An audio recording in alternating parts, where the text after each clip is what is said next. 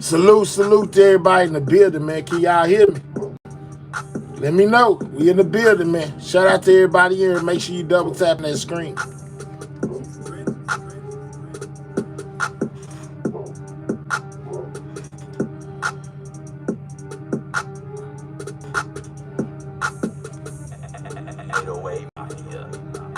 Shout out to everybody in the building, man. Make sure you double tapping that screen. We most definitely here, man.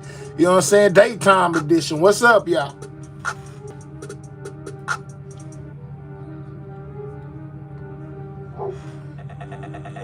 Man, there's so much going on in this Diddy situation, man. If you ain't heard, Lord have mercy, man. It just get worse and worse by the second, y'all. Can you hear me out there? Let me know y'all can hear me, man. Drop me some sidewalk signs or something, man. We in the building. We on some content today, you know what I'm saying? We back. Shout out to everybody that support the brand, man. We in here. What's up, Miss Terry? What's up, Carly? What's up, Yana? You know what I'm saying? What's up, y'all? We in the building, man. What's up, y'all? Ottawa, what's the deal, my guy, Karen Spencer? What's up? Shout out to y'all, man. You know what I'm saying? I got a little bit for y'all today. You know what I'm saying? It's getting hectic in the Diddy situation, man. You know what I'm saying? Y'all ain't gonna believe what I got to tell y'all, man. Really shocked me. I said, what? Yeah, they going to the outer limits to get this case derailed, man. I'm saying they doing everything in their power to get Diddy case thrown out, man. In so many words, that's the only way I can look at it. Sabotaging the case, man. You know what I'm saying? I don't know if it's the feds or the public, but somebody is doing way too much, man. Make sure you double tapping that screen, man. You ain't about to believe your eyes. No cap.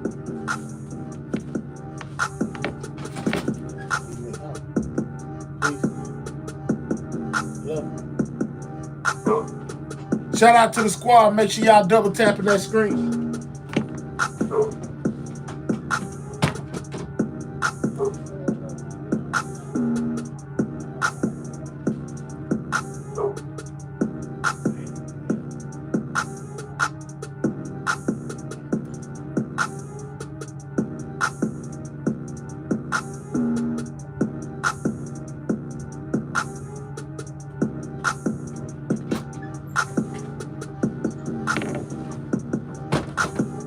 Y'all know how I start off, man.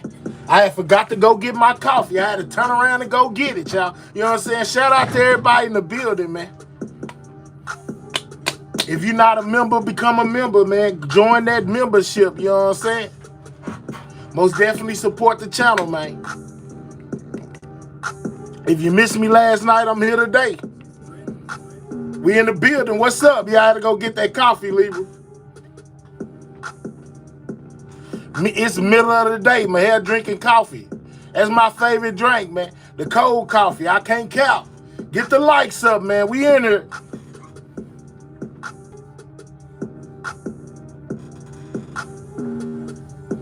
Y'all know how this go, man. Miss Pooh Bear, what's up?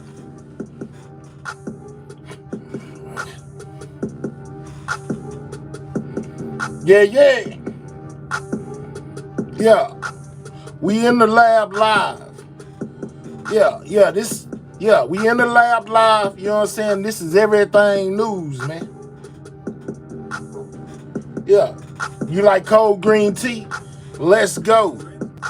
Yeah, pull up to the show. It's time to wreck the show. I done stepped in the door. My flow on the milli. People acting silly. Yeah, I just might lip sing like Milli Vanilli.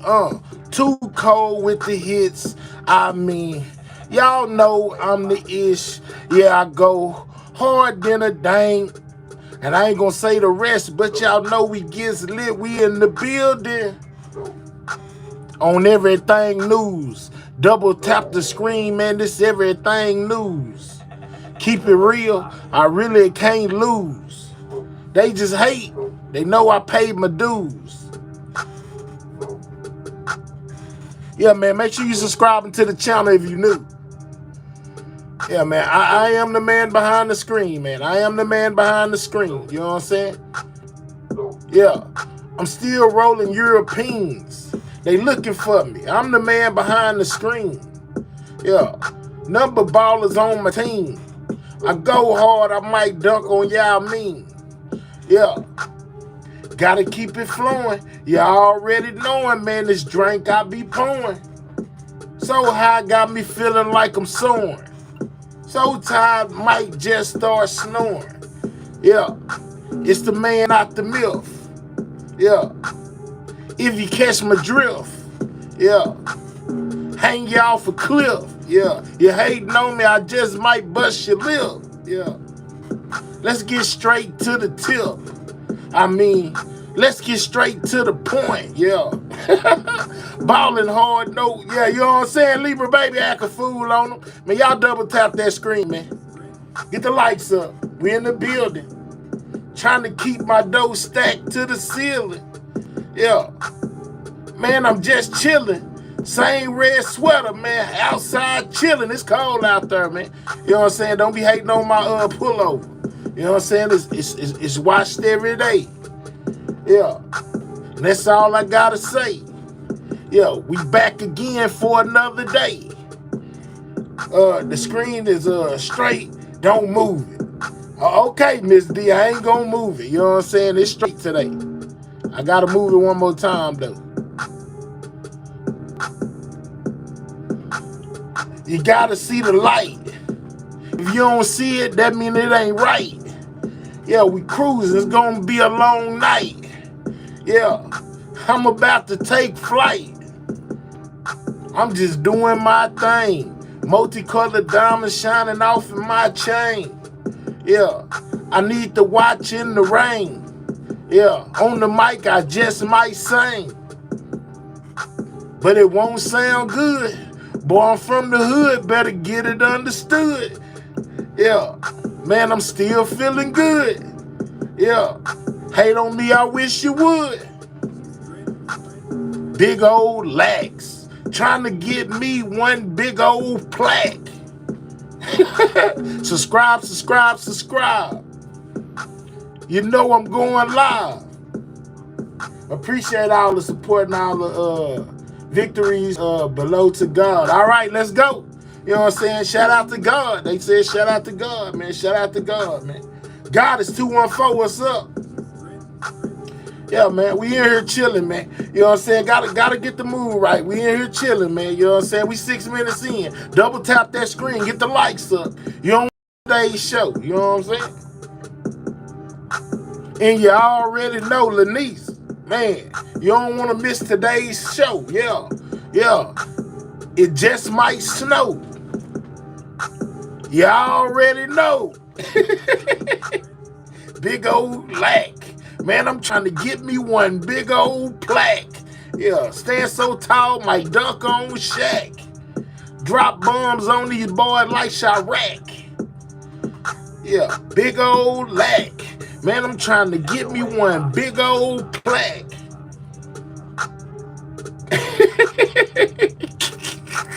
On the wall. Yeah, Diddy, man. Like I said, man, I don't know if they doing this on purpose. You know what I'm saying? If they just messing around, but every day is something with Diddy, man. He keeps something going on every day for y'all, man. We'll never run out of content long this man, and that long as he stay locked up, the YouTube, the world, the internet, social media is gonna have something to talk about because it's stuff that come out every day. It make me feel like, is this a play? This can't be real. How this happened in one, you know what I'm saying, shebang like this to one person? All kind of stuff we ain't never seen before. 3-4 bails, you know what I'm saying? Like I said, they usually give you one, and if you don't, if the judge say no, that's no. You know, but money can buy you some extra chances. You know what I'm saying? I come to find that out. Here to support some real content. Let's go, man. Yeah. Yeah. Well, you know, they got to get the likes up. Double tap that screen. Click the 3 dots. Hit the thumbs up. We in the building, man. Everything news. We finna get to it, man. You won't believe your eyes. You won't believe your eyes. I used to bake pies. Yeah. Yeah. Hey, it's crazy, man. You can't make this stuff up. I want to say that it's made up, but I know it's not. I know it's real. Tell them boys to chill. Yeah, I give you something that you can feel. Yeah, I'm trying to be worth a meal. Yeah, living life, no record deal. Anita, just bust out rapping. No, I ain't even capping.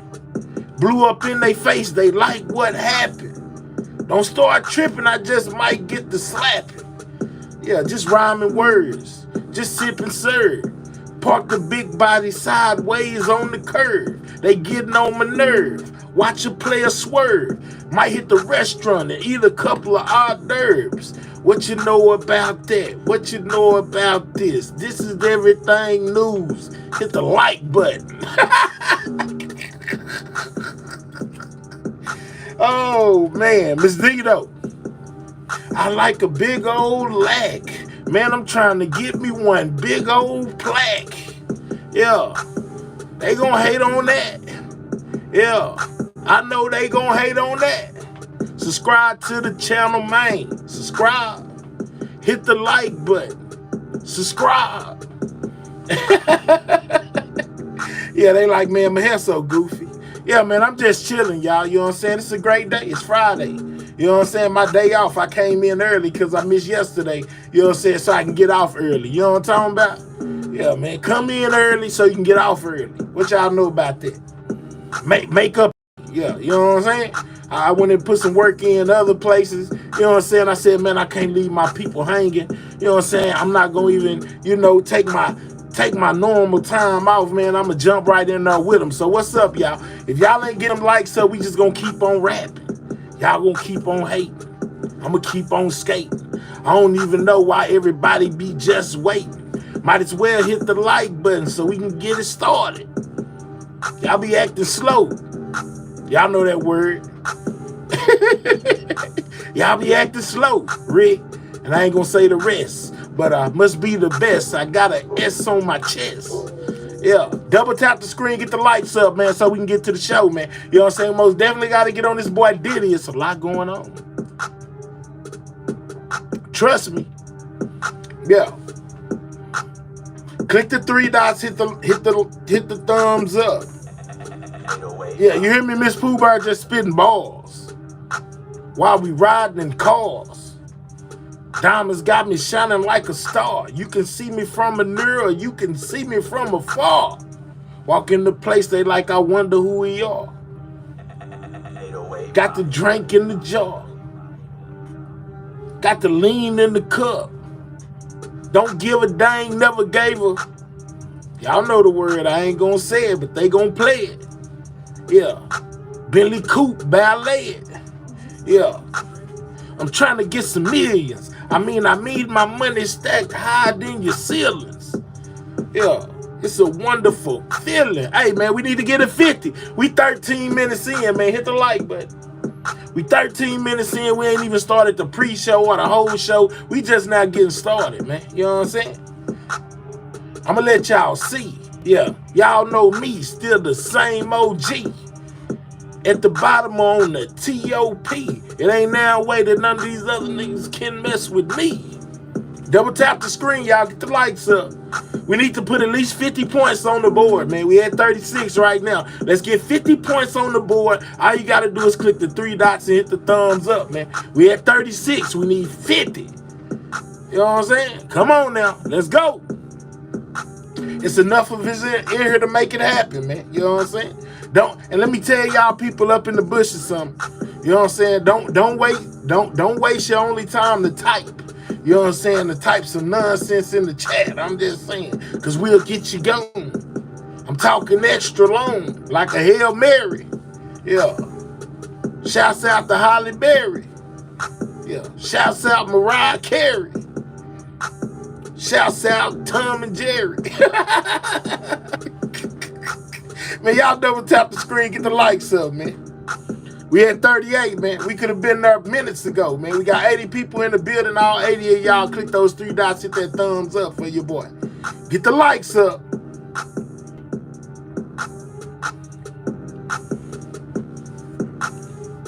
What's up, y'all? Wake up, man. We ain't sleep. We up. We active, man. Double tap the screen, get the likes up. You know what I'm saying? Appreciate that. You know what I'm saying? Need about 50 more of y'all to double tap the screen, get the likes up, keep the likes moving. Let's at least put 50 on the board, man. Let's start out with 50. So we can get something going. Double tap the screen, y'all. We 42 likes on the board. We'll get you out of here. I'm talking rocket ships. You about to take a trip. We gonna watch you fly to the sky so high. They like, oh my, oh wow. How did he do it? They probably scared to type. Yeah, well they can type. You know what I'm saying? Just don't type on no nonsense. It's a consequence. You see them rockets in the chat? Yeah, they free. Yeah. Hate on me and you will see how fast you can be gone. Yeah. Man, I'm still on the song. Yeah, I hustle hard trying to get my money long. Yeah, red nose, red toes, red bottoms. Everybody got them on the internet. Pull up and I'ma make a mess. Yeah. And you ain't never seen the tech. Yeah. Like I'm playing in the game. I told the jeweler, give me the watch in the rain and the chain. Just make sure it bling bling. Get enough money, go and see Johnny Dang. Yeah, I'm Texas like that, for real. I'ma give these boys, man, something they can feel. I'm riding down the street, I got my mind on the meal. Big body lack in this red overseal. Yeah, watch me deliver. Man, might punch you in your liver. Double tap the screen, man. Get the likes up. We almost there, man. You know what I'm saying? Double tap that screen, get the likes up. We almost there. Flowing like the Nile. Damn, bro. I should be with you flowing like the Nile. Yeah, like the Nile in Egypt. Yeah, flowing like the Nile. Might crack a smile. Yeah, I used to smoke Black and Miles. Way back then. Boy, I'm still gon' win. They say my skin be my sin. I don't really like gin. But if I'm at a party, I might mix it in with some juice. Boy, I'm on the loose. I'm riding in the coupe. Might as well chunk the deuce. Yeah, told my partner, gon' retract the roof. You know I spit fire when I'm off in the booth. Right hand, left hand, knock loose your tooth. Yeah, man, what you saying? Think you bulletproof? Yeah, we coming with those hollows. They too hard to swallow. Yeah, man, you know what I'm saying? Then Steve, you know I go in. Double tap that screen, get them likes up, man. Miss Pooh Bear, they on some rocket ships. They gonna be taking trips. Bet not even trip. Yeah, think we playing. Yeah, pull up on the voice, start spraying. Yeah, some of y'all goofy. Some of y'all sipping. What to put in the drinks? You know it. Yeah, don't just tune in. Yeah, you know what I'm saying, Gene? Man, be falling off like it ain't no tomorrow. Libra baby gonna go missing. Yeah, Libra baby, do you listen? Libra baby, stay the show. Don't go missing. IGT in the place. New edition. Yeah, man. Go to college and pay tuition. Yeah. I'm just spitting off the head. You know Dan always be going fed. Busting with the lead. Boy, I ain't never scared. Catch me on the block draped and dripped in the red. Like a Sue. Woo. But I don't gang bang. I'm about my money, man. Pay me my change. Yeah. I only rep green. 1200 block, I grew up on Palestine. Yeah. What you know about that? We gonna go about that. What's going on with Diddy now, man? Gene, he always got something going on, dog. You know I got it for you.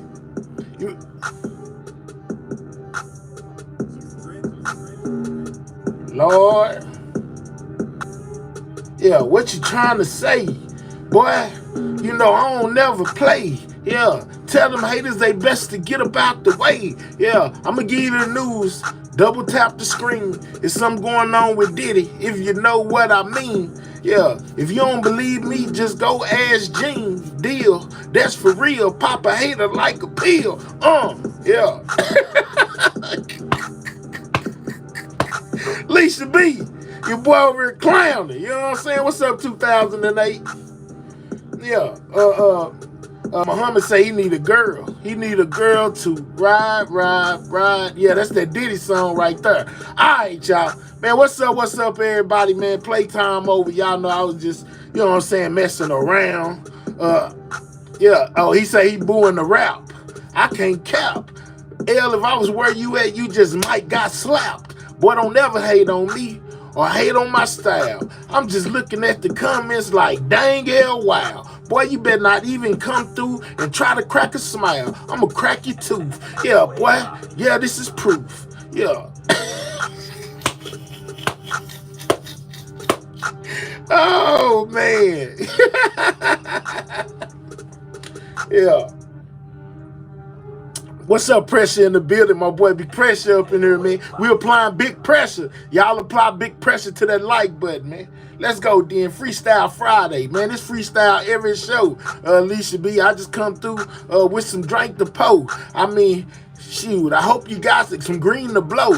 Yeah, because this is about to be a very interesting show for y'all. Yeah, hit the mall. Watch your boy ball. I can't fall. Still standing tall. Picture on the wall. After all, yeah, I got the bricks. Yeah, I got the flow. And you know I'm all about my dough. Hit the studio. I be rapping. I'm never capping. These faces slapping. Yeah, you know what I'm saying? Yeah, man, I'm just saying, though, I got a little rap off in me. You know what I'm saying? Don't let me get to that pen and pad. I act up. You know what I'm saying? I act up. This is just off the top of the head. Yeah, Leisha B in the comments going fed. Yeah, my boy ballin', that's who I'm calling to get you gone. Yeah, still hitting licks on the telephone. What's up, Monica? I see you in here. Yeah, what's up, Leisha B? I see you in here. Yeah, what's up, Pressure Boy? I see you in here. My boy L in the building. Yeah, I see y'all in here. Yeah. Miss Pooh Bear in the building, what's up? Muhammad off in the building, what's up? Bobby off in the building, what's up? Miss Pooh Bear off in the building, what's up? Yes, 2008, what's up? Carly, I see you, you're not late, what's up? Yeah, IGT, what's up? Goddess 214, girl, what's up? Yeah, Big Heavy in the building. Podcast, yeah. No need to podcast, yeah. A broadcast. All right, y'all ready? I don't know about that top 20. Hold on. What they be saying? DJ D Real, cut the beat. You know what I'm saying? We got top 20. Is going on a trip in his favorite rocket ship, zooming through the sky. What's your name again? Top 20, bye-bye. We don't need you. Top 20, bye-bye. Go at the beginning of the show. Got you out here the fastest. Over here talking about daddy. Boy, ain't no daddies over here for boy. What is you talking about? I don't know if you was talking to me or you was talking to Diddy, but that daddy stuff will not be tolerated. I am not. And nobody in this in the comment section in Diddy 9 times out of 10 is not your daddy. What is you talking about? Man, what's wrong with him, y'all? You know what I'm saying? Top 20 done tripped out, man. You know what I'm saying? Got top 20 out of here the fastest. He said, I wouldn't care. Why is he calling Diddy that? Why is he calling Diddy that? That don't even make sense to even be calling Diddy that. What is wrong with him? You trying to take up for him. Don't take up for him. He know he was out of line. Yeah, man. Talking about some big daddy. What? Ain't nobody daddy over here. What is you saying? What is you saying? Now, I might go back and unblock him tomorrow, but man, that's crazy. He coming here, he was most definitely trolling. Talking about some big daddy Diddy. Let that man call Diddy Diddy. No, he can call him Diddy. Call him Diddy. I don't know what's up with that daddy, man. I see daddy and be like, man, hold on, man. You is not one of my kids. What is we talking about? My hair sons ain't in the chat. No need for anyone saying daddy. Let's go, ballin'. That's all I'm saying, man. That's all I'm saying. I ain't got no kids down there. You know what I'm saying? And Diddy ain't got no kids down there, man. We don't say that where I'm from. I'll unblock you tomorrow or something, dog. Later on, you know, come back tomorrow. Don't come in and say daddy, man. You know, we ain't that now, man. Ain't nobody over here your daddy, man. Double tap that screen, get them likes up, man. I love it when you call me Big Papa. Put your hands in the air if you's a true player. Save him. I might, you know what I'm saying? That daddy just threw me for a loop. Y'all know I got PTSD when it come to that. When we first started, all them trolls come over here saying daddy this and daddy that. And I be, man, I thought it was somebody trolling. I thought it was somebody trolling, man. You know what I'm saying? I most definitely did. I didn't know what was going on. He trying to be funny. You know he was, Gene. You know what I'm saying? But people like to take a liking to him and give him the benefit of the doubt. I ain't giving him the benefit of the doubt. I feel like he said that and he wasn't talking about Diddy. He was playing my emotions. I don't play with my emotions.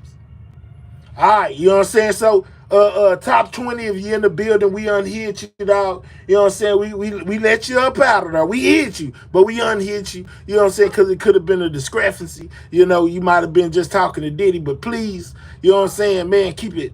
You know what I'm saying? Keep it G over here, man. We gonna keep it G. We ain't on none of that weird stuff. Like calling men who ain't your daddy dad. Don't do that, man. Don't do that. All right.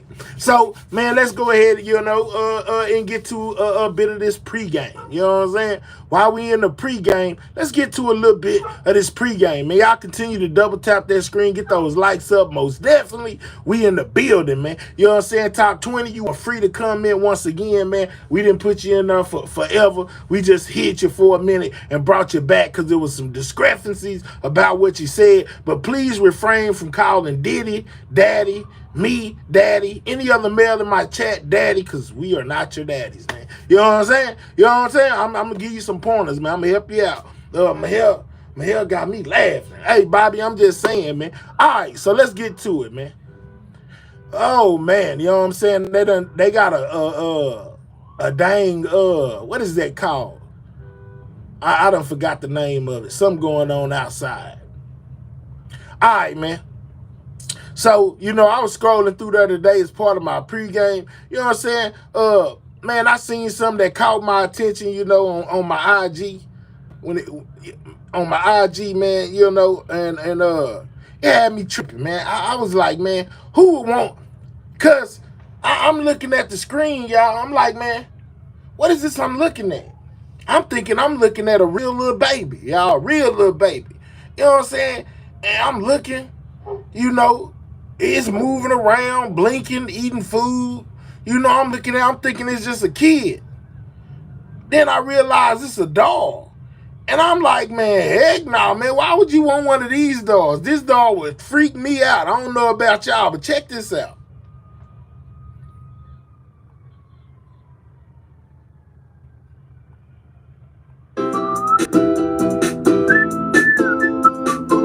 Who wants this? Man, what?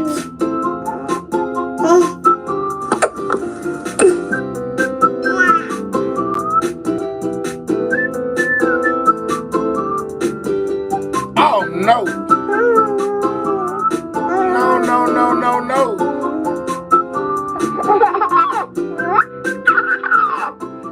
What the? Man, no, man.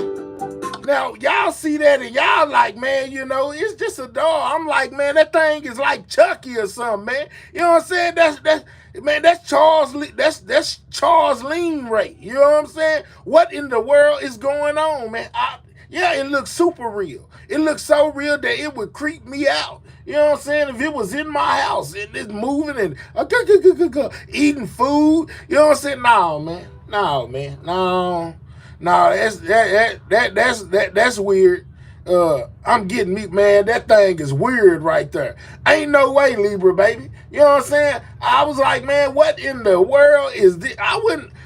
Alicia B, you would want one of those in your house? Look at it. Hold on, man. You know what I'm saying? Look at it for real, though. It looks so real, it's spooky that it ain't real. Look at that thing. Look at that thing. It's blinking. Man, no, man. No. No. It ain't the food, man. That's all man, what is we doing, man? What is we doing? They got food on his face. It's going to eat out the spoon in a minute. Like, come on, man. Be for real. Man, if that thing was in my house, man, I'll be going crazy. You know what I'm talking about? No, man. Ain't no way, man.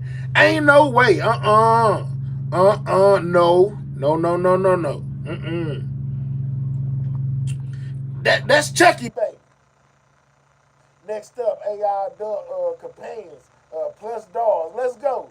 It's a clone. Jet James, I'm just saying, man, it was something spooky about it, bro. It did something to me. I was like, nah, ain't no, I would not want one of them in my house, you know what I'm saying, at all. That thing right there would creep me out, man. I ain't lying. I promise.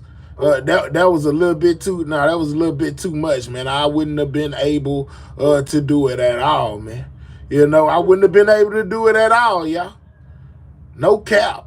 All right. So, I found this too. You know what I'm saying? It says, telling my neighbor's husband about his wife accusing me of trying to talk to him, man. You know what I'm saying? Now, this is something that was told too. You know what I'm saying? This just part of the pregame. We ain't made it to the Diddy stuff yet. We gonna get there. Double tap that screen, man. We got to get 100 points on the board. We need 40 more people to double tap the show so we can get to this Diddy news. But right now, in the meantime, in between time, you know, let's check this one out. Hold up. You know I got to turn it on.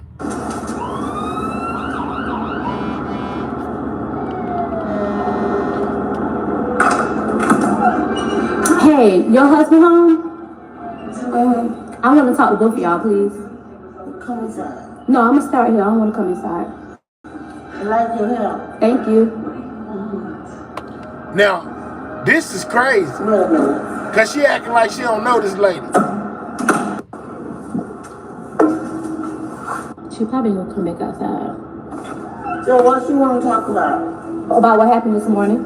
I know. Hey, I want to talk to y'all together because I don't know if you knew what happened this morning, but she came and knocked on my door early this morning once you left, and she accused me of trying to talk to you. And I was so confused. I told her, I said, your husband don't say nothing to me but hi and good morning and try to play with the dog. And I was very offended that she came and knocked on my door.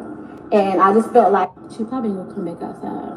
Her intentions was, she came and knocked on my door. She waited till you left, and you said sorry, but you should never did that because I never gave you. So apparently what's going on, y'all, she done went and knocked on her neighbor's door, you know, to tell the male neighbor that his wife accused her of trying to talk to him, and she talking about, well, I told you I was sorry. Man, I said, man, hold on, man, this is crazy. Check it out. Let's go. Your reason to think me and your husband had anything going on. He never was disrespectful. He talked to me around you. He don't wait until you're not around to speak to me. And all he say to me is hi and good morning. So I was so confused, and I know some women like that. Like I said, I didn't know her intentions, and I could have feared for my life. I could have called the police because I didn't know what was her intentions knocking on my door. And I didn't feel safe knowing that we're neighbors, and her intentions was, she came and knocked on my door. She waited till you left, and you said sorry, but you should never did that because I never gave you a reason to think me and your husband had anything going on. He never was disrespectful. He talked to me around you. He don't wait until you're not around to speak to me. And all he say to me is hi and good morning. So I was so confused, and like I said, I didn't know her intention. We have to stay by each other, and I just felt like that was so weird and so rude of her to come knock on my door and ask me about a man that she never saw me have any conversation besides hi, bye, and we laugh about the dog. So I don't know, you know, what she told you or what you could have, what happened. I don't know. Wife, boyfriend, girlfriend, whatever she is, so to her, just jealous. Communication about what was said and what was done. So I was confused because, like I said, you never gave me any vibes that you was trying to hit on me. I never gave you that vibes. Is that true? Right. So So I was confused because we have to stay by each other. You talk to me around her all the time. It's hey, bye, and that's it. So like I said, I don't know what her intentions was. She could have came there to harm me. I don't know. But it was just very odd that she came to my house early in the morning asking me about you. And she waited until Kicker part is that this is actually real. Y'all would think it was just like a ploy or something, that go, somebody a prank. No, man, this is real, like for real. So I just wanted to clear the air and let you know what happened. So it won't be no weird vibes when you see me and she see me or whatever the case may be. But I just wanted to let you know what happened. Okay, I'm sorry. Yeah, you said you're sorry, but Let's go. Let's go. He turned up on. Sorry, but that was because the thing is, you could knock on the wrong person's door asking about a man, and people could be crazy and just start doing crazy stuff. Luckily, I have respect, and I know to mind people older than me. But I just know that you had the wrong misconception of what was going on, so that's why I stayed calm. But anybody else could have went crazy, and it could have been a bigger issue. Especially for your husband who don't even conversate. He don't flirt with nobody that I know. Like he never flirted with me. I'm sorry, but that was even conversate. He don't flirt with nobody that I know. Like he never flirted with me. She said, okay, I'm sorry. He say hi and that's it. Okay. And I noticed before you made comments like when you play at the dog, you try to rush your mouth to take out the garbage. The wife feel like that's the competition right there talking to her. Drop a one. She was most whoever this woman is recording most definitely got that lady in the doorway, you know what I'm saying, on her P's and Q's. You know what I'm saying? Wife felt like that was the competition she had to see. You know what I'm saying? Hey, he always speaking to her. He always speak to you when he see you. Drop a one if she felt like that was the competition, man. She was just trying to make sure wasn't nothing going on. I'm just saying, man. Yeah, I see them ones down there. What you think? Let me know. You know what I'm saying? She overreacted big time, Erica F. You know what I'm saying? I said, well, I'll be dog. But old girl, she must be a younger lady than this lady standing in the door, because she most definitely knocked on the door to get her stuff off. You know what I'm saying? Real talk. What's up, Divine Designs by Angie? Shout out to y'all. Shout out to my moderator squad. I see y'all, man. This is crazy. Garbage, like he's not flirting with me by playing with a dog. Like I don't know if you think that's his way of flirting, but it's not. Like all he do is hey to the dog, hey to me, and that's it. And you see it. So I was very confused on why did you knock on my door in the morning asking about your husband. I'm sorry. Okay, I'm sorry. She steady saying it's too late for that.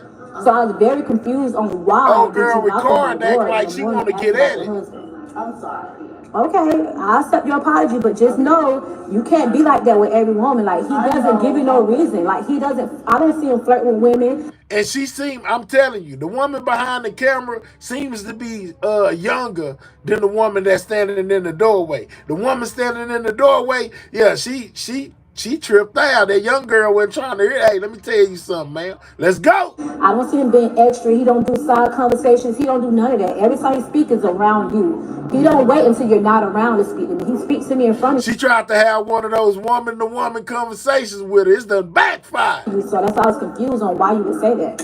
I'm sorry. Okay, well, I just want to let him know so everybody can be on one accord. Okay, all right. You see it. Lord have mercy, y'all. I said, whoa. You know what I'm saying? When being jealous goes wrong, because that young girl right there was most definitely ready to fight about it. You know what I'm saying? So much to the point she went to the door and told her husband, hey, man, your wife confronted me. That's crazy, y'all. That was something I was like, dang, that is crazy, man. What in the entire world? You know what I'm saying? I'm just saying, though, any of y'all women out there done did somebody like that before? She said, I just want to inform you that him playing with the dogs is not flirting. I don't know how you take it as him flirting, but he was most definitely not flirting. All right, another thing that I seen, you know what I'm saying, was track star. I don't know. Hold on, let me save it. Let me. All right, it says 16-year-old Gout runs a mind-blowing 10-4 in the 100-meter heat, y'all. You know what I'm saying? Dude was moving so fast, you might thought he was part cheetah. Check this out.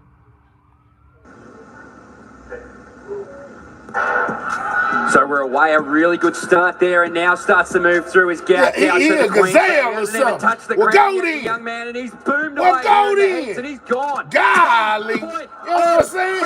Yeah, well, go then. How do you do? That boy Gav, parked that gazelle, is dog.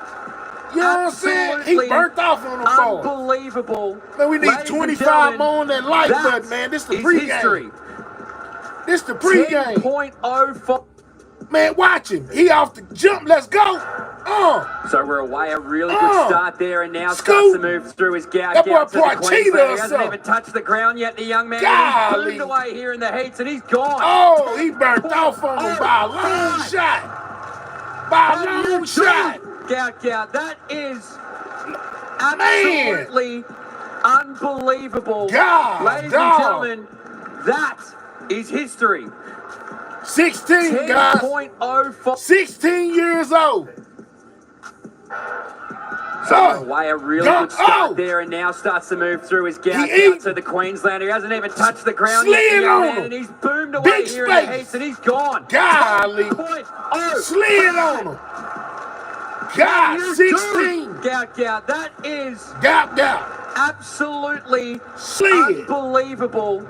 Ladies and gentlemen, Man, that boy slid on him in every sense of the word. They didn't have not a chance, man. They didn't have not one chance of catching up. He burnt off on him once he got started. It was like his feet wasn't even on the track, man. You know what I'm saying? Record breaking 10.6 in the 100-meter relay, man. I mean, in the 100-meter. You can't beat it, guys. What y'all thought about that? You know what I'm saying? That dude right there got wheels on his shoes, man. He had to have wheels on his shoes because he was gone, man. He skated off on him, man. Skated off on him, man. You know what I'm saying? All right. I also seen this. I don't know if y'all seen it, but I seen this, through my feed, man. We need 100. We need 100 points on the board, man. Y'all double tap that screen, get the lights up. The faster you get the lights up, the faster we get to Diddy them. Right now, we just in the pregame, until y'all get the lights up. Click the 3 dots, hit the thumbs up, man. Subscribe to the channel if you new. All right, so we all seen the rigged boxing match. I'm gonna just go out on a limb and say the rigged boxing match allegedly between Paul and Tyson, right? Well, tell me why.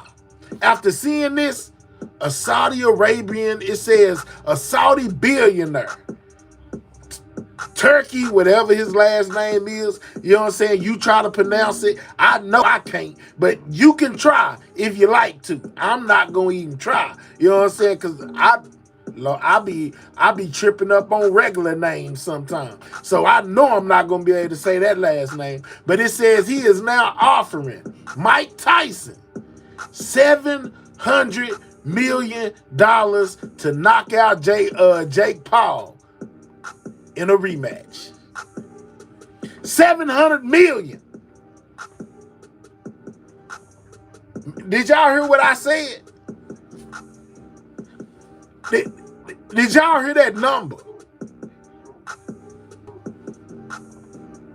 Not 700,000. Not 1,700 pennies. $700 million.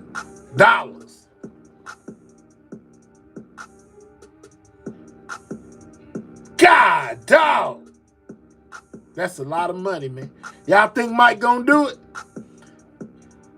If I was Jake Paul, I would let Mike Tyson knock me out. I would let him knock me out. Just give me $200 million. Give me $200 million out of your $700 million. I will let you knock me out. I will fall on the floor and not get up. I wouldn't care what nobody thought. I tell you what, man, listen, man. $200 million. I would just go in there and let you knock me out in 5 seconds. You know what I'm saying? $700 million, man. I know some of y'all be like, no, I wouldn't do that. Man, they gave y'all a bogus fight. You know what I'm saying? They got 20 and 40 million apiece. I'm just saying. So for 700 million, sign me up. I get in the boxing ring with Mike Tyson right now. Yeah, just give me 200 million of that 700 million. I get in the ring with Mike Tyson. No helmet, no, we just go in. Let the best man win. Mike gonna knock me out. I'm gonna wake up tomorrow, hopefully. You know what I'm saying? I'll wake up a little bit later, hopefully, and collect my 200 million. If I go into this battlefield, I don't make it out, just give my 200 million to my kids. You know what I'm saying? They gonna live good. You know what I'm saying? Hey, I'm just saying though, it's a win-win. Sign me up.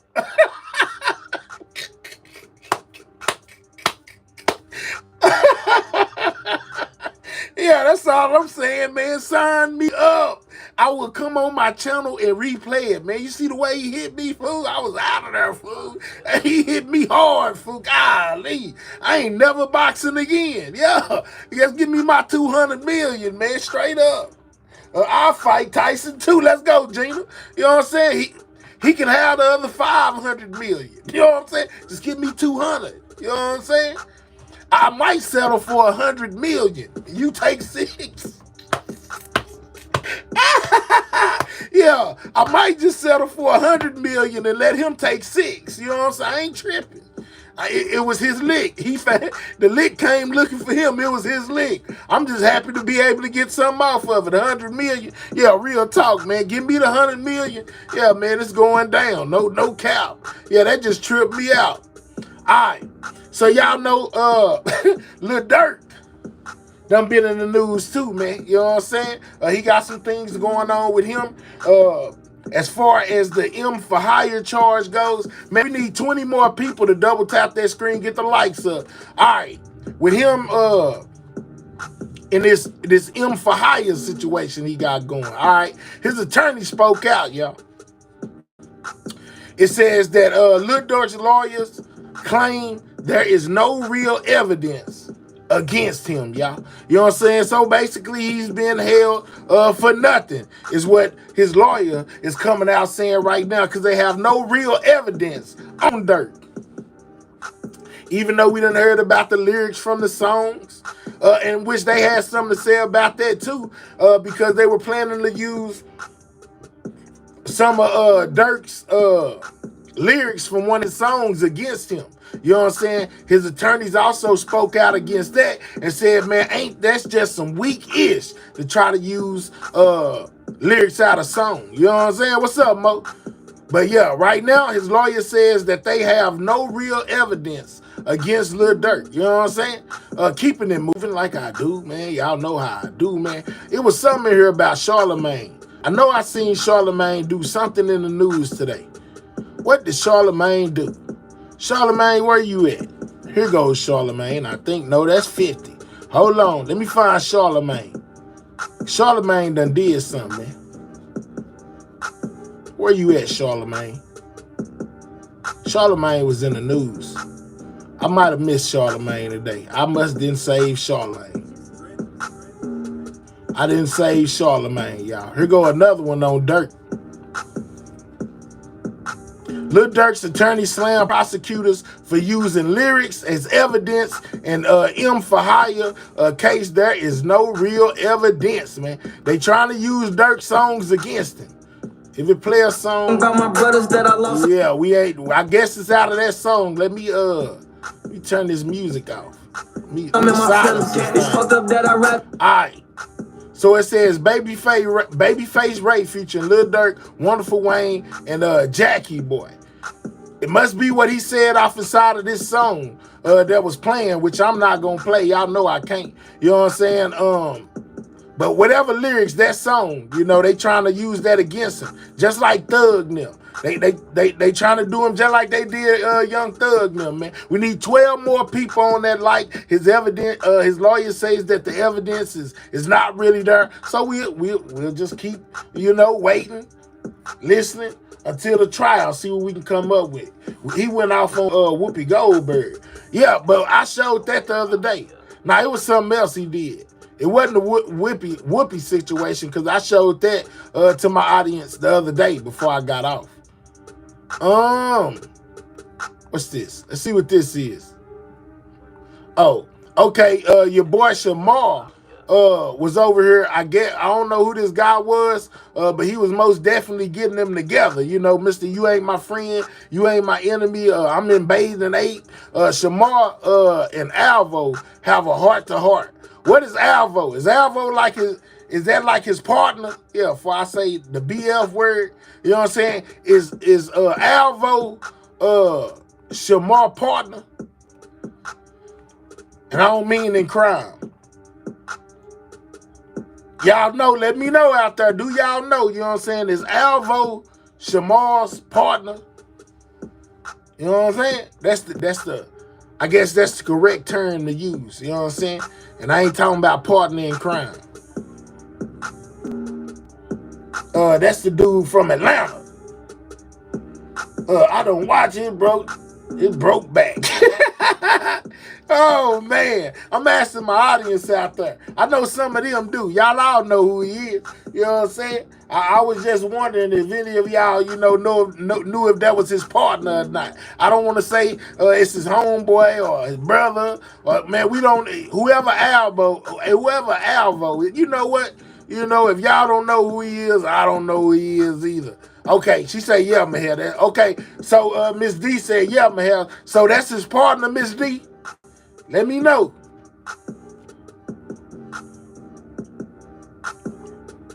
What else do they have in common? They saw it fighting. Let's go, Monica. That's Woody's homegirl. They went to school together. You know what I'm saying? Yeah, they did that 20 versus 1. Yes, okay, all right. So Miss D says that Alvo is Shamar's partner, you know, and apparently they was having some form of a situation. He looking real sad right here. He must have did something wrong. You know what I'm saying? Hey, man, it's their prerogative how they choose to live. I can't judge them, you know, but we need 10 more people to double tap their screen and get these likes up so we can get started. Make sure that I get what I need. And that's just being real. IGT, bring me one of them. So forget what they talking about. They're going to say what they say, but I know what I will do.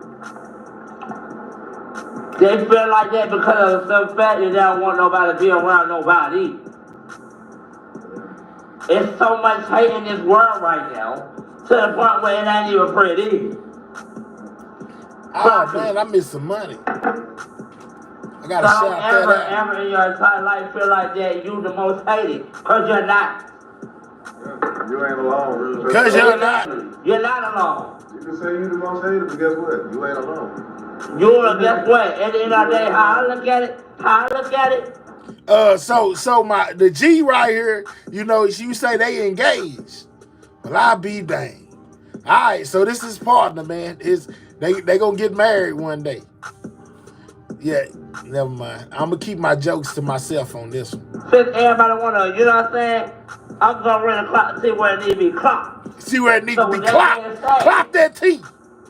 Forget what I'm talking about. Don't let them get to you.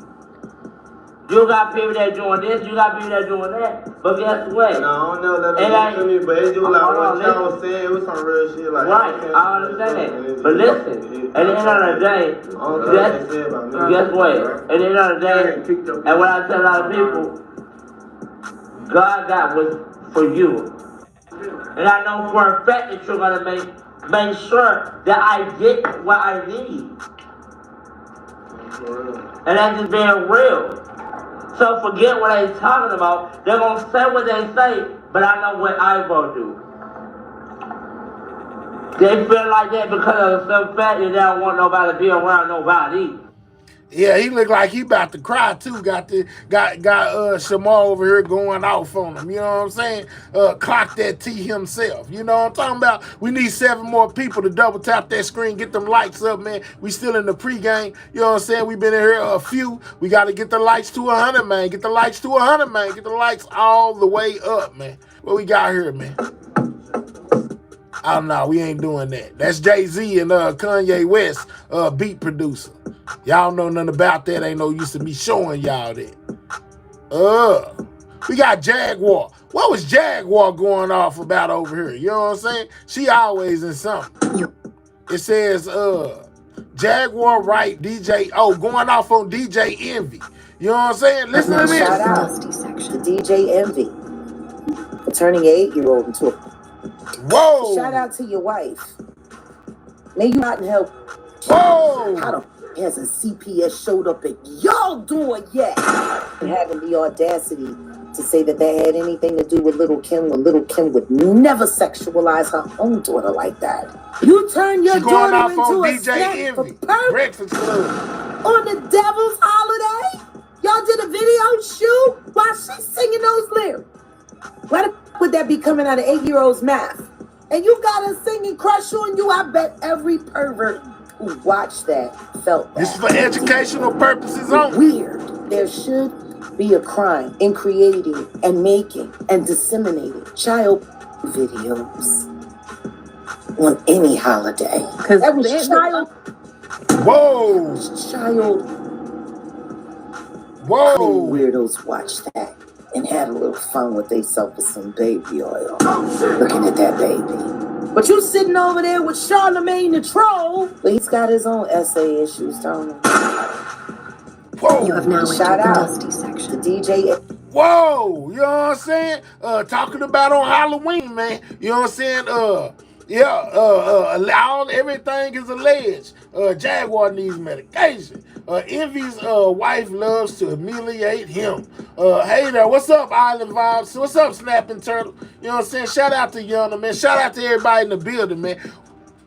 She always throwing out them allegations. Now she done put some on DJ Envy. You know, basically firing shots at his parenting skills. That's phenomenal. Yeah, man, I'm telling you, dog. Yeah, they better slow down. I got Adria English too.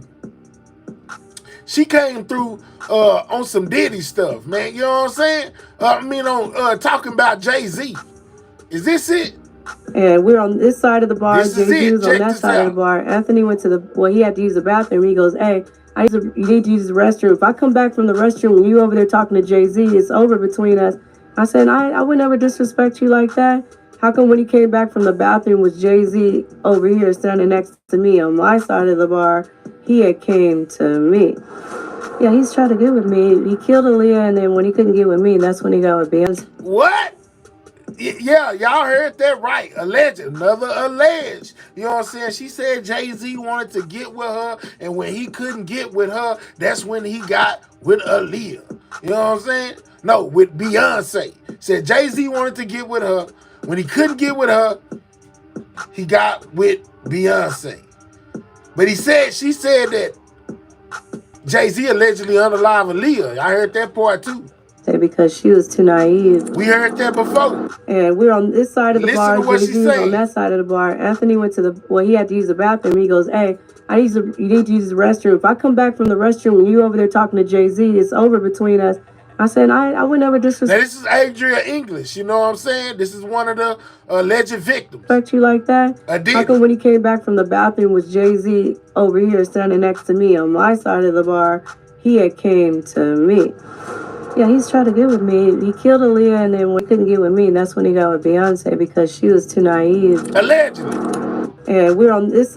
Allegedly. Yeah, man, everything is alleged, man. You know what I'm saying? From Jaguar right to the Misha girl to Adria English, they throwing a lot of accusations out there. Shout out to that $2 too, man. I missed a while ago. Appreciate you. You know what I'm saying? Most definitely appreciate that. We are at 100 likes, y'all. You know what I'm saying? So let's start right here. Hold up. Y'all know what that is? Can y'all see that good? Do I need to just zoom in just a little bit more so maybe y'all can see what this is right here? You know what I'm saying? Let me do that and then I'll zoom out. Let's go up close. Can y'all make out who that is right there? Let me see what it's looking like on my screen.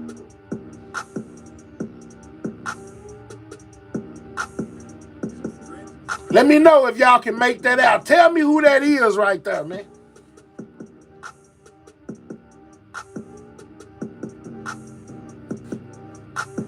Is we supposed to be seeing this?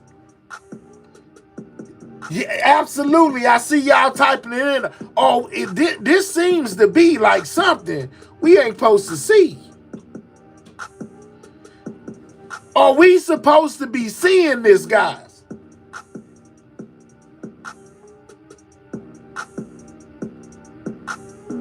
I'm gonna let it marinate for a second. Y'all let me know, are we supposed to be seeing this?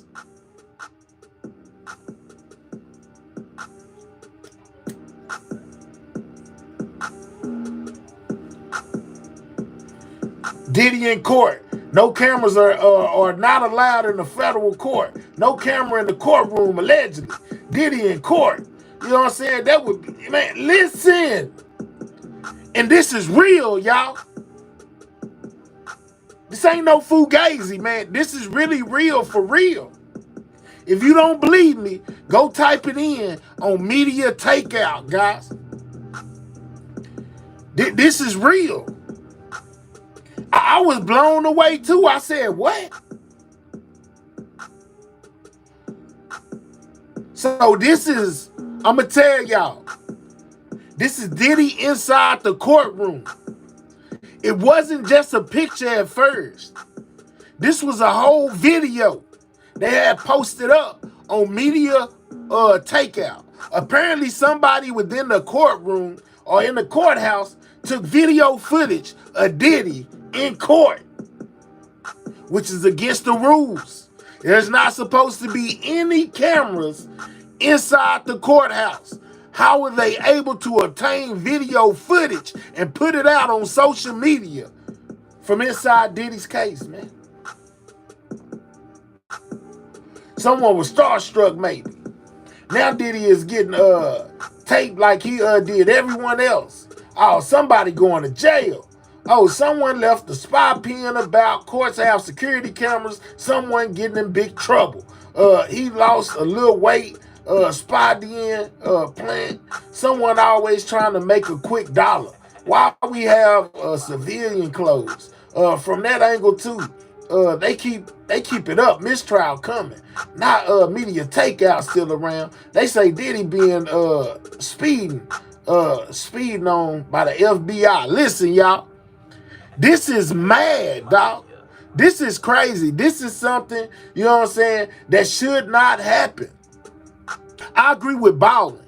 If stuff like this keep on happening, this is grounds for him to get his case throughout.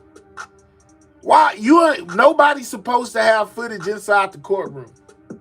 Remember, you know what I'm saying? Like, this is forbidden. But somebody videoed this and put it out on social media. They made media takeout take the actual video down. You know what I'm saying? Because this is insane, man. Or are they trying to throw the Diddy case?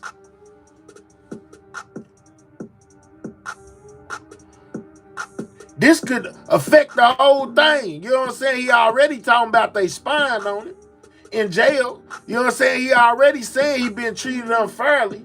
You know what I'm saying? He already saying this and that. No, he got that money, and his team is most definitely willing to file charges on who and whatever for whatever to make it a way for Diddy to be able to get out of this mess, dog. Could this be something that they did, you know, in order to get Diddy up out of here? We still ain't done. It's not a lookalike. This is actual footage. They made media takeout take it down. I'm telling y'all. They made them take it down, y'all. It says exclusive. Diddy trial of the century footage from in court. Right? Got his picture. Then it goes on to say update. Federal officials directed us to remove the video, and we are complying with their directive. You know what I'm saying? So they told them to take this video down. And they did. This crazy. Man, I was like, what? Yeah, let me back out of here, son. Back out.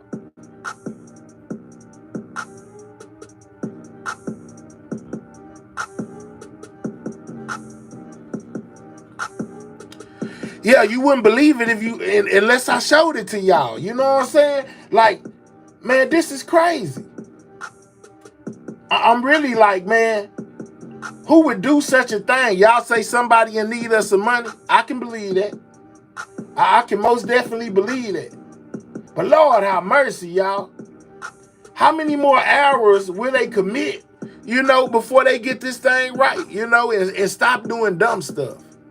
Get this up out of here. I ain't no telling what that window gonna play. This media takeout. You know what I'm saying? But yeah, man, so inside of the footage of inside the courtroom of Diddy has leaked online.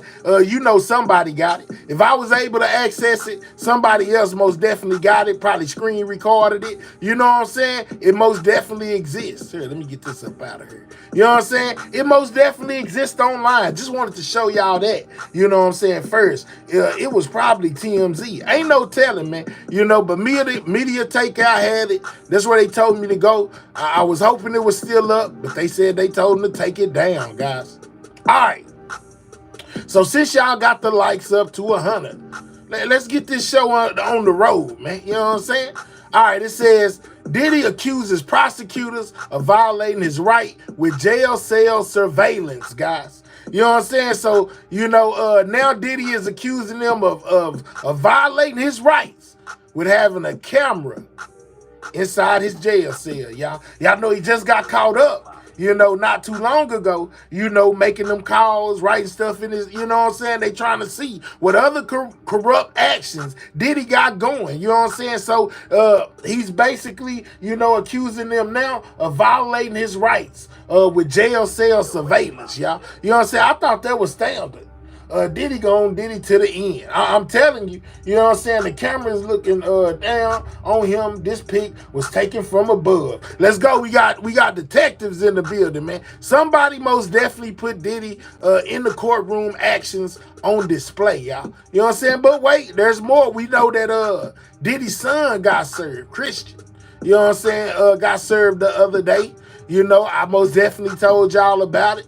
And I showed y'all about it, but now there's more. It says Christian Combs officially served with sexual assault case linked to Diddy's Miami mansion, y'all. You know what I'm saying? In which my people that I like to look at, you know what I'm saying, when it comes to the facts, most definitely have went and made, a video about this whole situation, man. And guess what?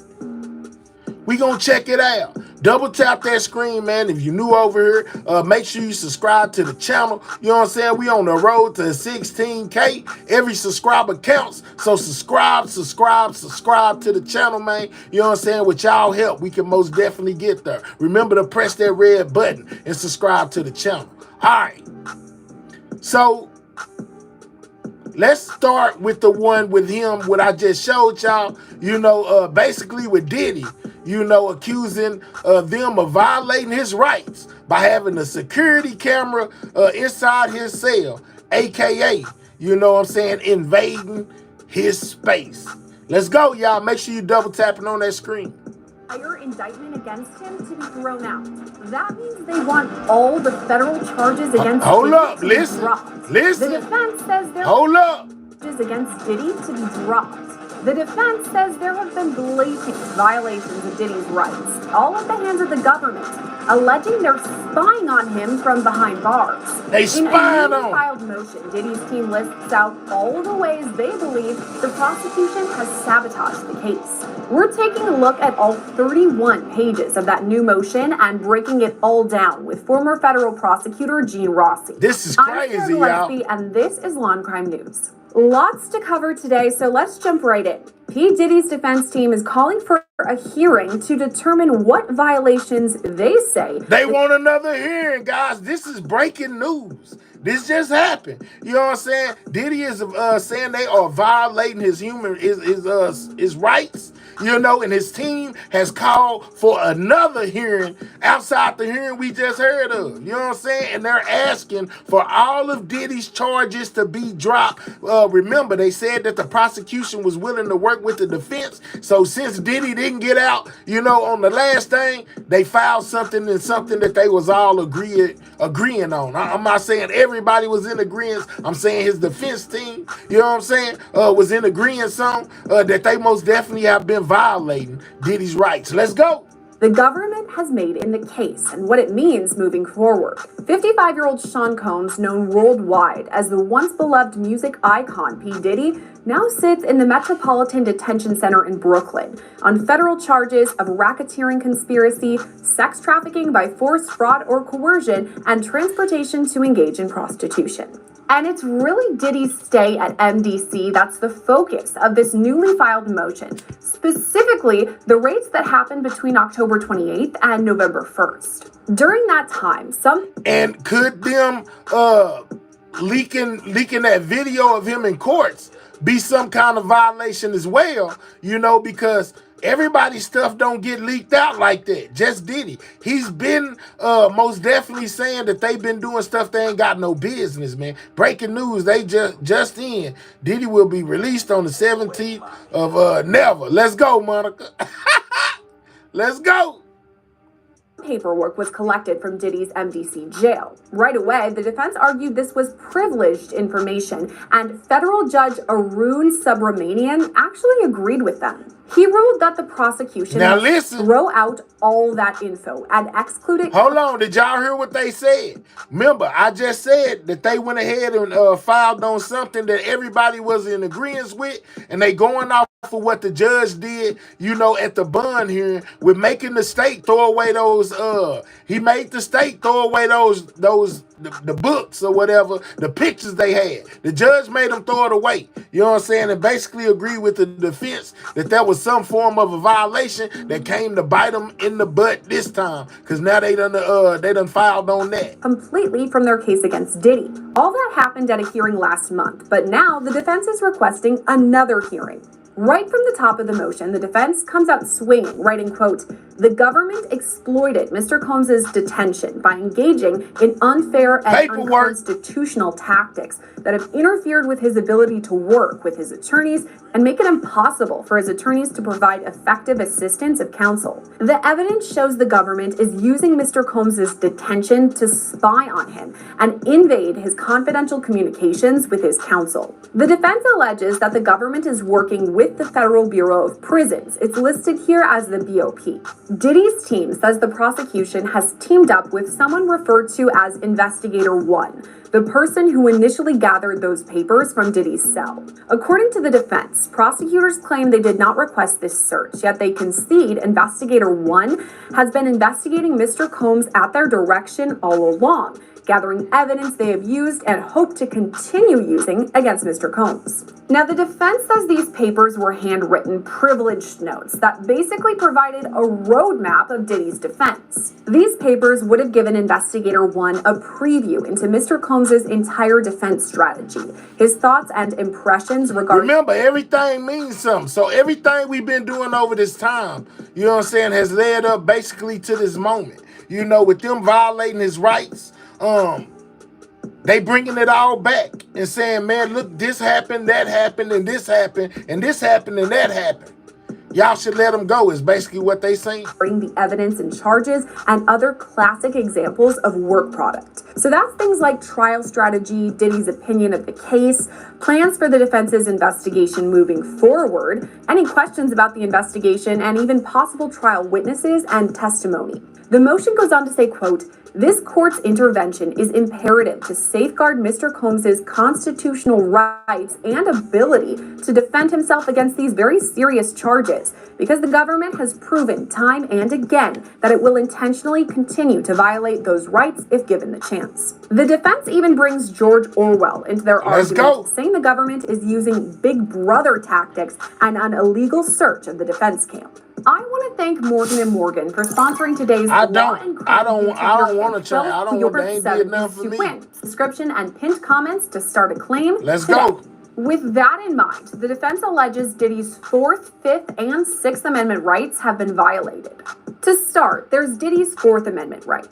The defense says this was violated with what they call warrantless and unlawful searches of Diddy's cell. This comes up several times, including something the defense calls use and fruit suppression, meaning they're worried the government will throw out the notes they collected, but will still use information from the notes as leads. The motion reads in part, quote, "The government also suggested it could continue to use the contents of those notes in its ongoing investigation." The government thus took the position that while the notes themselves could not be used against Mr. Combs, it could continue to use the fruits of the search against him. According to the defense, that is wrong as a matter of well-settled law. A violation of the Fourth Amendment requires suppression not only of the immediate object of the search, but also any other evidence obtained because of the search. The defense also mentions Diddy's Sixth Amendment rights. Apparently, these were violated because the prosecutors understood the privileged nature of the documents up front, yet proceeded unilaterally and without caution with the goal of taking advantage of their improper access to privileged material to keep Mr. Combs detained and try to obtain a conviction. So basically, the feds knew this paperwork was privileged but moved forward with it anyway, at least according to the defense. Those two things combined, according to the defense, mean Diddy's Fifth Amendment rights were also violated. The motion reads, quote, "This extraordinary violation of Mr. Combs' Fourth and Sixth Amendment rights also constitutes outrageous government conduct that violates his Fifth Amendment right to due process." So where do we go from here? Well, the defense has a plan for that too. They say a hearing is particularly necessary because the government's description of the events does not align with the defense team's understanding of what transpired. So the defense is requesting discovery and a hearing that would determine exactly what alleged violations the government made. This hearing would determine to what extent the prosecution used Diddy's privileged notes to develop leads or new evidence. It would also be used to determine what info the government learned from Investigator 1, what Investigator 1 themselves learned, and whether this privileged info was conveyed to anyone else. So this hearing would show if any violations. So basically, this is over the notebook, y'all. And the notebook with the notes in it, talking about contact the witnesses, you know, paying off somebody. All of that, this is what that pertains to right now. You know what I'm saying? Shout out to Law and Crime, man. We most definitely shout out to them because they be coming with that paperwork, man, letting you know what it is and what it ain't. And also determine a procedure to avoid future prejudice in the case. The defense has a few suggestions for this too. They mentioned the prosecutorial taint team and their filter team. These teams are comprised of government attorneys and criminal investigators. They review documents seized by the government and then determine whether they include any privileged info. In this case, the defense team isn't impressed with the taint team, writing, quote, "It is inconceivable that a taint team attorney identified obviously privileged communications on a page, marked it as such, and yet did not recognize the remainder of the page referencing lawyers and paralegals as also privileged. The taint team has proven itself to be completely incapable of performing the most basic privilege review." With that, trying to get up out of there, suggests a special master be used in the future instead of a taint team. They also request the disqualification of any prosecutors. Yeah, good says LOL.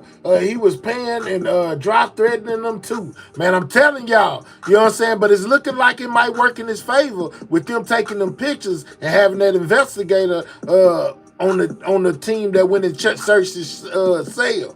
They gonna go crazy, man. Listen, if Diddy get off, man, people gonna lose their mind. Who may have been tainted by access to the privileged materials. The defense list of demands continues, though, also requesting that the government stop monitoring. And remember, he already been saying, man, I can't get a fair trial. I can't get a fair trial. Monitoring Diddy's communications with his legal team. And if all else fails, they request the dismissal of the indictment based on evidence. They want it up out of there. Dismissal of the indictment may therefore be warranted upon development of the full factual record at a hearing.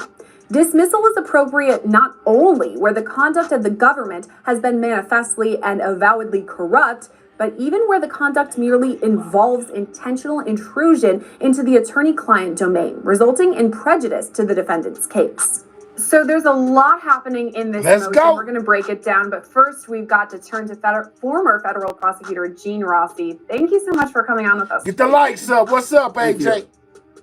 Okay, so one of the main allegations in this massive motion is that the government is spying on P. Diddy while he's behind bars. What do you make of that? And they are. And remember, I just told y'all, let's go back. Hold on, because I just told y'all.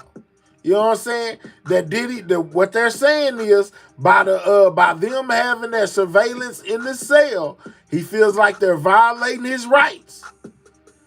You know what I'm saying? And if hold on, footage surfaces online. The Diddy plea not guilty. Okay, that's what I just showed y'all for media takeout. That ain't what I was looking for. Hold up, let's go back. I'm gonna get back to the video. But you know what I'm saying? Let's go back to where I was just at, right here. Diddy accuses prosecutors of violating rights with jail cell surveillance, guys. You know what I'm saying? That's counter to what they're talking about over here where I just took y'all with spying on him. The jail cell surveillance. Well, first off, the government has the right, not necessarily to spy, but to monitor activities of prisoners in jail or in incarceration. And so the government does have a right to ensure the safety. Somebody said he in jail. What you expect? I'm with y'all, man. You know what I'm saying? But evidently, you know, Diddy team feels like this is just inhumane and a violation of his rights. Not only of a prisoner, but anybody that the prisoner comes in contact. Here, what may have happened, allegedly, is that an investigator was acting sort of as a spy and going beyond that. Oh, man. Tanya say they do it to all prisoners, not just him. Diddy say, no, man. You know what I'm saying? No, he ain't. No, they spying on him. Legitimate right to investigate safety issues, occurring crimes or things like that, bringing contraband into the excessively. Jail Let's go, Caramel. What the investigator is alleged to have done is execute an inspection or search of Mr. Diddy's cell. And during that process, he or she got hold of notes that are privileged, confidential, and protected by the attorney-client privilege. Attorney-client privilege. That is a problem if it was done intentionally. Which is what the judge, Samanian or whatever, at Diddy's last bond hearing, basically agreed with the defense on. See why it's a big deal? The judge agreed at the bond hearing that what they're stating right now is actually a thing. That's why they went with it. Let's go. If it was done recklessly. What's up, Rihanna? If this was done intentionally, as you said, huge problem. But how are both sides going to determine if it was done intentionally? Well, the judge is going to determine whether it was intentional or reckless. But the government is going to argue that we conducted a legitimate inspection of the jail cell because we were concerned about ongoing criminal activity. And during that search of the cell, we came across notes that may have been relevant to why we conducted the search in the beginning. What's the up, defense John? is going to argue it was a pretextual search. It was done intentionally. And then when the investigator went in... You're talking about you can't wait for the trial. It might not be one.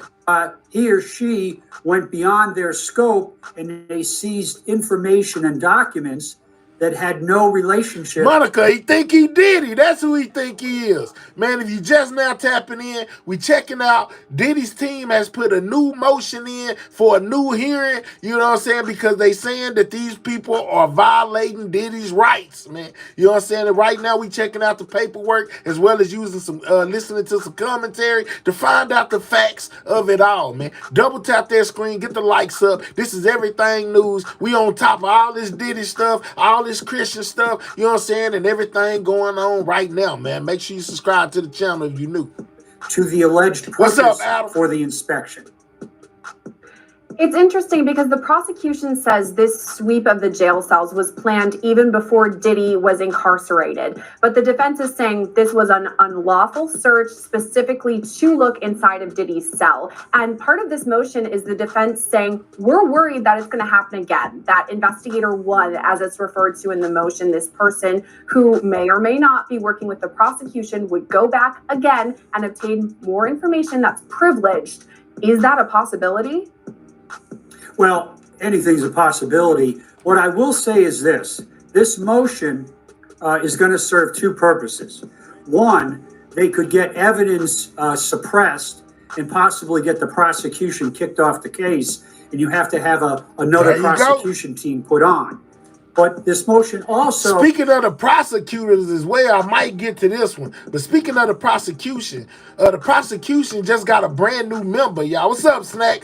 They just got a brand new member to the prosecution team that helped prosecute one of the Griselda Maxwell. That ring bell with you? Yeah, just joined the prosecution team to prosecute Diddy. Just wanted y'all to know that. Is sort of like a hand check in basketball. Hey, Judge, we need to communicate without inhibitions, with reasonable limitations, if you will, because we have to prepare for trial. And I got to add this. When a defendant is detained, it is incredibly burdensome for a defense attorney to prepare that client for trial. It's much easier to prepare a defendant for trial if they're on bond. Shout out to Leanne Starr for gifting those 5 memberships. Most definitely appreciate it, man. Shout out to you, man. Appreciate that 5-piece, making sure I make something when the rest want me to make nothing. Shout out to the squad, man. And they have the permission to come to your office. You can go to their home, and they don't have the limitations of handcuffs and bars. So Mr. Combs is at a great disadvantage now because this case has countless documents, gigabytes, terabytes of information that he will probably have to go through with his attorneys, and it's going to be hard for him to put on an effective defense if he's incarcerated. So that's what's going to happen here in terms of this motion. A hand check in basketball, and it may be successful because they have made on his face. Whatever, the Maxwell lady that was in connection with Epstein, you know what I'm saying? The prosecutor that prosecuted her is now prosecuting Diddy, man. Shout out to the person that gifted those 5 memberships. Appreciate it. They have made legitimate good faith arguments that these notes and the search arguably violated the Constitution. You brought up a good point. A lot of the time we're talking about Diddy wanting to be released on bail. Obviously, he's trying to get all the way out. Now forget a bail. In New York as opposed to a cell in Brooklyn. That part Gregory says lock Diddy up. To the fact that it would be easier for his defense to communicate with him, text him, just drop in randomly. So you're right. I'm glad that you pointed that out. Another thing the defense is pointing out too about these notes is that the judge said, okay, we got to throw these out. The prosecution Caramel said free Diddy. Get rid of them. So they're What's out. Up? Good evening, but Nikki. The defense is worried that potentially they could have read something in these notes, gotten a lead, y'all get the likes up, double tap that screen. More information from info they first got from these notes.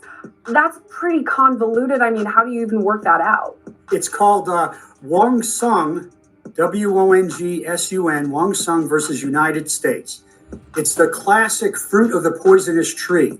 If you violate somebody's constitutional rights, whether it's right to counsel or whether it's the Fourth Amendment search and seizure, if you violate that right or those rights, any evidence derived from that poisonous tree, if you will, the fruit, that also has to be suppressed. Man, they start getting rid of evidence is going to be a problem. So what if he had everything that was going on within his case wrote down in that book? That's almost like they would have to almost suppress everything, which means there's no case, which means Diddy could walk. Could they be doing this on purpose? Man, I like this for you, bro. Already, Adam, man. This is what I do, bro. This is what I do, man. Shout out to everybody in the building, man. If you're new over here, subscribe to the channel. Most definitely, support the channel by Cash App, Super Chat, Super Sticker. You know what I'm saying? Show some appreciation. You know what I'm saying? I appreciate y'all. Make sure you subscribe if you're new. We on the road to 15K. Right now, we breaking down this Diddy situation with them allegedly spying on Diddy in his cell. You know what I'm saying? And violating his rights. Now his attorneys are demanding a brand new hearing, guys, where they want all the charges threw up out of there. Every one of them. Let's go. So the argument here for the government, for the defense is they illegally seized these notes. These notes have strategy, tactics, and happy birthday to Mama Kate. Defendant and the attorneys on how to beat the charges. The prosecutors looked at it, got a taste of it. Therefore, that was the fruit of the poisonous tree. Those notes are now in the mind of the prosecutor, and that prosecutor, one, should be struck from the case, and two, the entire indictment should be struck because there's no cure once you let the horse out of the barn. You brought up something that's huge in all of this. First of all, Diddy's team is calling for the prosecution to be completely removed, a new set of people brought in, but also, as you pointed out, having the indictment totally, completely thrown out. What are the odds of that happening? The odds of that happening, a total dismissal of the indictment, the odds are very, very tough for the defense team. What likely could happen, or possibly could happen, is a prosecutor or prosecutors or law enforcement agents, this investigator, they could be removed from the case, and the government would have to put on a team of prosecutors that are completely untainted, if you will, from any of the alleged violations of the right to counsel. They got the right one. They moving too reckless with him. Okay. They talk a lot about what's up, truck community, and Sixth Amendment throughout this entire motion. What do you think? Were those rights violated in this case? All right, so anybody that's just now tapping in, shout out to truck community, man. Anybody that's just now tapping in, Diddy's lawyers have put in a brand new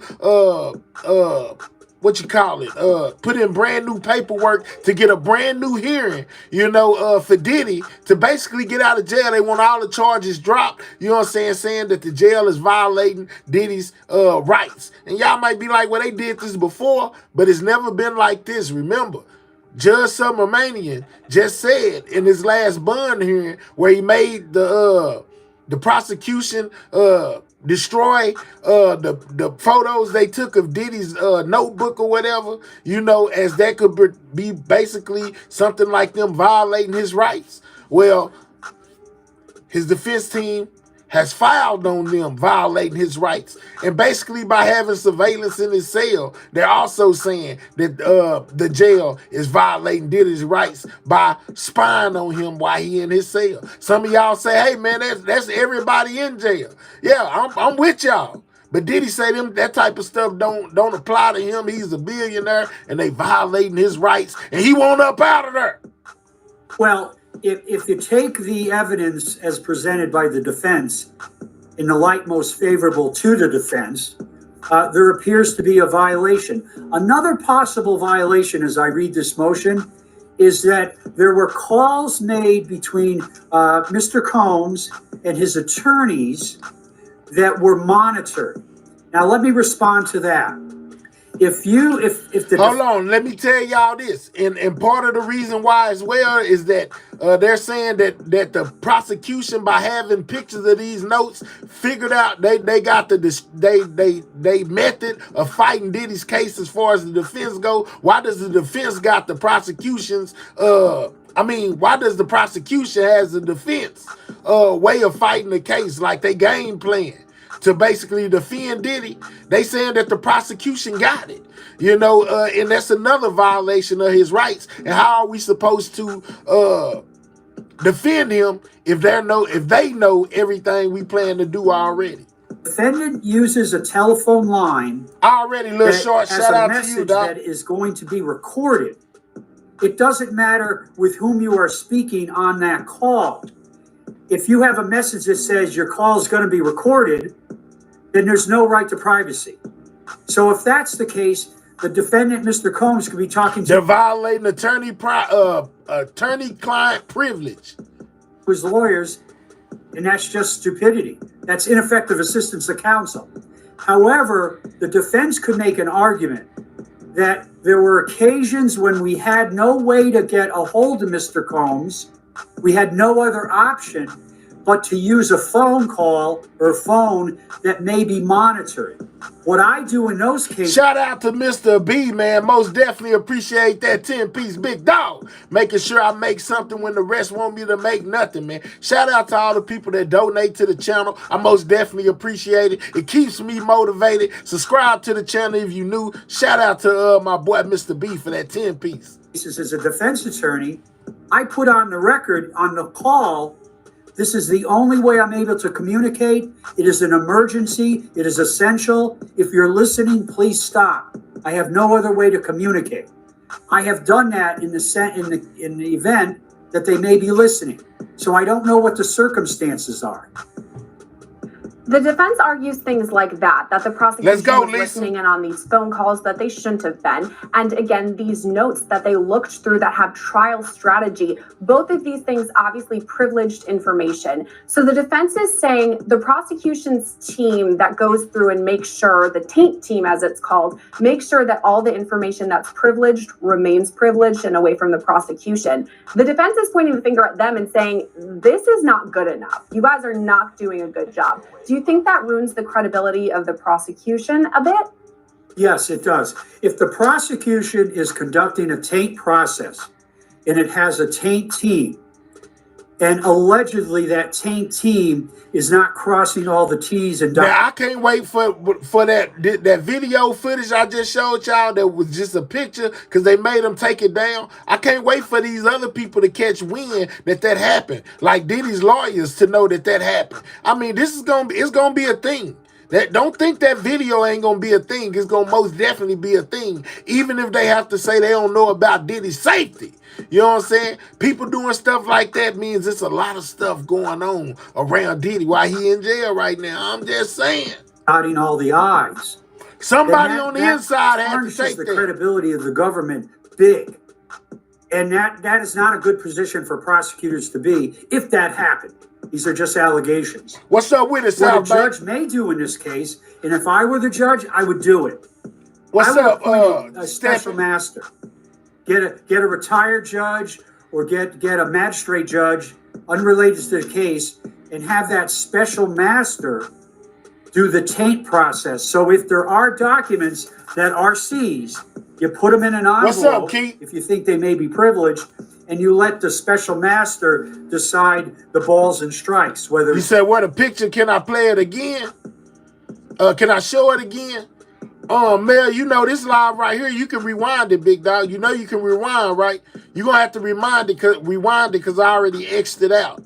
But if you rewind it, it's blue. You'll be able to see it. I blew it up real big. Diddy inside the courtroom. Privileged or it's not. It's somewhere. Just rewind a little bit. That is something that the defense brought up, specifically this special master. So we'll see which way the judge rules on all of that. The other thing is the judge is going to rule on whether the prosecution team is going to be switched up a bit, if anyone is going to be dismissed. Let's say that does happen. Does that complicate things for the United States government in that we already have a trial date set for May? Y'all missed it. Y'all want me to find it real quick? Hold up. Hold on. Give me a second real fast. Hold your breath. Here, let me go back and get it.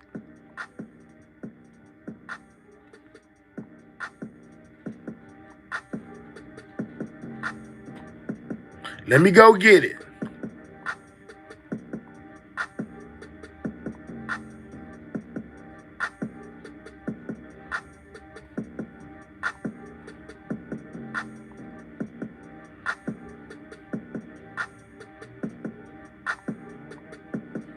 I'm getting it. Hold up. Dang, it ain't even letting me access that picture no more. I'm trying to get it. Hold up.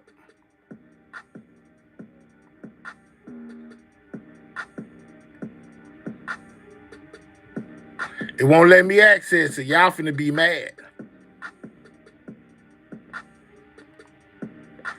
Y'all gonna have to go. I think we're gonna have to let y'all go back and see it, man, because it's not letting me do it. I don't see it no more.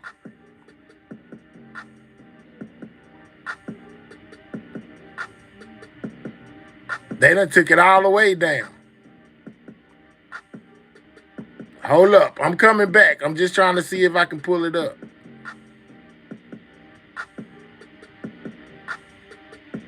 Nope, they took it down, guys.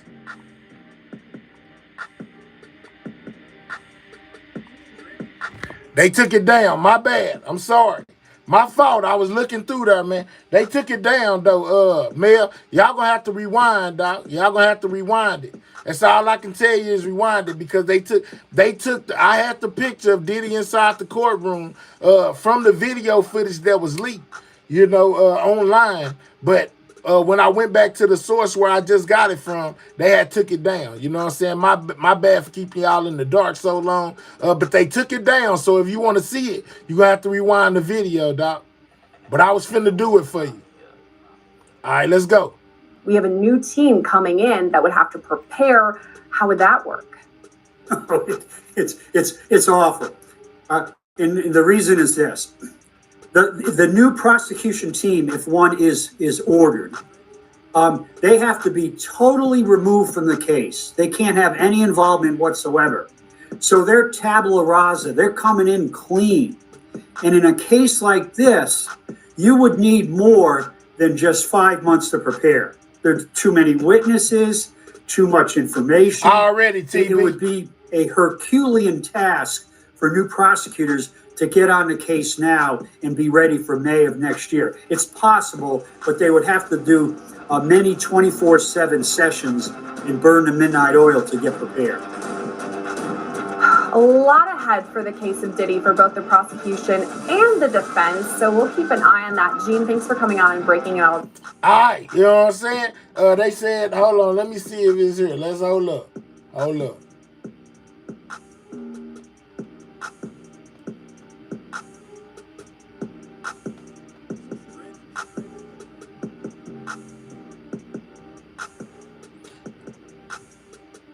I Googled it. I don't see nobody with it, though. I don't see nobody with that. I don't see it. I typed it in on here.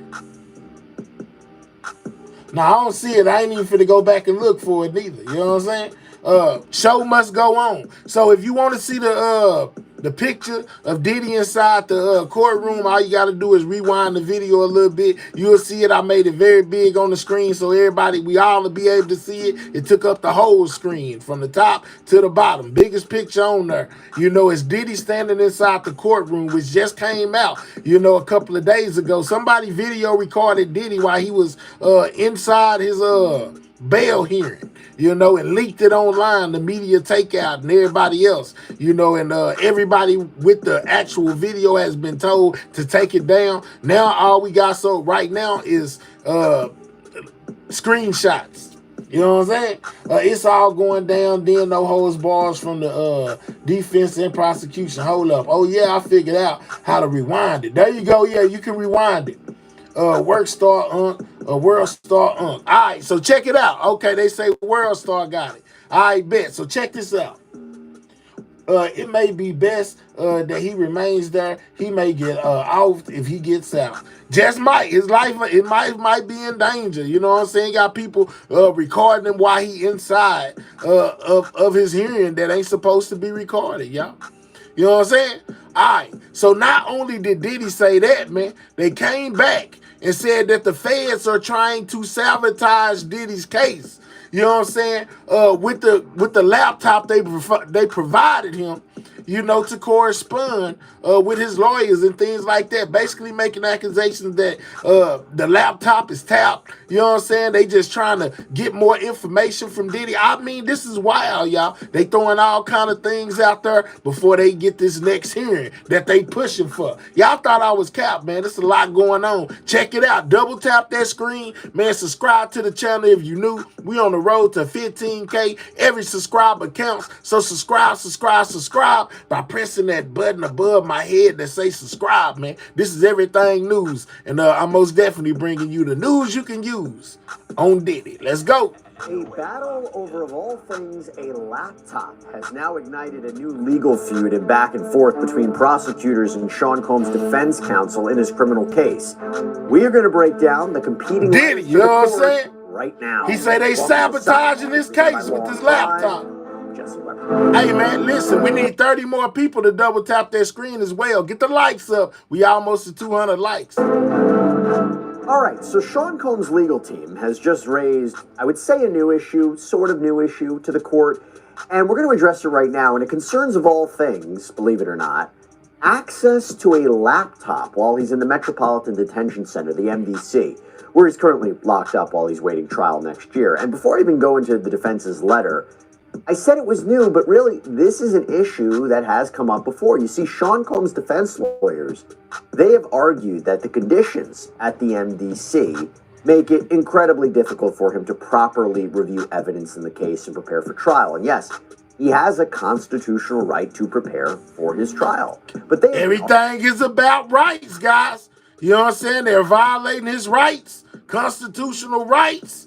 The defense is heavy with the rights and the violations. Arguing for quite some time that because of the incredible amount of material. Thanks for keeping it real already, really Kristen. Shout out to you for keeping it real. Listen, man, if y'all appreciate your boy, double tap that screen, get the likes up. Most definitely grab you a membership, man. That's how we support the channel. You know, or send a super sticker or a super chat. You know what I'm saying? You know, every now and again, $1, $2, 99 cents, everything, anything beats a blank, man. You know what I'm saying? Anything beats a blank, support the content. I mean, this is a massive case.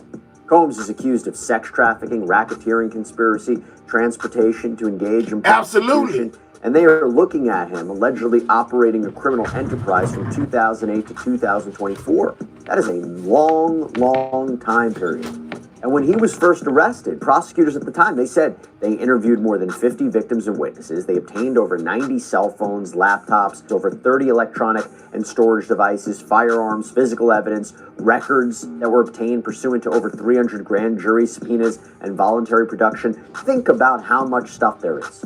So it is a massive case with a lot of evidence. And in fact, this was an issue that Combs' team had raised when trying to get him bail. They argued, look, he can't review all of this material in the MDC, so he needs to be released on home confinement immediately. 16K, man, not you passed that. By the judge. What you say, 16K, not 15K? You passed that? Yeah, we passed 15 already, Leticia. We working on 16 now. We at 15.1. Shout out to all my subscribers. I most definitely appreciate y'all. Continue to double tap that screen. Click those 3 dots. Hit the thumbs up, man. You know what I'm saying? Keep the likes moving. 200. Let's go. In this case, Judge Arun Subramanian. In fact, in Judge Subramanian's order denying Sean Combs' bail pretrial release, he wrote, given Combs access to counsel documents, there was an issue with Combs receiving a laptop for the purposes of reviewing discovery, but the court addressed that. The firm deadline for the government's discovery, the end of the year, and the time left before trial, over 5 months, Combs has not carried his burden of demonstrating that release from detention is necessary for trial preparation purposes. And with respect to that laptop, the prosecutors in a pretrial hearing actually addressed that. I'm tripping on that laptop. I told y'all they was going to be tripping on that laptop. Libra. Prosecutor Christine Slavic reportedly told the judge that Combs will be provided a laptop at the MDC and it will be preloaded with information that he is allowed to have and see. So with all of that in mind, now we want to get into the defense's letter that was just filed this week. And they write the court, they write Judge Mo, I'm just saying, man. Quote, we write on behalf of Mr. Combs to request that the court direct the MDC to provide Mr. Combs with the laptop prepared for him by the government and allow him to use that laptop on his unit consistent with the way other inmates on his unit are permitted to use their laptops.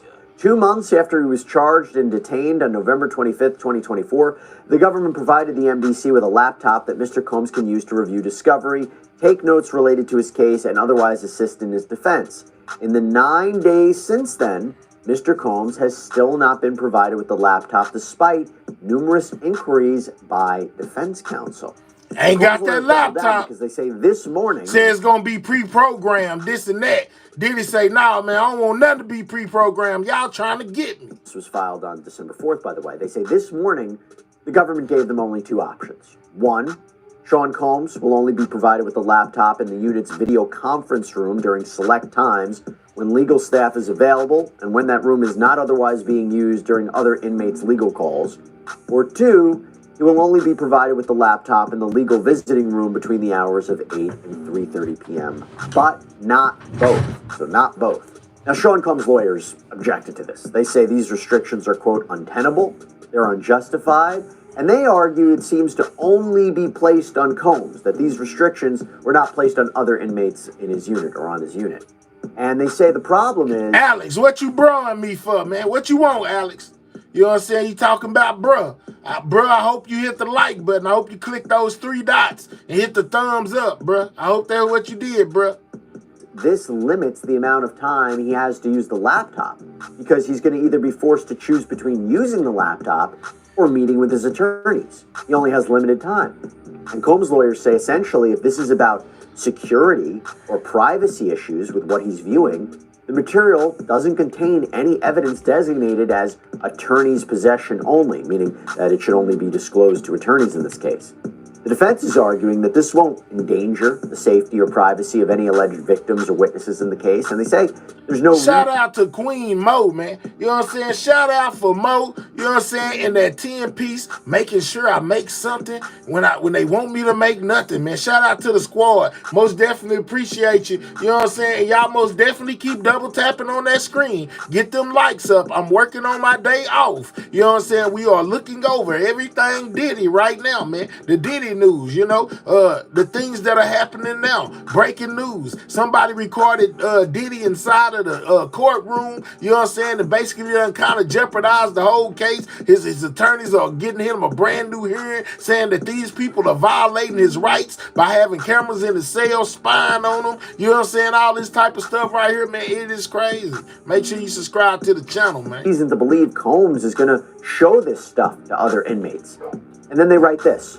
Moreover, given the government's efforts to surreptitiously monitor and record his handwritten legal notes, Mr. Combs' need for a laptop to take legal notes free from government surveillance is heightened.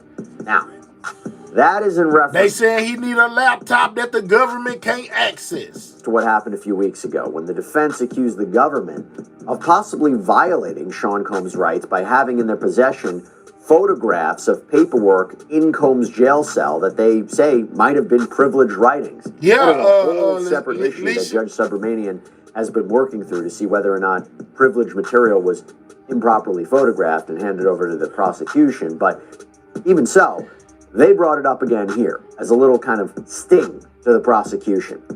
But in the same vein, the defense also writes in the letter, in addition, last night, defense counsel learned that the MDC has been providing the prosecution team, and not via the filter team, copies of MDC attorney visitation forms. By the way, a filter team is kind of this independent group of examiners who take evidence, take documents and materials, and they literally filter out what could be privileged and that shouldn't be disclosed to the other side. An example is attorney-client communications. So the defense writes, who Mr. Combs meets with in connection with his legal defense, including potential experts and investigators, is potentially privileged. Even if not privileged, this level of surveillance offends due process and hampers his ability to prepare his defense.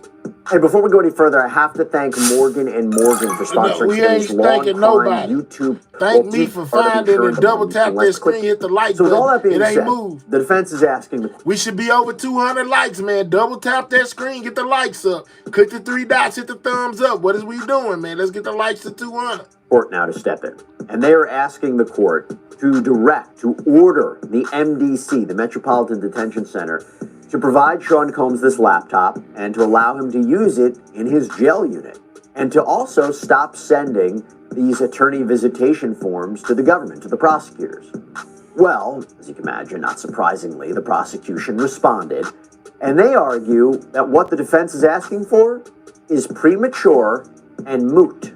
They write, pretrial defendants housed at MDC review discovery during designated hours using computers within their housing units.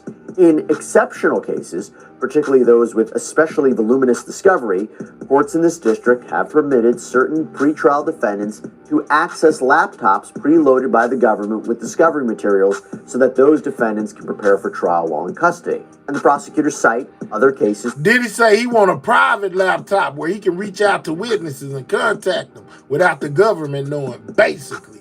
You know what I'm saying? We have 181. We need 19 more people to click those 3 dots, hit the thumbs up. Let's get the likes moved. To support that. And they say, look, the MDC informed us that out of approximately 25 other inmates in the defendant's unit, in Sean Combs' unit, only 3 other inmates are actually allowed to use laptops. So in other words, Combs, he is in a unique position. He is being granted kind of an advantage here in a way. But the government cautions, look, even if he's being provided a laptop, normally a general rule of practice is that comes with limitations. That comes with restrictions. like how long an inmate can use the laptop and where they can use it, and not to copy or transfer. Monica said, we want you to quit working and just bring us the news. I want them to double tap their screen and just help me get to my goal that I'm trying to reach before I get up off of here, instead of being haters. Double tap the screen.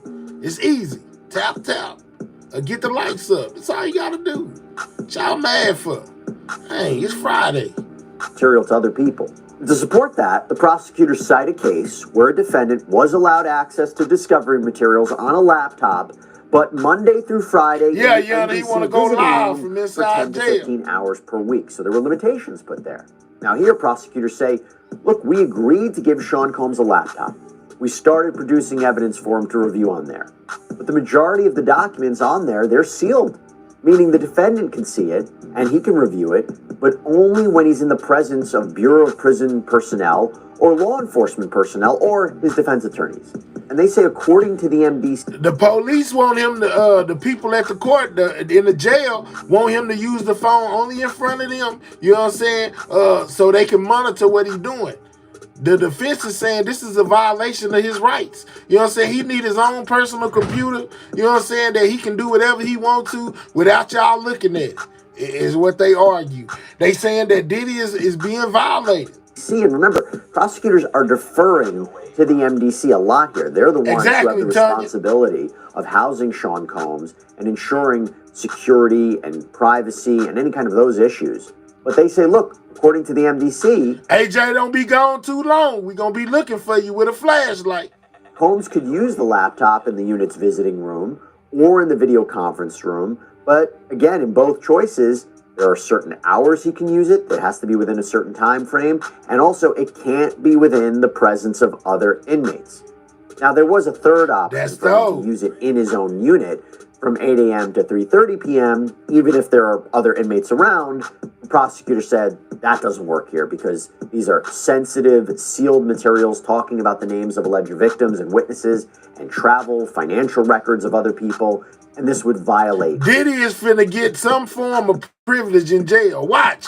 Boy, he doing the most complaining I ever seen anybody do. You know what I'm saying? They most definitely looking to keep Diddy. The protective order that has been put in place by Judge Subramanian, which protects against certain information from being disclosed to third parties. So it's just too much of a risk. So prosecutors say, look, he's got these two options. These are two viable options. And they also say, look, in response to Sean Combs' lawyer's argument, while this puts an unreasonable time limit on how he can review the material, they say, tell you what, let's see how this goes. If there is a problem, we can address it at another time. If he is being split between time to see his defense attorneys and review this laptop, then we'll come back and review this. But what the defense is asking for now, for the court to step in, they argue They said, never heard an inmate complain so much. This is hilarious. They don't really have a lot of inmates in there. They got $1 billion in a cold legal team that's going to make an issue out of anything. Don't let P. Diddy slip and fall in there. Oh, my goodness. They going to really go crazy. He done already got the jail rated. Y'all forgot about that. It's just premature. We are doing two things simultaneously. We're giving him access to review evidence in this case, and we are also protecting the material from being disclosed. And also, in response to the defense's argument, Mayor says, Steppin' TV says, Mahel, on the video, they said it's 6 blue ladies. It just may be. That the MDC stopped sending prosecutors the attorney visitation forms.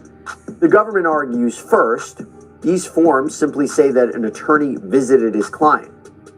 That's not privileged. Number two, Sean Combs can't complain about us reviewing these visitor logs or these visitation forms because it was he who made access to his attorneys an issue in this case when he was arguing for bail.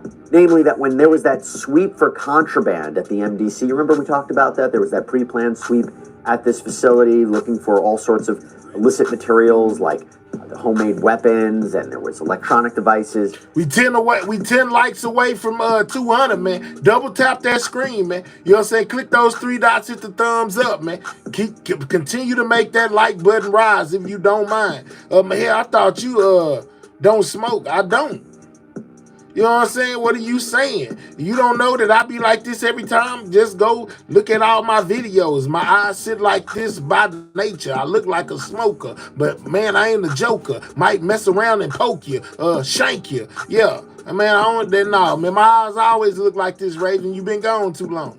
Well, remember, Sean Combs' defense counsel had argued at the time, and this is what's brought But by I'm not. prosecutors This now. is what my eyes look like. This sweep delayed in us being able to meet with our client. We lost time in trial preparation. In other words, prosecutors saying, you're the ones who brought up this issue of meeting with your client, access to your client. Poke you means shake you, Raven. Shank you with a shank. You know what I'm saying? My mind went blank. Sometimes it's hard to think. So now, these visitation logs are important. They're important in us addressing that. And number three, they say this argument about that they shouldn't be entitled to having the visitation forms. They say, look, we don't plan on collecting any of these forms unless Sean Combs continues making it an issue of how often he meets with his attorneys. Oh, and by the way, they also talk about one more thing in their letter. I bet y'all Diddy get something outside of what they trying to put down. He gonna get access to a phone or a computer if they have to rig it up and make it where it only do certain things. The only person he can call is his lawyer. It might be somebody else on the line, but he gonna get a privilege that don't nobody else get. Watch what I tell you. It would be a surprise to me if Diddy tries to get in one of those luxury prisons like Champ de Lone. Prison Switzerland, if he's convicted. What the hell? So Mahel want to hurt me? You hear that? Man, that was freestyle, Raven. Completely reject Sean Combs' argument that, look, he needs the laptop to take notes about his case. Prosecutors say, no. That goes beyond. Shout out to, man, appreciate that, man. That, they say, shout out to everybody that hit that like button. Disparities between Combs but don't stop. and other defendants who don't get that treatment. He can't use this laptop just to take notes. That's not fair. So that was the prosecution's response to the defense. But now we have a follow-up response from the defense. And the battle of the laptop and visitation continues. So, in their subsequent letter to Judge Subramanian, man, they fighting hard for Diddy. First, contrary to the government's argument, Mr. Combs' reasonable request for laptop access is consistent with the way other inmates in his unit access their laptops. Other inmates are permitted to use their laptops in the unit, notwithstanding the fact that their laptops also contain sealed material subject to protective orders. There is no reason to treat Mr. Combs differently. And they cite cases in support of that, although I think it's interesting. By the way, little legal primer here. In legal letters like this, correspondence, briefs, complaints, anything, when you cite a case, I mess with new law. They be showing that paperwork, man. He ain't just sitting up there talking. He most definitely know what he's talking about because they got all the paperwork. You know what I'm saying? Do you think they're gonna let him out on bail?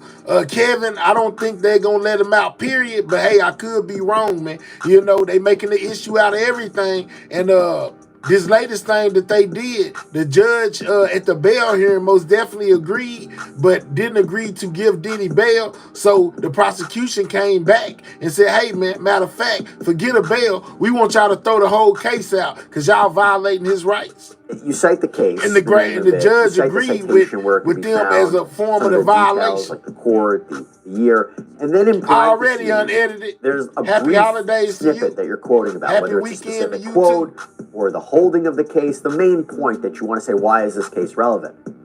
I thought it was interesting here that in the brief description of each case that they cite, it doesn't say anything about using a laptop in a private unit or about sensitive materials per se.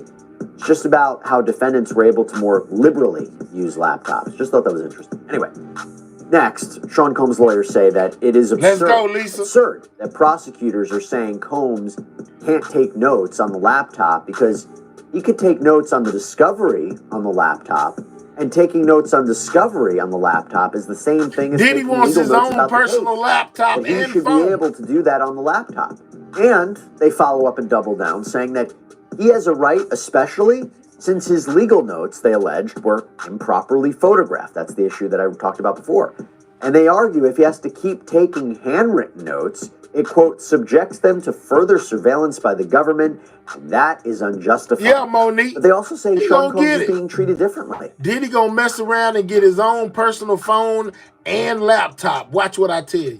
They argue that that would be, quote, inconsistent with how other inmates in his unit have been using laptops to create and share work product in their cases with their lawyers. And you know who Combs' lawyers actually cite in support of that? Sam Bankman-Fried. Remember him, the crypto fraudster? They argue that in that case, there was a laptop and it was said that that... Listen, y'all remember this guy right here?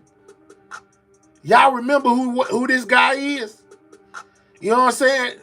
Let me know. Drop a 1 if you remember seeing this guy before and who he is, or 2 if you don't. I'ma still tell y'all anyway, but let me know if y'all remember this dude right here.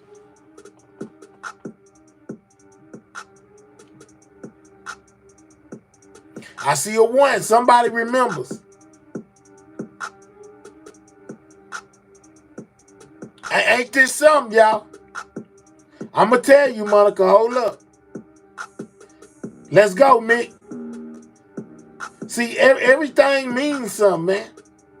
Okay. All right. So the majority, okay, y'all know who this guy is, right?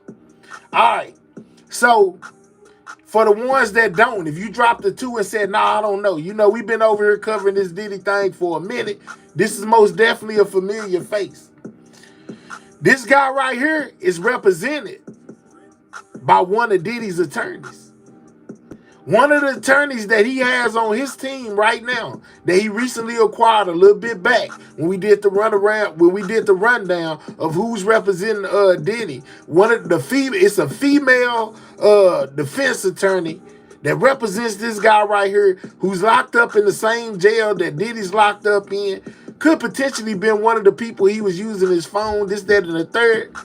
What they finna tell y'all about in his situation, he has a laptop, sort of like what Diddy's is trying to do.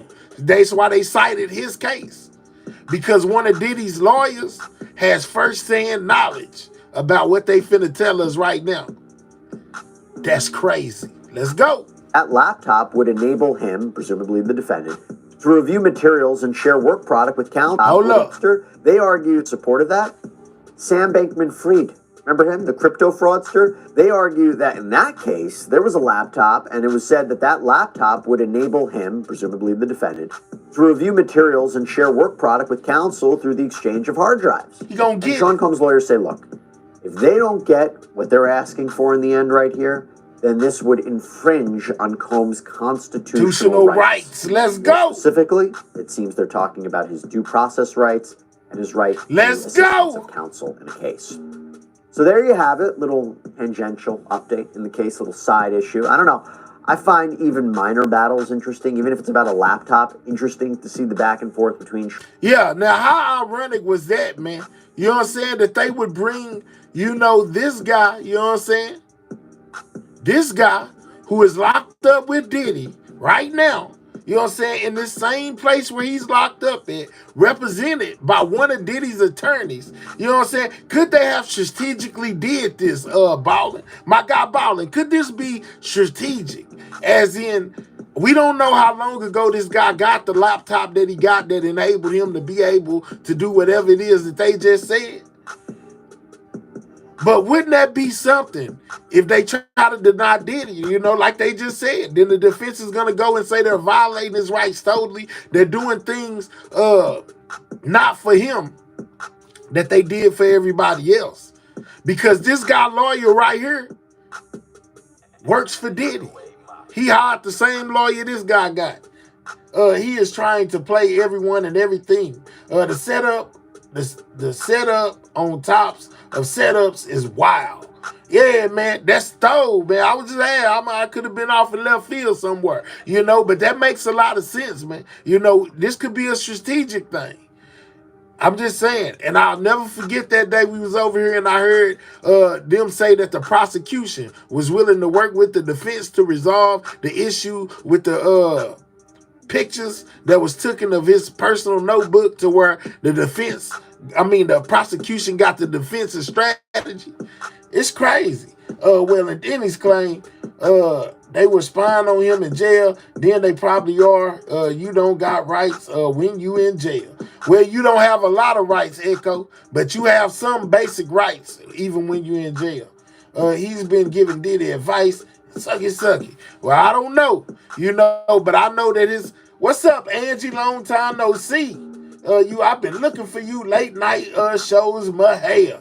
Angie, I'm over here, man. I be doing this content and I be doing it late night as well. So if you a person, that likes content, every now and again or whenever, I come on every day, Monday through Thursday. I'm working on my day off today, but I come in Monday through Thursday from 12, basically to like 2, 3 o'clock in the morning. So if you've been looking for me, this is where I'm at. Glad to have you back in the building. You already know what it is. Shout out to you. And he is lucky if he doesn't get the freaking, oh my goodness, Echo. I feel you, Echo. I feel you. What's up, Queen Capricorn?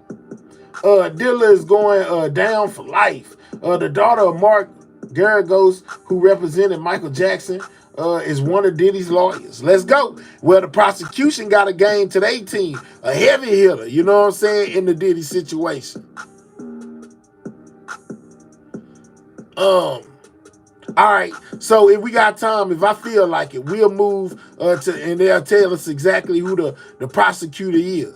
You know what I'm saying? But in other news, you know what I'm saying? Remember, Diddy's son is now in trouble as well. He been served with some paperwork for allegedly assaulting a woman while he was on his yacht. She said she took one drink of a drink that was gave to him and felt woozy. You know what I'm saying? She used the word drugged. By Diddy's son. This is the one we always say look just like Diddy, Christian.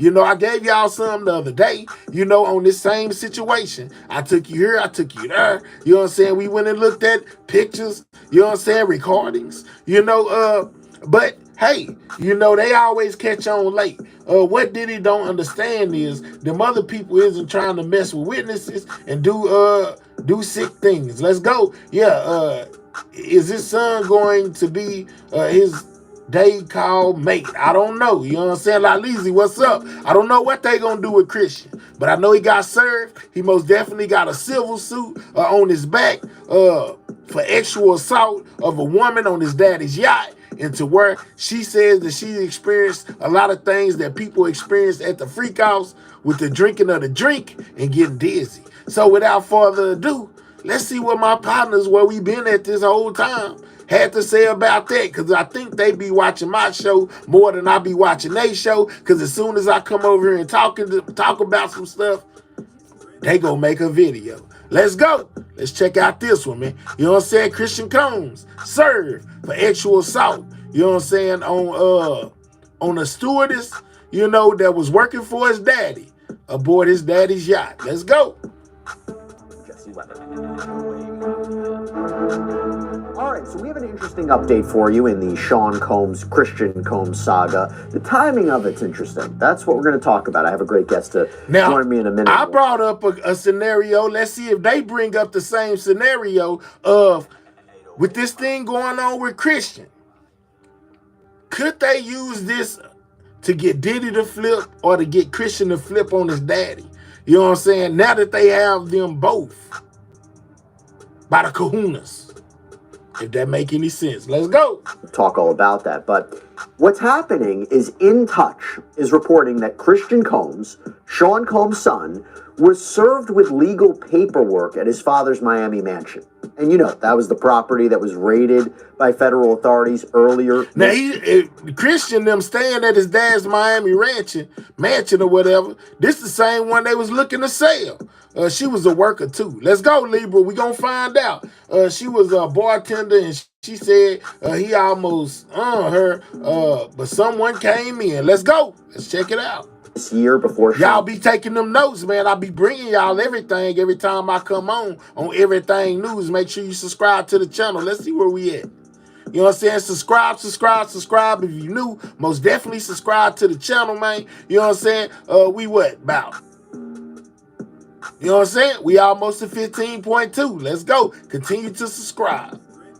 Combs was arrested on sex trafficking, racketeering, What's up, and Bless? prostitution charges. By the way, that Miami mansion seemed to be What's the same up, property by which T2DB? Sean Combs' legal team was saying that's where we're Exactly. proposing All Sean right, Combs Libra. stay on home confinement if he's granted bail. Now, the current judge overseeing What's this up, case, Judge Mildred? Arun Subramanian, said no, Miami's not going to work. If he's going to do home confinement, it has to be in New York. But it doesn't really matter because at the end of the day, Judge Subramanian denied Sean Combs bail. That was the third time that Sean Combs had actually been denied bail in total. Now, going back to this legal paperwork that Christian Combs was served, according to In Touch, this came from Grace O'Markey. This is somebody we've spoken about before Grace? here on Sidebar. You can go look up if you one of them people to go look up Grace O'Markey.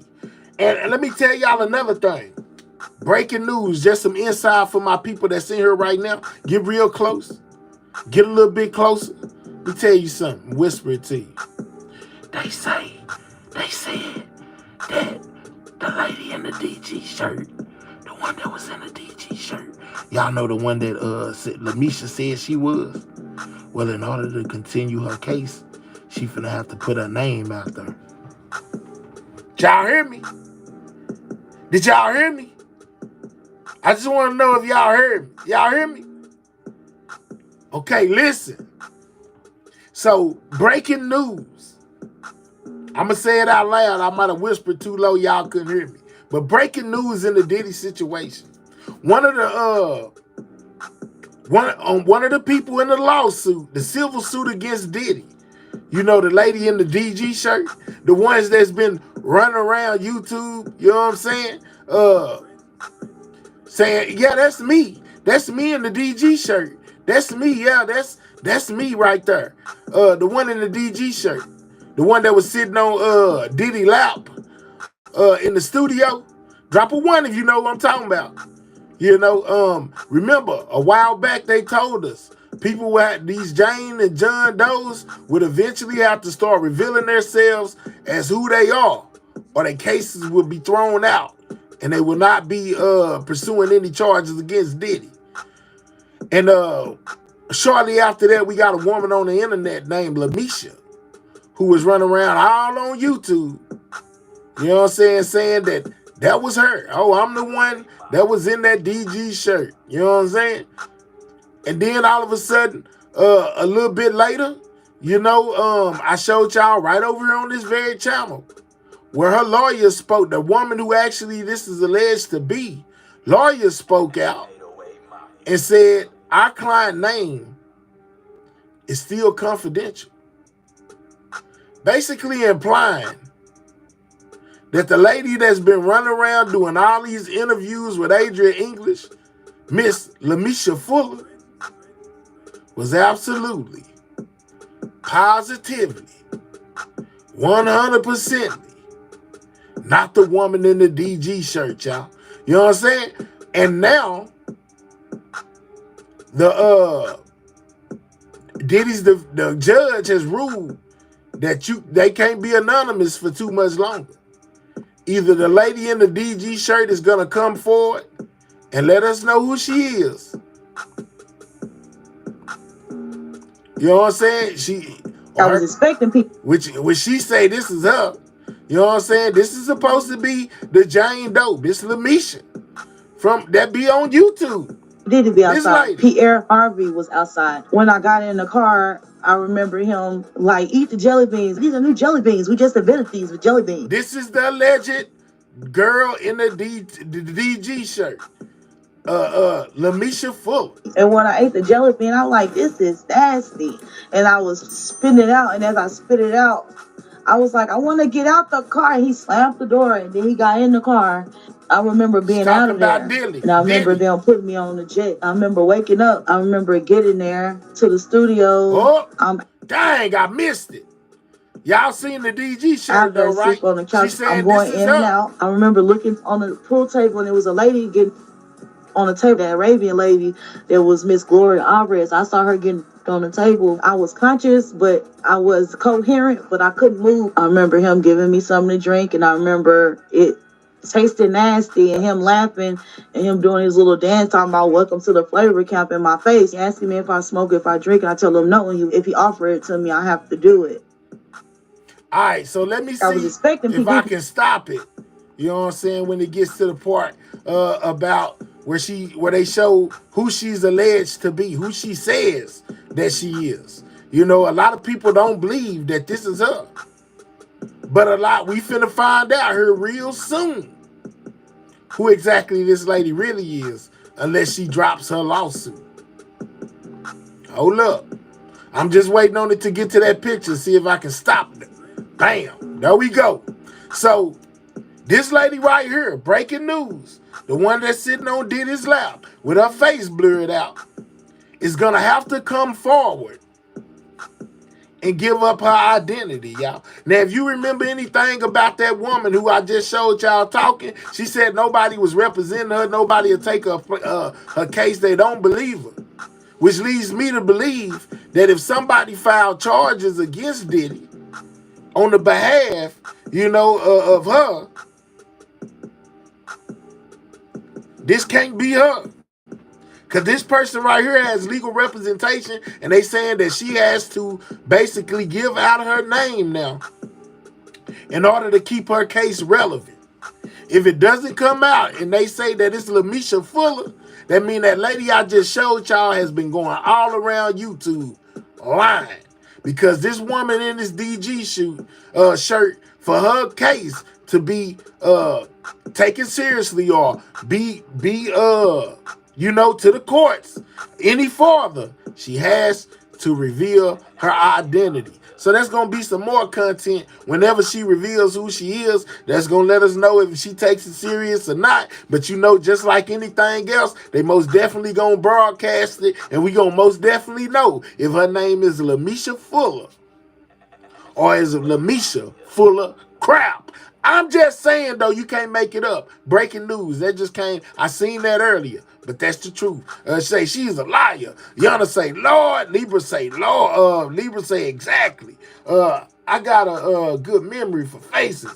That was her not so attractive self in the picture. Does she look like someone that Diddy would never? Yeah, I'm just saying, you know. Yana say she full of crap. Well, we gonna see, y'all. We'll most definitely know her real soon because the person got to get a name up.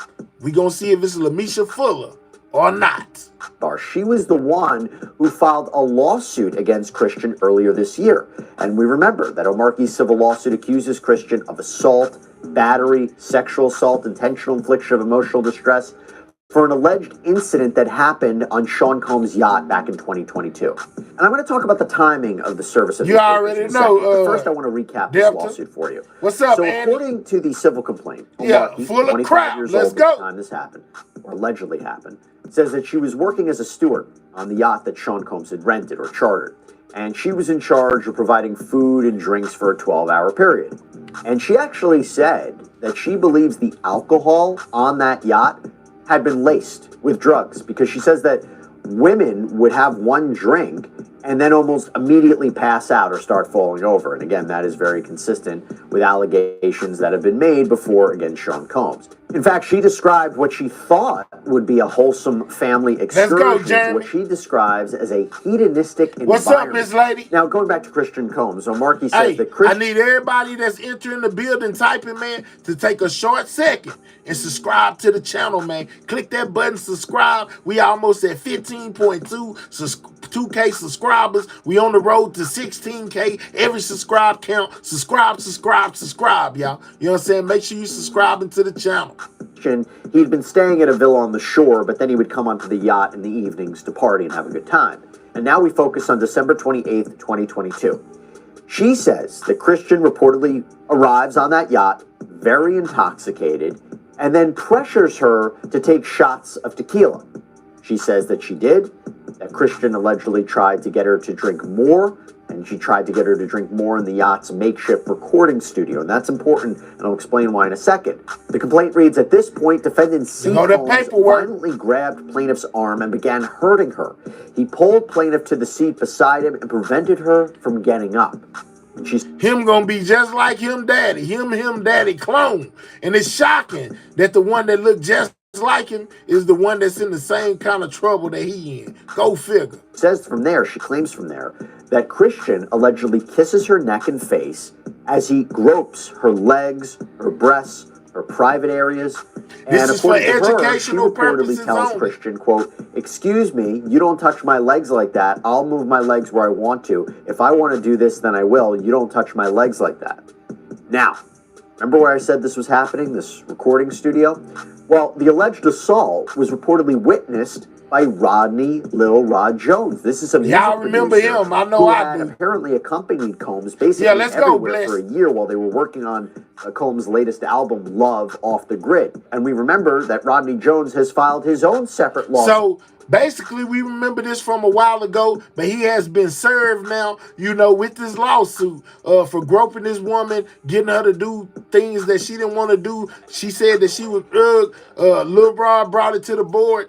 We gonna have to see when the trial starts or if there is a trial, but this is ludicrous, man. Christian Combs, the one that looked just like Diddy, got the same kind of charges his daddy got under the same circumstances. Click the 3 dots, hit the thumbs up. We most definitely checking out it all. Suit against Sean Combs and others.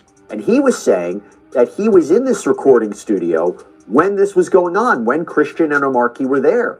And he might even have some audio that was recorded. Continue to subscribe, y'all. And as I said at the time when we first broke down this lawsuit, that is key evidence if they really have that. Now, Omarky says this is what happened next.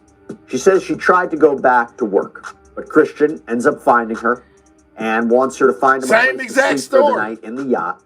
So she takes him to the cinema room of the yacht, and that is when she claims Christian stopped her from leaving, groped her, took off all of his clothes, and tried to force her to perform oral sex on him. Now, she says she was allegedly... Man, the boy just jumped butt naked and tried to get her to do some stuff she didn't want to do, man. Ain't that crazy? Boy, you just like your daddy. Nasty. Just nasty. Lord, have mercy. To fight him off, someone walks into the room, and then she was able to leave. And she said when she reported this to the captain, according to her, the captain berates her. And she alleges that the captain may have even been paid off by Sean Combs to keep quiet about what happened. Let's go, and I will tell you what's really interesting about this complaint. Embedded in the complaint are photographs that purport to be... There go those infamous photographs. She got a bruise here, a bruise there, and a bruise there. Which means she most definitely, she was most definitely, you know, trying to pull away from whatever had her arms held down or whatever. The bruises are evident. You can see them. There goes some bruises right there and a bruise right there. That's crazy, man. All the money y'all got women that are just this is the part that gets me, guys. You got all this money. You got women that'll do whatever you want them to do for a little piece of change. Why are you messing with the unwilling? You got some that'll willingly give it to you probably for free. But y'all is out here putting stuff allegedly in drinks and all of this. Man, what is wrong with y'all? Like, come on, man. What is wrong with these people? Like, this is really, this is really crazy. I sit here from day to day and just be looking at this stuff that's going on and like, man, this is really just crazy. Because I know people that'll do all type of things for some money. And you was paying people anyway. So why is you messing with people that don't want to be messed with when you probably got millions of women throwing themselves at you and to let you do whatever you want? It don't make sense. Or the men, because y'all know they say he bad both ways. Let's not leave them out. You know, or the men. But this crazy. Like y'all are people who don't want to be a part. Like it was people pulling up to the freak-offs that was down with the freak-offs. But instead of getting the people that's down with the freak-offs, y'all trying to get unsuspecting people to do a freak off.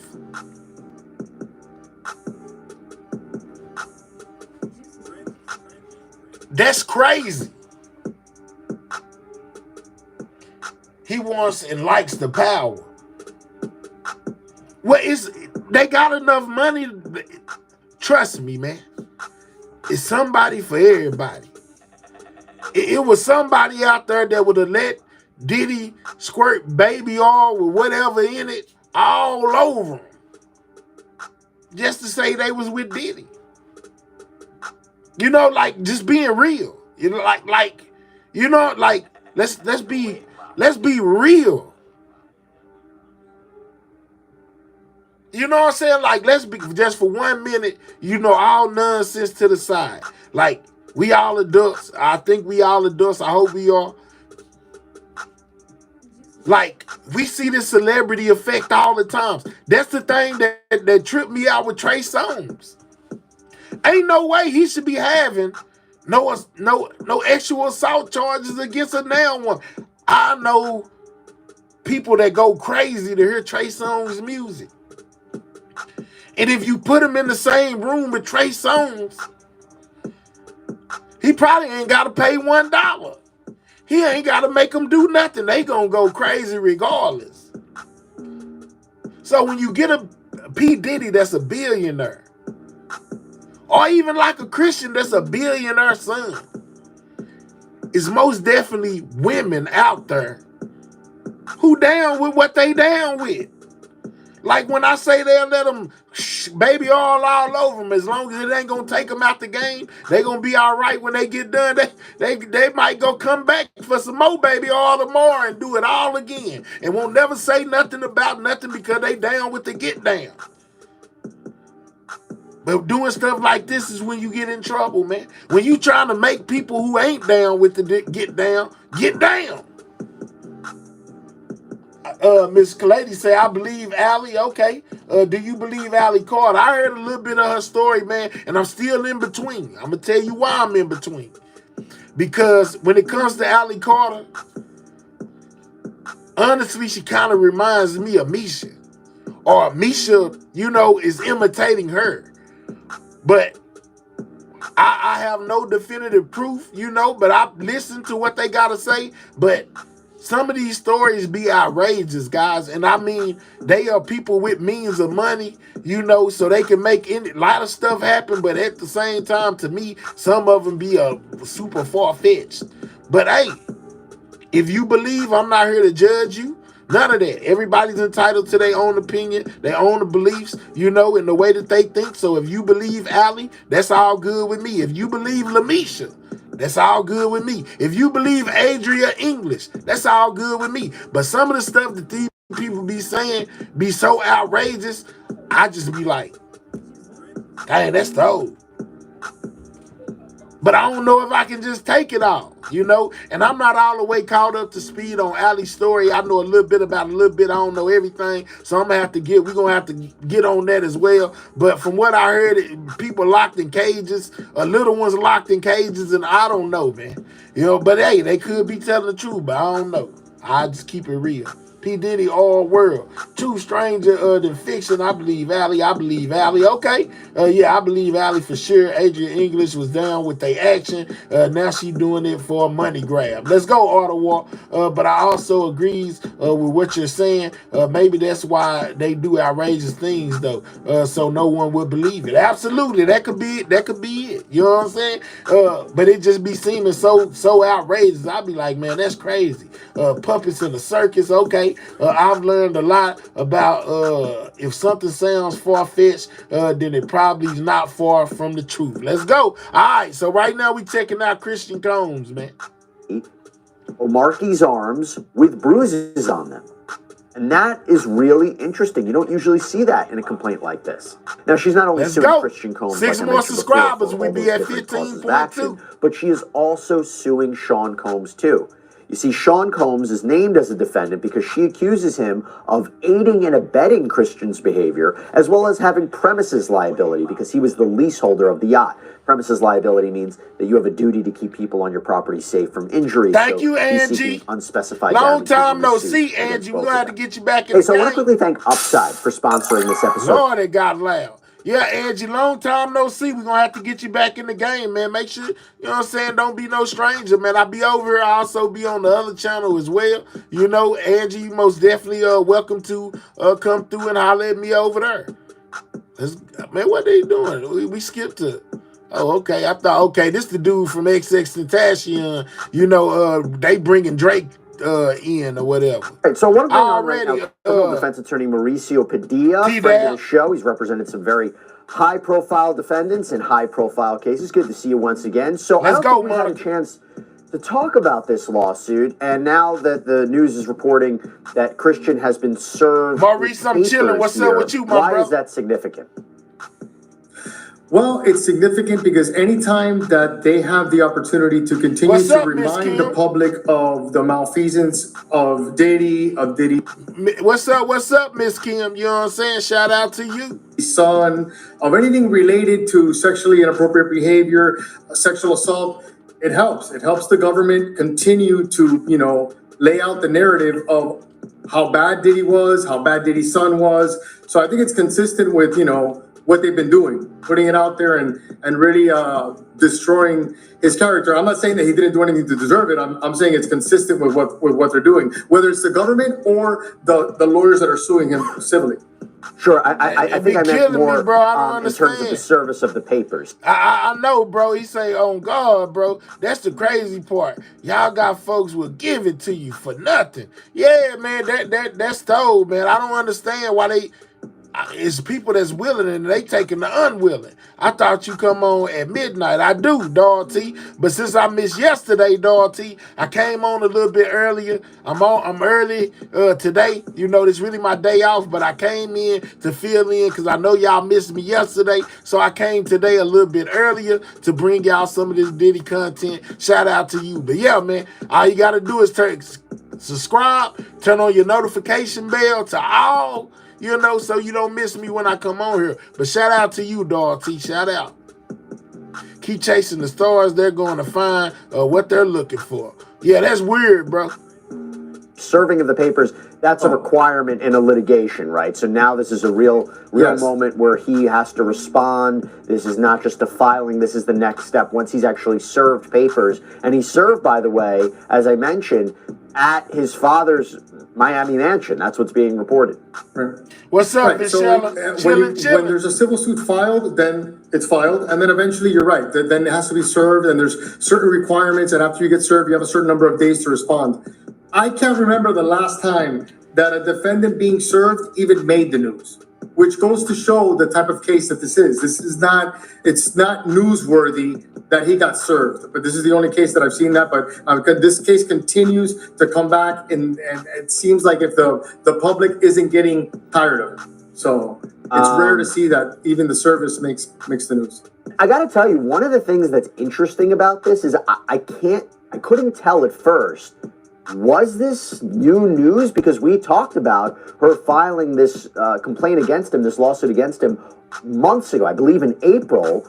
But now we look at the docket, and it says that on November 19th, 2024, there was proof of service by posting. This was filed by Grace O'Markey. And also on November 19th, 2024, it says proof of service by posting filed by Grace O'Markey as to Christian Combs, the defendant. And then it talks about the service costs, and it talks about the mailing date. The mailing date was apparently October 23rd, 2024. So what's interesting about that is, and again, if I'm reading it correctly, isn't that a long period of time between filing and proof of service? Unless I'm missing something. It is, but there are situations where people could be evading service, you can't find them, and what you really want is personal service.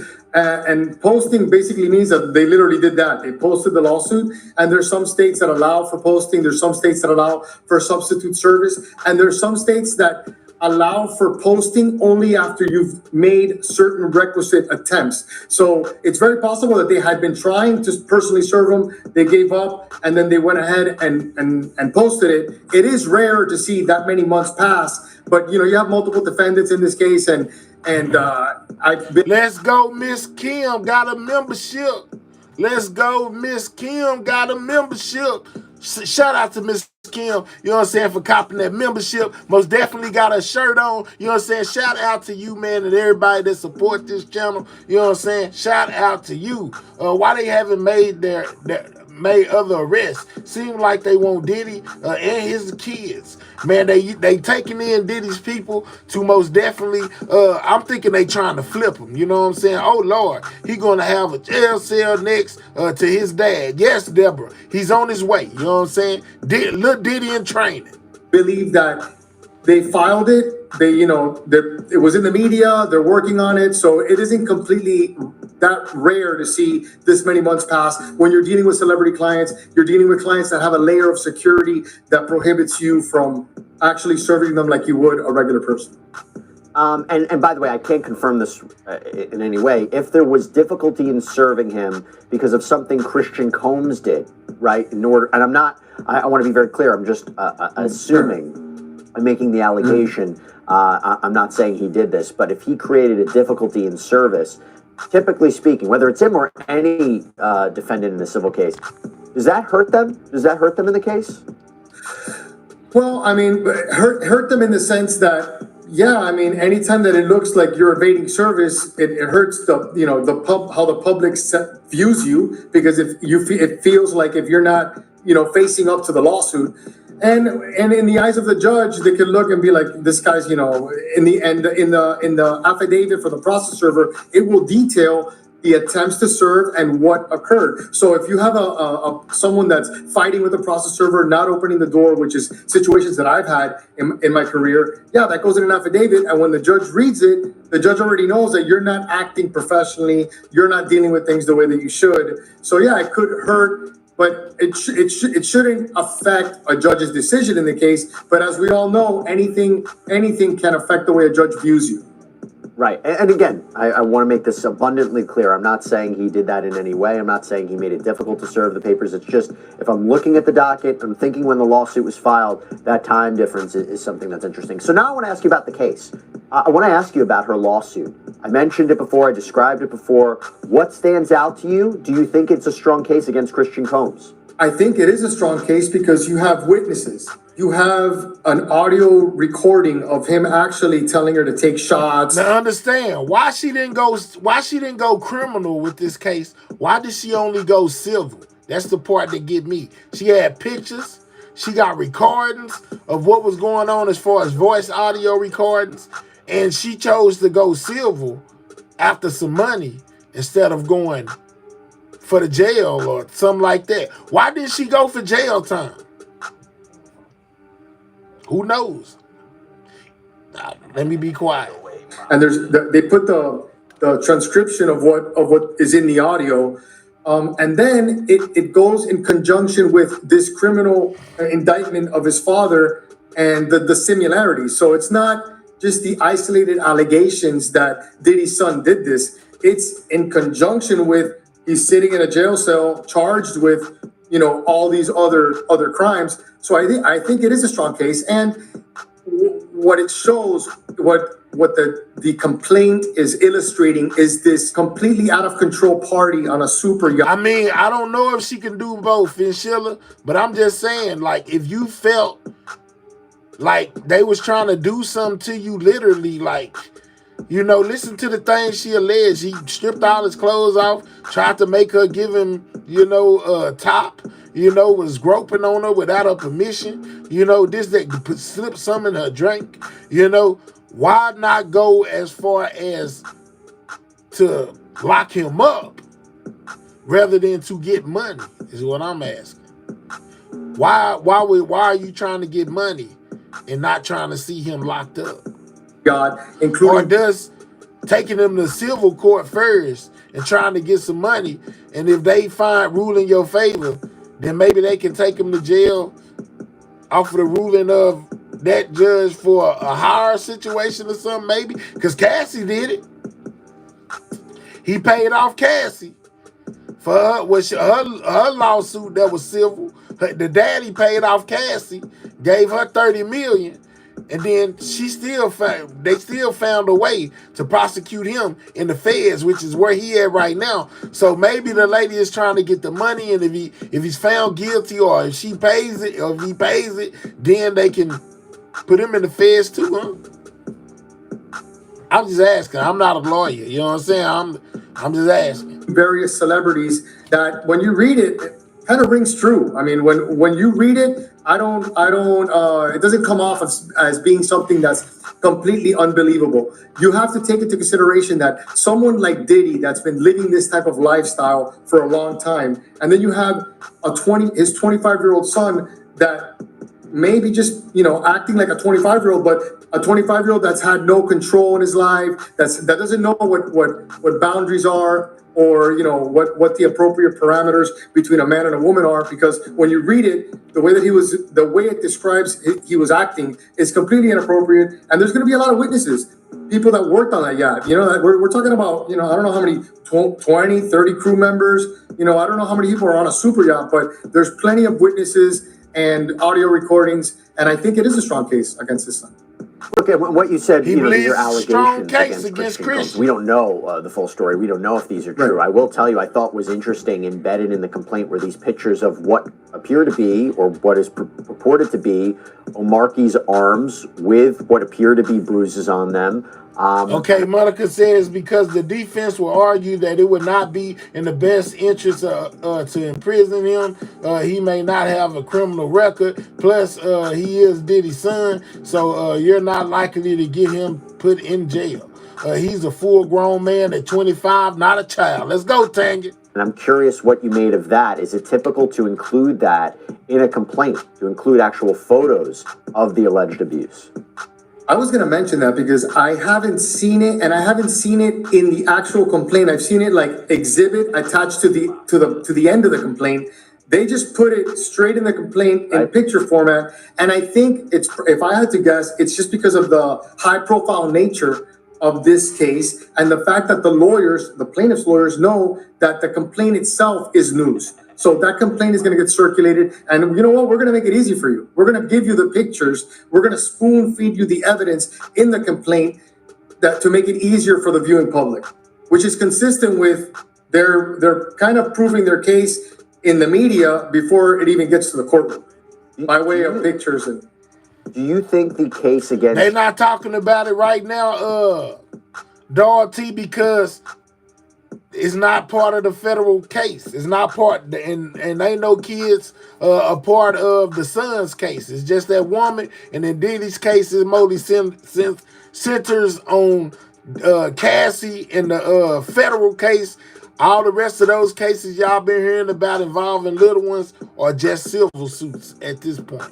Sean Combs. That's why they ain't talking about him like that. She's suing him for premises liability. It was his yacht. He had a duty to protect. Do you think that's a strong claim?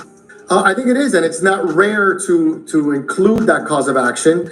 At the end of the day, it was Sean Combs that put this all together. No one's saying that his son was the one that hired the super yacht. It was him. Like, he threw this event.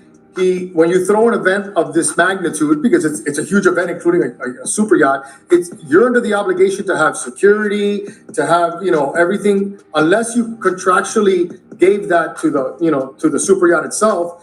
It's your event. You're under the obligation to protect the people that you invite, the invitees. And apparently, from when you read it, he obviously did not. He put That's gonna be hard to prosecute this event. She want Diddy to be held responsible because she was working for him when this all took place. So, she wants him to be liable. I think that's going to be hard to do, though. I'm going to get Diddy, baby, or Lord. Go ahead and see what I'm saying. I guess I'm supposed to give him grace, too. Marbo right there. I guess I'm supposed to give him grace, too. Monica say no justice, no peace. Man, that's gonna be hard to prove, though. Alcohol with alleged drugs, with allegedly people getting drugged. So ultimately, you're responsible if you do plan and throw an event like that. Do you think Grace O'Markey, the plaintiff in this case, who's suing Christian Combs, could be a witness in Sean Combs' federal criminal case? Why do I say that?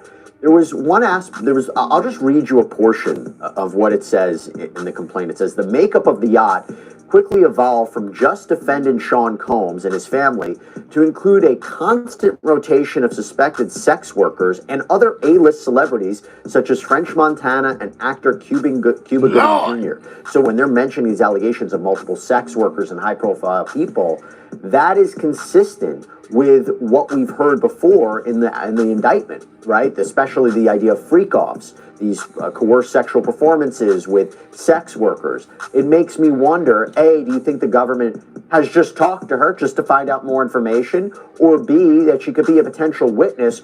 Or is this not related? It's not specific enough to the current charges that Sean Combs is facing? And again, we're speculating, we don't know. Right. It's completely related. I will be shocked if they haven't talked to her, and I will be shocked if they don't use her as a witness, because I think it's consistent and it's related to the charges that he's facing. They said use her as a witness.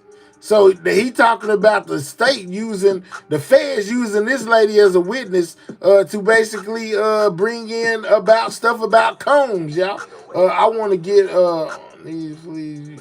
needs to please you, Jesus, and feel your salvation all over. I guess I'm supposed to get that grace too. You know what I'm saying? What Joe Cash just typed. He tried to trick us. He came in talking about Jesus. But I think that that's alluring to a little bit more than salvation all over your face while you on your knees. But I guess I'm supposed to get that grace too, though. Lord, have mercy, Jesus. The difference between what the freak-offs that are involved in his criminal indictment and this particular event that took place on a super yacht is that the freak-offs are more private. This event on the super yacht, that's like well documented, a lot of witnesses. The freak-offs at the end of the day, those are Diddy's people and Diddy's invitees that are in a room that are, you know. We might need to find us something else to talk about than Diddy, man, because these people is tripping today, man. What's wrong with these people, man?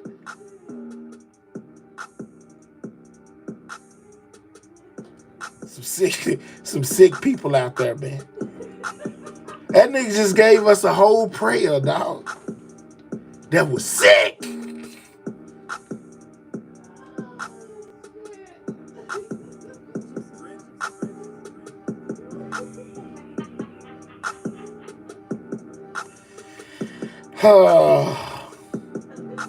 Only on YouTube, man. Only on YouTube.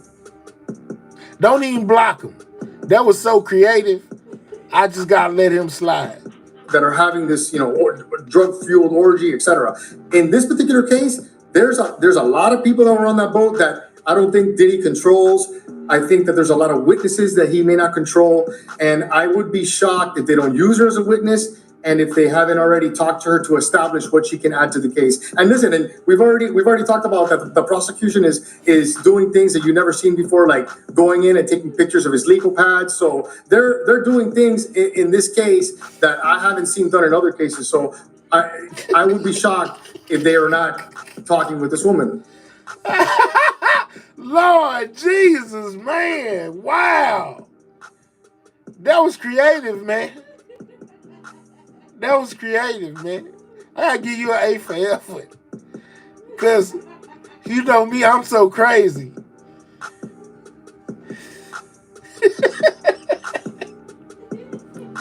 That person said, I want to get down on my knees and feel God's salvation all over my face.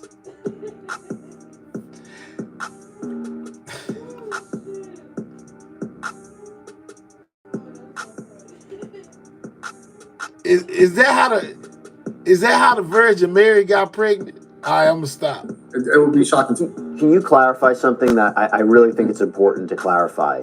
If the government is, because again, the charges he's facing are wrapped in secrecy. We don't know all the victims. We don't know all the witnesses. We can guess who certain people are based on the way they're described. We don't know how expansive this prosecution is. Sure, they talk about it's a certain time period they're looking into and certain charges, but we don't know exactly what their case is going to look like. But to make it really clear, if the government ends up not calling Race O'Markey, I ain't gonna take the bait, Monica. a number of the accusers Monique, who I have mean. filed lawsuits against Sean Combs or his family. Does that make their claims less credible? Or are we saying, look, that's a criminal case, these are civil cases, they're different. But again, there is an overlap. I feel you, North Memphis. He said that's not creative, but sacrilegious. Man, I was just saying, man, the way they put it was very creative. I ain't gonna lie. And there's people out there who would I didn't know how to take it at first. Expect that all of the accusers who have filed a lawsuit against Sean Combs, that they are going to play a role in the criminal case. But that I wonder if you would be saying, don't look at it that way. That would be a mistake to look at it that way. I think it would be a mistake to look at it that way, because even though I don't want to quote the rules of federal civil procedure, but I believe that type of attack on a plaintiff, you weren't called as a witness in the federal case against Sean Combs. Isn't that true? I don't think that would survive an objection. I think that may be objectionable and not really probative. It's more prejudicial. Not even from a legal point of view, but from a PR point of view, us looking at these lawsuits, I guess you would say, doesn't take away from the credibility or doesn't take away from the weight of their accusations, because this. AL said, did they say amen? Yes, it is different, and I don't see people out there in the public realm saying, you know what, you didn't testify in the criminal case, so you don't really have a case against you. They're going to focus on the evidence, the audio recording, the pictures, the other witnesses that are gonna bolster her story of what occurred. By the way, what role? Again, we have no idea. But right now, Sean Combs is the only one charged in that criminal indictment. That could change. They're presenting evidence to a grand jury right now, the prosecutors in New York. Maybe they're going to file new charges against him. Maybe they're going to amend charges. Maybe they'll add additional defendants. Lord, the reason I ask is Christian is being accused of sexual assault. What role do you think he plays in his father's trial? As a witness? Potential co-defendant? He hasn't been accused of committing a crime. Well, I mean, this is essentially an accusation of a crime, but in terms of an actual criminal case, he hasn't been charged with a crime. I mean, the closest that we saw is when he and his brother were put in handcuffs during the raids. And I think initially when people saw that, they said, oh, they must be getting arrested, but they were just detained as part of the raids. But what role do you think it's possible Christian Combs to play in his father's criminal case? The government loves superseding indictments. So basically he said, what role do you think that Christian could play in his dad's indictment? Let's see if they're going to try to play Diddy's son against him. And then Joe Cash turned around and said, amen. Y'all be ashamed of yourself, dog. To play in his father's criminal case. The government loves superseding indictments. The government loves indicting your relatives. Why? Nothing is worse. Right now, Diddy's sitting in a jail cell. What could be worse? The thought of your son also sitting in a jail cell. So if they can prove it and they have him committing crimes and they can involve him in a superseding indictment, I don't see why they wouldn't. They do it all the time in narco cases and in other cases that I've worked on. And it seems to me like Diddy wasn't or never created these broad defined lines between his children and the alleged illegal acts that he was committing. So it's completely possible that they could get wrapped up in a superseding indictment. And look, the last time we heard about the family, it was the idea that while he's in the MDC, the Metropolitan Detention Center, he was recruiting his family to post messages about his birthday, that they said that the allegation was from the prosecution. That was a way for him to tamper with a future jury. There was allegations that he Diddy messing all the way up, y'all. He's trying to have family members or people reach out to people on the outside. So we'll see where this goes. I just thought this was an interesting kind of update in the Christian Combs legal saga that he's facing now, the legal case that he's facing. But listen, Mauricio, really appreciate you taking the time. Thanks so much for coming on. Mauricio Padilla, thank you. Thank you so much.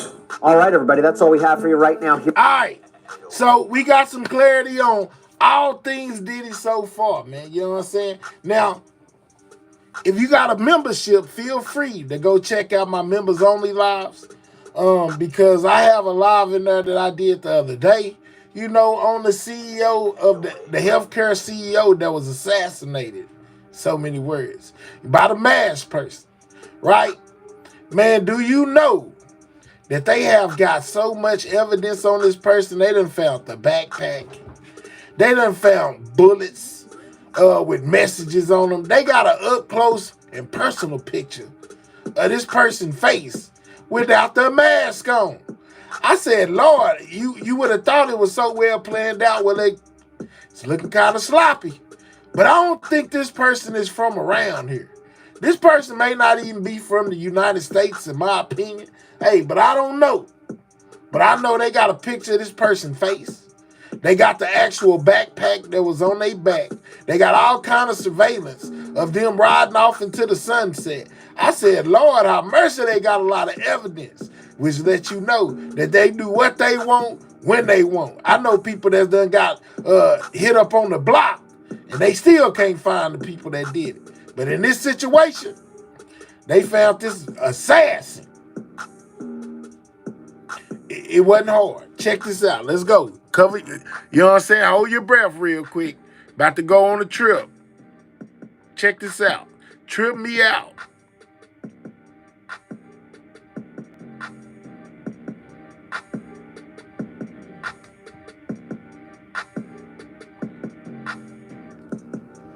Shot and killed the CEO of United Healthcare, Brian Thompson. That's the rounds they found.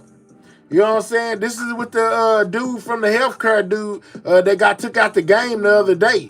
You know what I'm saying? They found bullets that were left at the scene. One said deny, other one said defend, depose. Let's go. Now, you got to see this. These are the words written on the bullets.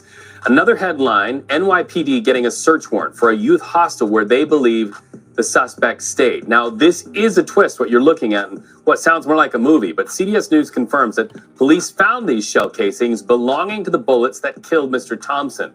The words on your screen were also on those casings. Deny, defend, depose, written on the casings. Now, police are putting together a timeline, and this map brings that timeline to life on our monitor. So look closely. 6:39 a.m. Tuesday, the gunman in position, waiting for his victim outside New York City's Midtown Hilton. 5 minutes later, Thompson walks to that hotel, then the shooting, then the getaway. That entire... Whoever just sent me that, you know I can't read it. You know what I'm saying? Until after I get off of here. I can't read it right now. Let's go. Attack from arrival to escape happening in less than 9 minutes. By 6:48, the shooter on an e-bike, Center Drive, Central Park. Not long after, the murderer got away. Doctors pronounced Mr. Thompson dead at 7:10 a.m. Now think about it. All of this happened, making international news in just 30 minutes. And look at this. This is surveillance video capturing the moment of that murder. The shooter out from behind a parked car, the gun pointed there. We, of course, freeze that video before Mr. Thompson falls. He's shot in the back. A fatal shot. And the it had a 50-year-old silencer. CEO stopped short of planning his appearance at an investor meeting. Let's go live right now to CBS News correspondent Lilia Luciano. She's just outside that Midtown Hilton location. Lilia, police just released photos of the suspect's face, no mask on for the first time. We're also hearing about a search warrant. Tell us what you know at this hour. Well, Reed, those photos are remarkably clear. I mean, the first thing you think of when you look at those photos is, if that's somebody I know, I would absolutely recognize them. That's what a lot of people are talking about on social media.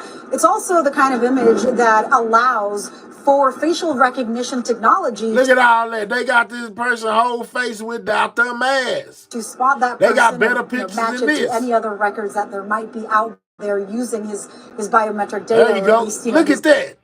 That kind of look like a woman to me, though. What y'all think? The other way look like a man, but that kind of look like a woman.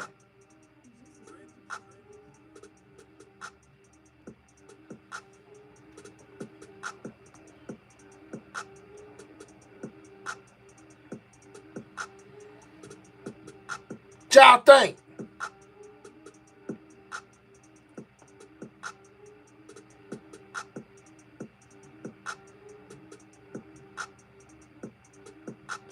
That look like a woman to me, y'all.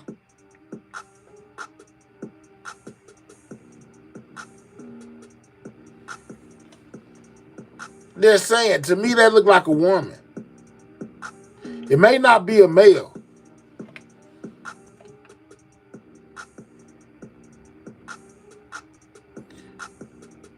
I don't know. I ain't the smartest man in the world. I ain't a detective.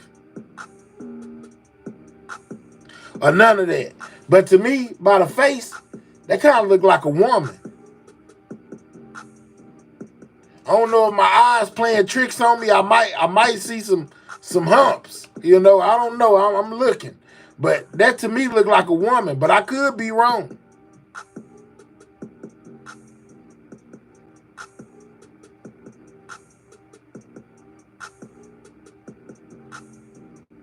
They say in this picture the backpack black. I don't even see a backpack in this picture.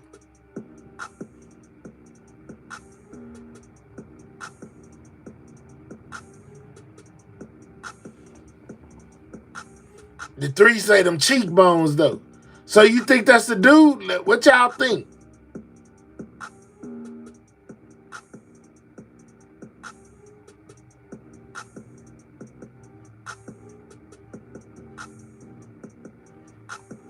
His facial features. The other part is the search warrant. See, now that look like a man. Now this is a black backpack like you were saying. Okay, I bet. And that other picture, it looked like a woman. He ain't have no backpack. See, right here, it look like a dude. But that other picture, I swear to God, it looked like a woman. That's a girl, 2 different people.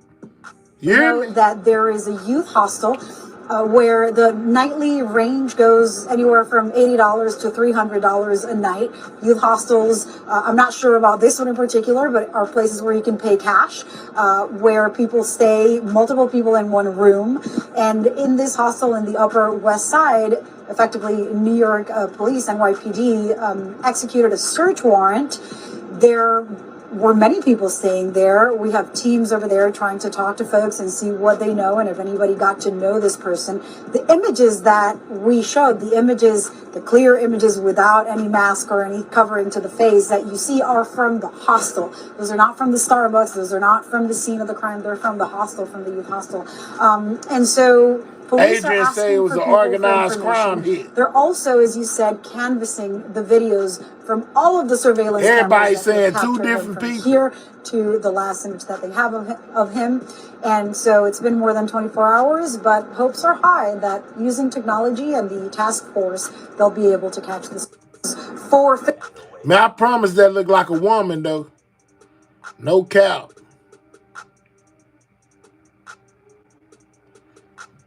That looks just like a woman.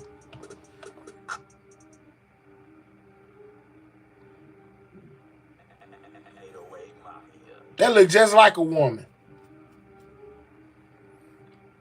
The 3-word phrase left on the bullet casings is based off a book that an author wrote about the health insurance business. All right. Yeah, and it got no bag right there. You right. That was an order hit. Different people for sure. That angle looks like a man. This is a woman. Yeah, I'm saying, man. To me, it looked just the person looks just like a woman.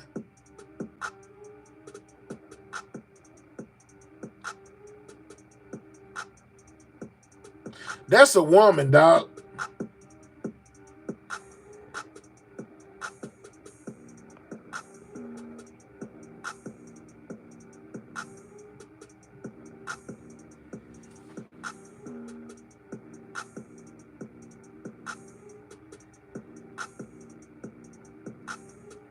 I'm looking at the shirt pockets, L.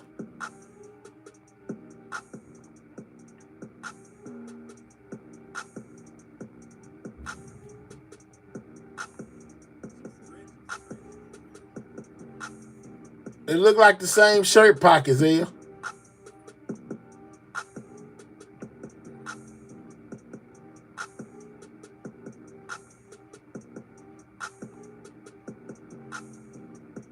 I don't know. L say they different. Recognition technology to spot that person and match it to any other records that there might be out there using his biometric data, or at least his facial features. The other part they say the search warrant. Here's what we know. We know that there is a youth hostel where the nightly range goes anywhere from $80 to $300 a night. Youth hostels, I'm not sure about this one in particular, but are places where you can pay cash, where people stay, multiple people in one room. And in this hostel in the Upper West Side... They agreeing with me. Y'all agreeing? Y'all saying them are definitely two different people. We need a side by side, man. Well, I ain't got it over. We gonna have to revisit it later on or something when I jump on. Let up the video where the assassination happens, and we can tell that those are two different people for sure. It's her. Okay, so could it be possible to have two people running around in the same thing? If it was organized, if it was a hit, can we have two people running around in the same thing? One male, one female, so you don't know which one of them did it?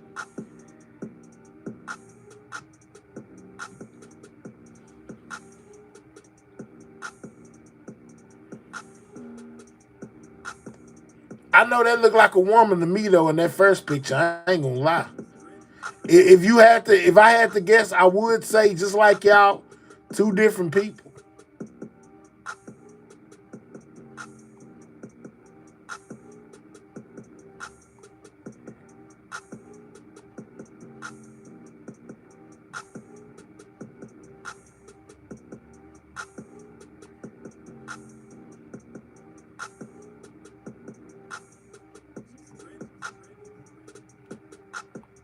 The other part is the search warrant. Here's what we know. We know that there is a youth hostel where the nightly range goes anywhere from $80 to $300 a night.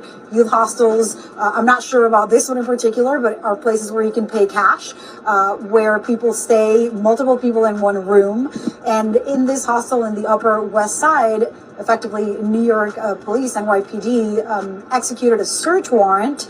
There were many people staying there. We have teams over there trying to talk to folks and see what they know and if anybody got to know this person. The images that we showed, the images, the clear images without any mask or any covering to the face that you see are from the hostel. Those are not from the Starbucks. Those are not from the scene of the crime. They're from the hostel, from the youth hostel. And so police are asking for people for information. They're also, as you said, canvassing the videos from all of the surveillance cameras that could have captured him from here to the last image that they have of him. And so it's been more than 24 hours, but hopes are high that using technology and the task force, they'll be able to catch this person. CBS News correspondent. Ain't that crazy, y'all? You know what I'm saying? And it don't stop there, man. They steady talking about these brand new developments in this case. Continue to subscribe to the channel. Double tap the screen. Get those likes up. Check this one out.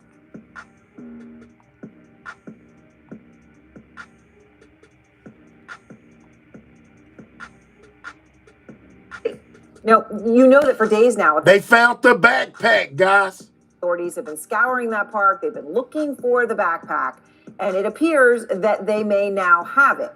They've been scaring the park looking for a backpack. How y'all know the backpack was in the park? Hold on, man. Something fishy.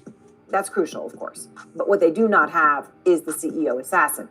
And top New York Police Department officials tell CNN exclusively right now that they have reason there we go. That the suspect side by side. Same person to two different people.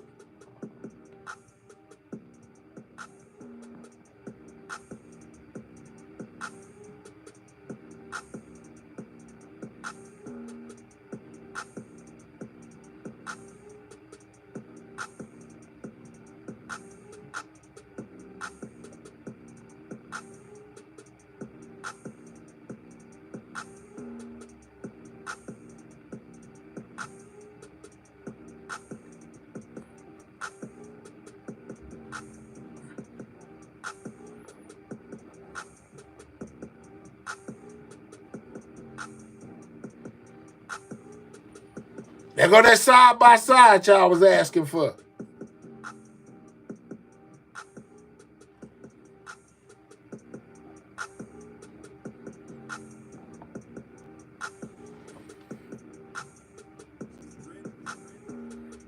Same with different angles. The backpack is just a setup. Same, I think. Nah, it's okay. We don't need the medicine now. We got a full anesthesia and surgery. Look like the same person, just different angles, in my opinion. The book title, Delay, Deny, Defend, Why Insurance Companies Don't Pay Claims and What You Do About It. Okay, the shoulders are different. We woke. They left the backpack there for a reason. The nose is different. Two different people. Pasty in the making. Was this Diddy? No. Three, stop asking me that. Sizes, he bigger. This is Parker from Roadwood. Chest sizes, different people. They left the backpack there on purpose. Chest and chin. All right, you know what I'm saying? I'm asking. It do look different.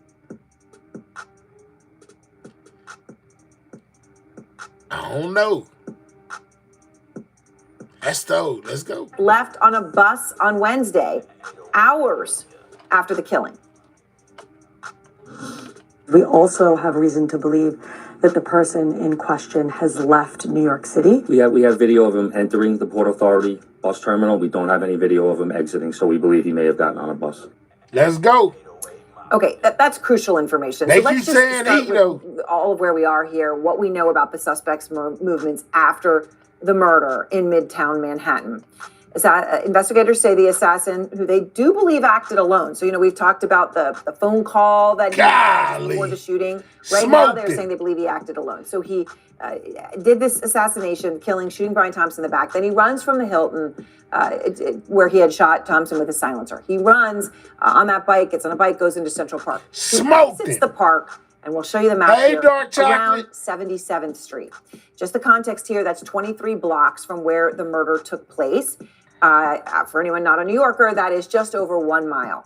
He then made his way to 85th Street, where police have this video of him on a bike. They say that's him. There you go on the bike. Officials they say got all the he surveillance. walked up to 86th Street and grabbed a taxi to the George Washington Bridge bus station. They got him the fastest. George Washington Bridge is all the way north. You can see that green part. Absolutely, Christina. Park. You got to go a long way up there. No gloves. 90 blocks away. And that's almost 5 miles. Okay, so he gets there in a taxi. Officials then have video, you heard them just say, entering that bus station. It is one of the busiest in the entire United States. There are 1,000 buses a day that go through that George Washington Bridge bus terminal. They say that is where they lose him because they don't see him leave. So if he got on a bus, at this point, that means he could be anywhere in the U.S., even perhaps beyond. I mean, take a look at the map. They got some of the locations that just from that. Well, they got all kind of angles, bicycles, backpacks. They got him the fastest. Bus terminal you can go to any day. Boston, Buffalo, Philadelphia, Washington, D.C.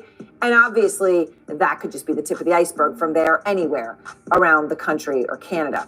At this hour, DNA testing is being done on several items that they recovered at the scene of the assassination. That water bottle that we've mentioned, that the killer may have purchased just before killing Thompson that had a smudged fingerprint on it. All right, Chocolate, you missed at the beginning of the same video, Diddy's in court footage has been leaked online. Christian Combs has been served with a civil assault documents or whatever. Diddy is getting at the jail, accusing them of violating his rights and basically demanding a new hearing and saying that all his charges need to be dropped. And right now we taking a look at the situation that happened in New York with the CEO of healthcare being unalived by a person on a bike, with a backpack and a silencer on a strap. That's where we at. That's undergoing testing. They're also testing a cell phone that was recovered at the scene. So these are all major developments. In the backpack, we literally found out just a few minutes here before we came on air. So let's go to Omar Jimenez, out front live, outside that George Washington Bridge bus station where the suspect was last seen. Omar, at this point, this is potentially a major break of some sort to show at what point he may have left, the time that he may have left New York City. Man, that man in Egypt And it somewhere still, by though, now. presents a big challenge because even with all the new details about where this person has They been and went how to this Ireland. person made their They way all the way gone. to this bus terminal, of course, with this person being seen entering and buses continually coming in and out, the question is, what bus did this person potentially get on? And, of course, who this person is as well. And you also mentioned a really key detail as a target for law enforcement over the course of this. Where was this backpack that the shooter was seen wearing at the time of the shooting? It's part of why they launched a pretty huge canvas throughout Central Park to try and figure out where this is. Well, now law enforcement believe they have found that backpack, which they had said was critical because not just of what could... Chris said Ireland, bro. That was random. Yeah, it just came from anywhere. You know, he might be in Africa. Who knows where he at? Man, he might be in Alaska by now. Potentially be inside, potential clues, but also he in Dubai. Let's go. DNA and fingerprinting. They're taking that bag for additional testing just to make sure it's the bag they're looking for. But again, as I mentioned, even with all of these new details, those two critical questions remain. Who is this person? And where could they be now? So let's go now to the former Not Boston in the United Police Commissioner States. Ed Davis. He was in charge during the manhunt for the Boston Marathon bombing suspects, the Tsarnaev brothers. Also here, David Sarney, retired NYPD detective, and Kate Schweit. She was a senior official with the FBI who created the FBI's active shooter unit. All right, so you all know more than anybody. They could keep on saying he, and it really be a she. Maybe they looking for the wrong person. A group here. So let me start with you, Ed. How big? Let me just show you the photo again of the backpack that ABC had obtained. So this is the photo that they put out, the backpack that they say they found in Central Park. They say they believe it is the same one that the assassin wore when he killed Brian Thompson. So if this is indeed the backpack, how big of a break do you think it could be, Ed? Hi, Erin. It could be enormous. It all depends on what is inside there as a start, right? Is the gun in there? If the gun's there, it's going to tell us a lot about where it came from, tracking it back, possibly finding out who purchased it or its history. If there are pieces of clothing in there that he wore for an extended period of time. We know they got some face pictures. We just showed them.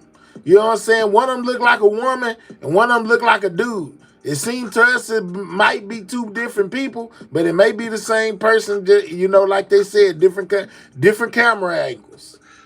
Even more DNA can be recovered from that. Hairs, fibers, fingerprints, all of those things are likely to be found on something like a backpack, which is really tight to the suspect's body. Just the rubbing of the neck could turn skin cells and DNA from that. So they'll also run down where the backpack came from. So there's an enormous amount of evidence potentially there. So, David, can I ask you, though, on this, right, you know, so even if as Ed's talking about, rushes the back of the neck and you get the skin cells, you get all of that. Exactly, Christina, DNA. Then what? And I guess why I'm asking this is if he hadn't committed a crime in the past, how much does that DNA tell you? See, that's most definitely a him. I don't know. I think that's two different people still. Because this is him again. And that's most definitely a him.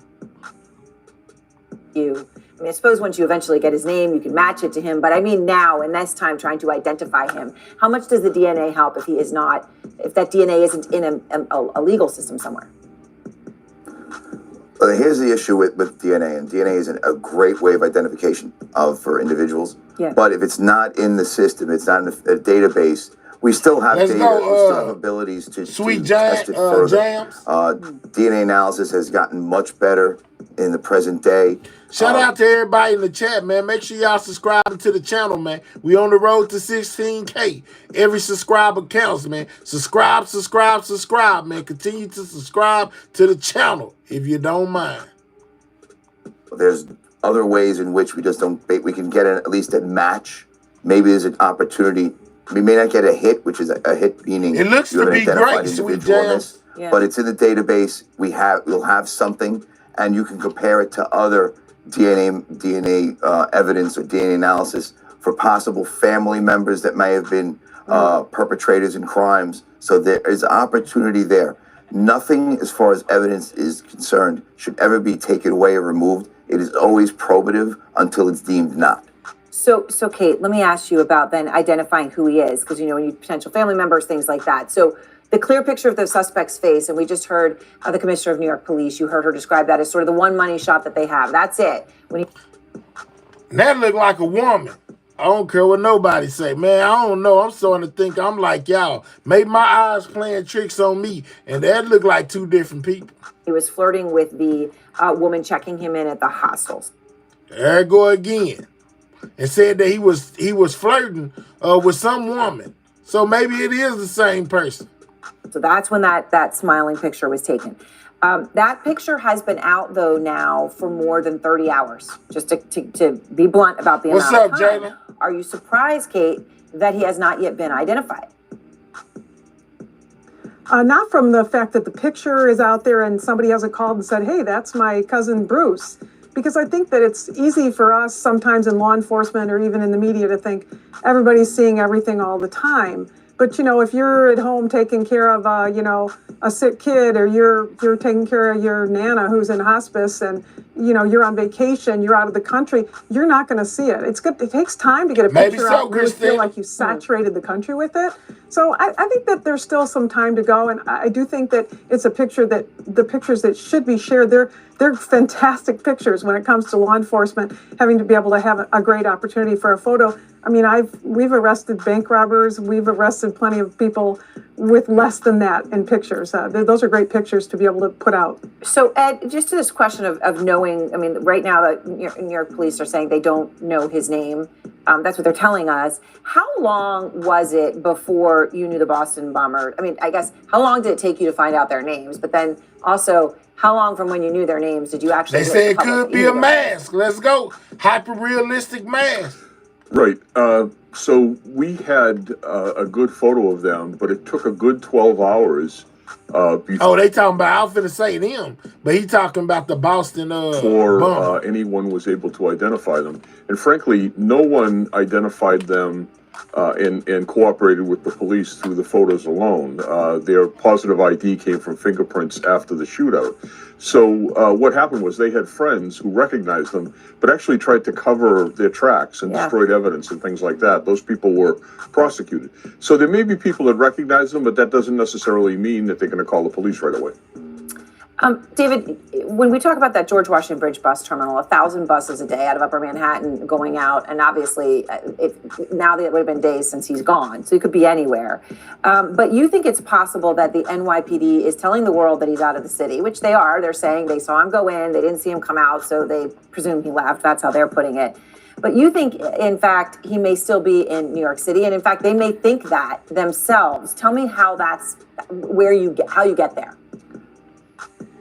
Well, you know what? You don't always want to, lay out your cards. You could put this out as disinformation, trying to lay aside people's fears or people who might know this individual that he's out of the city. We don't know directly. We believe he is.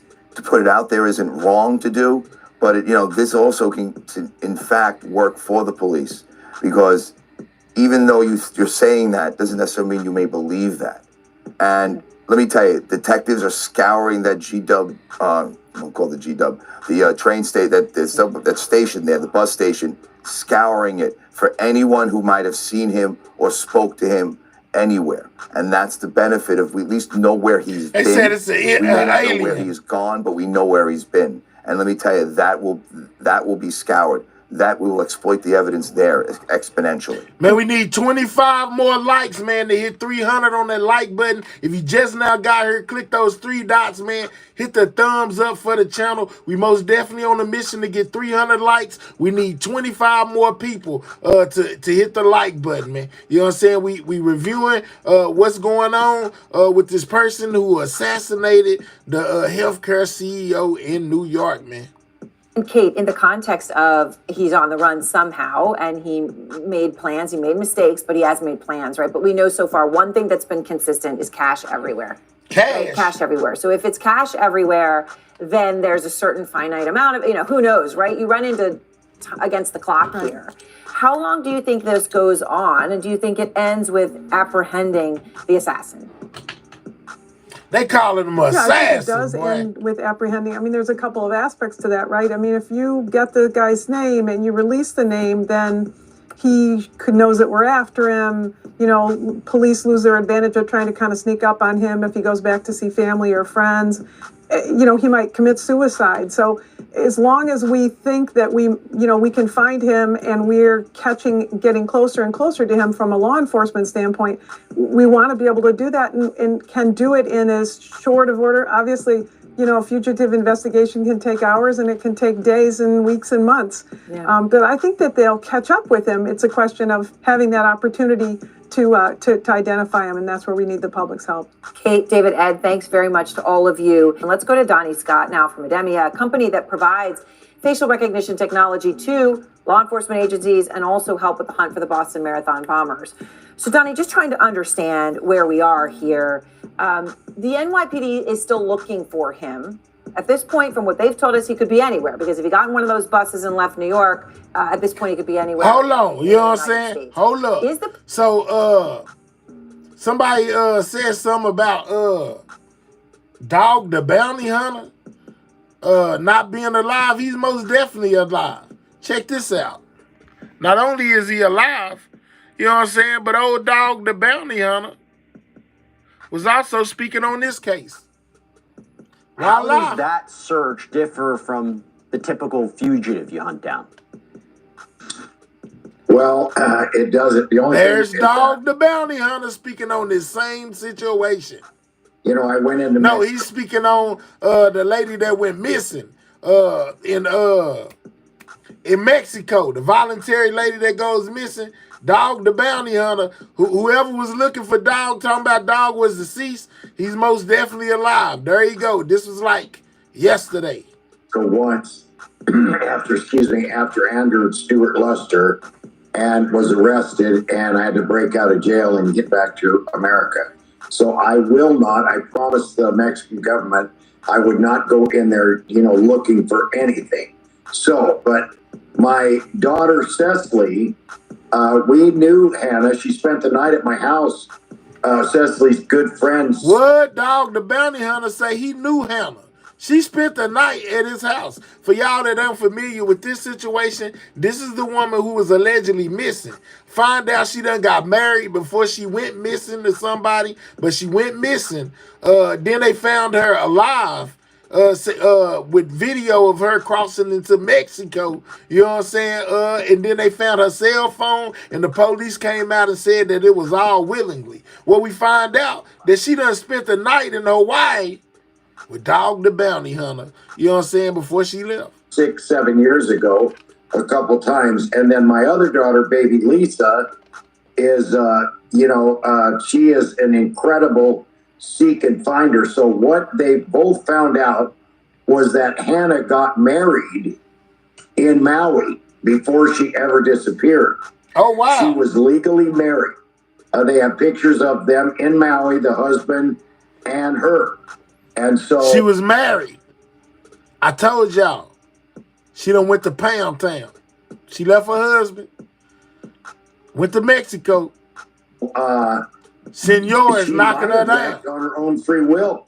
She might have, married this guy. We don't know what nationality he is, but they did get legally married in Maui, Hawaii. And does the family know who this is? Is the family aware of this fact? Well, yes, I think they do, because I think it came off on someone's social media, the pictures and all that. And what I saw, it said, somebody in the family said, don't let this get out there. And it's, we respect, I was in Hawaii 26 years. Yeah. And we respect all Hawaiians. I still do. But when this child, she's still, to me, a child, is missing like that, we got to find her, because the dad was so distraught, I think, that he couldn't find him. He took his own life. And I was wondering if there was some, did the dad do that? Was there something? And the family, there's cameras showing the dad goes to this parking structure. No one was behind him. No one pushed him. And the family has said, they're sorry that the dad took his life. And, you know, if the dad is Japanese, and even though we're all created the same, you know, or we're all equal, we're all not the same. And Japanese have a complete different culture than we do, I guess, in America. I don't know why That's crazy. He would jump off and it's kill hard himself. to explain why people do this. Sometimes they come out of nowhere. You might think you know somebody. So I totally hear you. Dog, before I let you go, I have to ask you real quick. If the police are saying there's no foul play and the family's suggesting otherwise, you'd have to say either Hannah's lying in her text or the police are getting it wrong. What do you think it is? Real quick, 30 seconds. Well, the police department, I know a lot of cops in LA. Well, they are good. Okay. And I'm not a cop lover because, you know, some of them are bad, but not everywhere. I mean, everywhere they are. But the cops in LA, no matter what people say about who, you know, what they are good at investigating. And they don't, you know, it's not they don't care. They know. I bet they know she got married. It's crazy. I bet they all know that. I bet they know she got married and you know, they're in it. They've got so much to do. She dipped out on her husband, y'all. That's what happened. I will just say, I think for everybody's sake, we need some answers. We need some answers one way or another. Dog the Bounty Hunter, thanks for coming on, talking about... So we find out she got married while she was in Hawaii and then went missing, you know, on them. Not talking to her family, not talking to nobody. Just went missing one day, y'all. You know, double tap that screen, get them likes up. They was talking about that Hannah lady that's been all through the news. Y'all talking about dog look like Hulk Hogan. All right, back to where we was at. With the situation, the CEO of the healthcare in New York. The one where he's man, smiling. look, we need 17 more people to click the 3 dots, hit the thumbs up. Get us to 300, man. Get us to 300. Is there any facial recognition technology that you're aware of at this point that could identify a person from these two images? Yeah, Aaron, great opportunity. She married some Very much dude. Dog them didn't say his They've been name. calling it all night. Miss It's a Lady. money shot, right? That is a very good image from a quality perspective. Hey, she went to Pound Town, Annie. That's where she at. She skipped out on her husband. Then when it started a new life in Mexico, they you know would what I'm say saying, that with a odds are if that senor. image were in the database, we would match against it. Continue to double tap that screen. 14 more, man. We'll be at 300 on the light. You're talking about in the database of somebody who has committed a crime before, right? In that database, you can run that one. Is that what you're referring to? Yeah, most Americans may believe that law enforcement has images on everybody in the United States. That's very much not true. Sure, it's a conspiracy theory on X. It's exactly right. And so if he happens to not be a resident of New York, who happens to not have been arrested before, odds are he's not going to be in their criminal database or their mugshot repository. And so what's likely happening across all law enforcement is they're looking for this image in their local systems to see if this perpetrator exists in their galleries. Okay, so there's that. Then there's, well, and this is the world we do live in. We all have images of ourselves on our driver's license. If you have a passport, the third of Americans who do, that it exists. There are places that someone's image would exist. How hard is it for them to run against those? I mean, that I would imagine is a legal permissioning process. Is that not fast? That's correct. It's a legal permissioning process. The state of New York does not have access to the DMV database for law enforcement purposes by statute. And so it requires cooperation and information sharing and a reason and willingness by the respective agencies to be allowed to share that by law, and then put the systems and processes in place that allow them to share that information. So, you know, last night when John Miller and I were here speaking, he was saying that some of the recognition technology, in some senses, the human eye, and he's still sitting here, so correct me if I'm wrong, but the human eye can look at an image like that and say, I know that guy, in some ways better than a recognition software, which really is enhanced when a hood goes down or you actually... Yeah, well, they ain't, man, they found that dude so quick, they ain't got no problems. Is it possible that the kind of hits, for lack of a better word, that you would get off those two images that we have are still just way too plentiful to yield a real, this is who it is? Yeah, our job is really to make law enforcement's job easier. If you think about the real basis and use of facial recognition technologies, it's to sift through the millions and millions of images to get it down to a small subset that the expert can use. Continue to double tap that screen, y'all. We Face is not a almost there. fingerprint. 7 It's more not likes to DNA. get us to It's 300. not used for affirmative match. It's used to get to a small enough number where that expert can say, yes, I believe we have an investigative lead here. What other evidence may we have that can match this person to the crime? And it's really fascinating that you say that. I mean, because yes, I understand intellectually, of course, what you're saying, right? It's not DNA, it's not a fingerprint. But of course, as a human being, face is everything, right? In terms of recognizing a human being. But so it's important you explain that. Yeah, it absolutely is. And the other use in this case, which many of your experts have talked about, is if we don't know who that person is, how can we track them across the various streams of video that come in from the public? And so we may not know who the perpetrator is, but we can use the same set of technologies to know that perpetrator has been in these 7 video streams doing across this series of time, doing these activities. So whether it's the face, the backpack, the hat, those can also be used with the same technologies to track the perpetrator across multiple streams. Which is a huge point, because obviously so They much talking about faster than AI. sitting there watching it and blinking and missing it when it happens. You actually find it with the print. What's used to take us days and weeks is now in minutes and seconds. It's incredible, and we'll see what that means. I don't think it's no when this AI. individual is found. Continue to double tap that screen, Thank you man. so much. We I really 3 away appreciate from you taking the 300. time. The chief of detectives Kenny telling the New York Times It's that everything we know on the are looking at the assassin that possibility those eliminated shells may have been used in what is known as a healthcare veterinary CEO. gun. This is a photo There of go a the type larger of weapon that firearm was used on farms and ranches. Chief Kenny saying, quote, if an animal has to get put down, the animal can be shot without the weapon causing Shout a out to large everybody noise that if hit there's that a like button. suppressor on it. Appreciate y'all. Again, New York's 2 top police officials spoke today with CNN Shimon Prokupez, who joins us now from the Upper West Side. New York Manhattan, police. where Now authorities let's go. believe the suspect caught that cab uptown to the bus station. So the backpack that the NYPD found, believed to belong to the gunman, what more do we know about how they found it? Where exactly was it? And what happens now?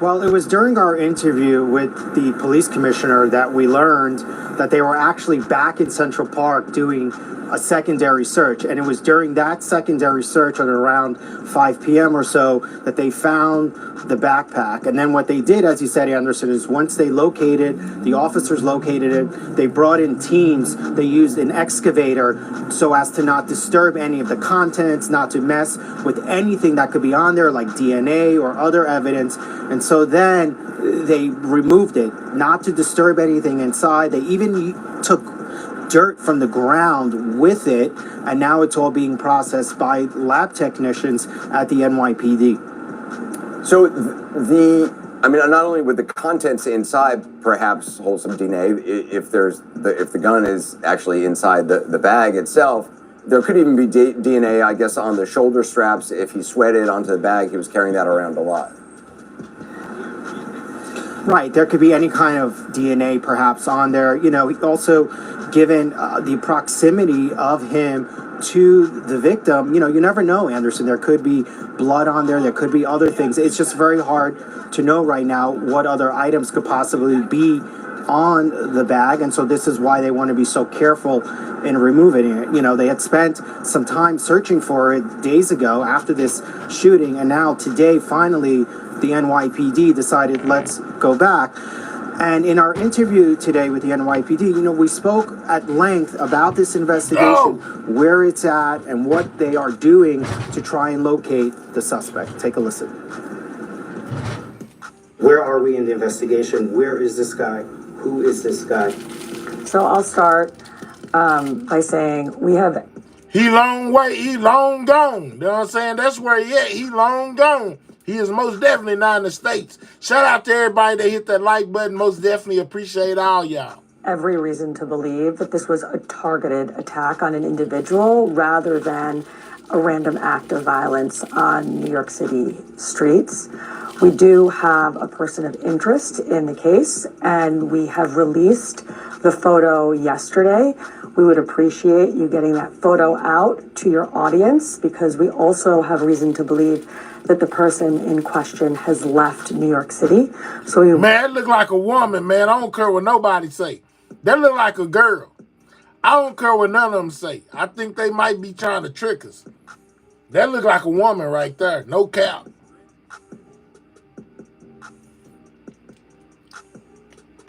want a wider audience to see the picture outside of New York City. Okay, so that's new information. And what is that based on? Why do you believe that this person has left?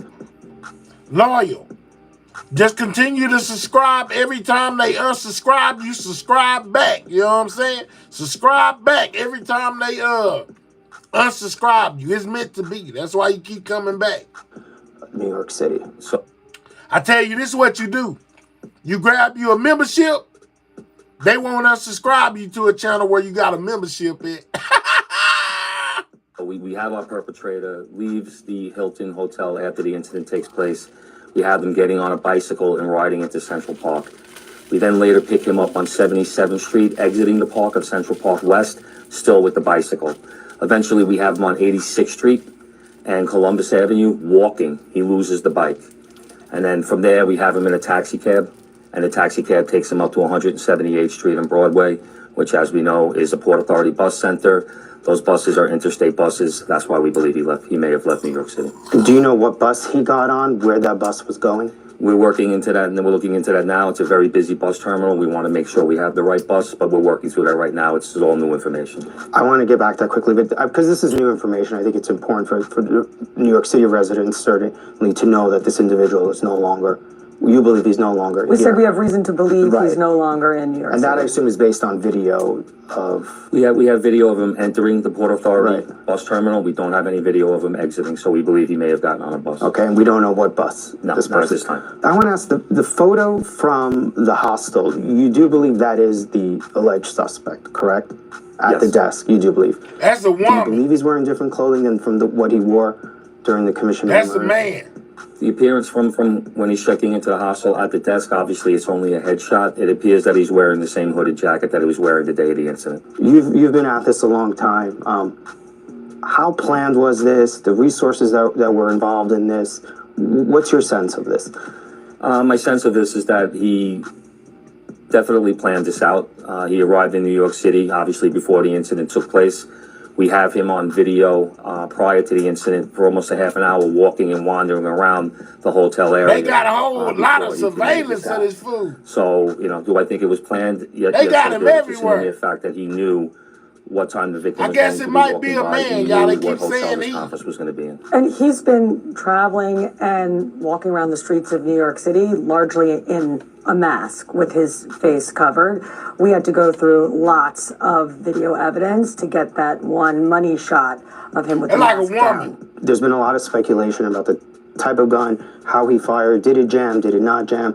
What's your sense on that now, and what kind of a gun do you believe was used here? We really won't be able to confirm that until we seize that gun. But, from talking to people that are familiar with firearms, it appears that either there was a malfunction in the gun that he was clearing, or it's a specific type of gun that's They a say he bolt-action walks on his gun tiptoes. that he was ejecting rounds as he was reloading the gun.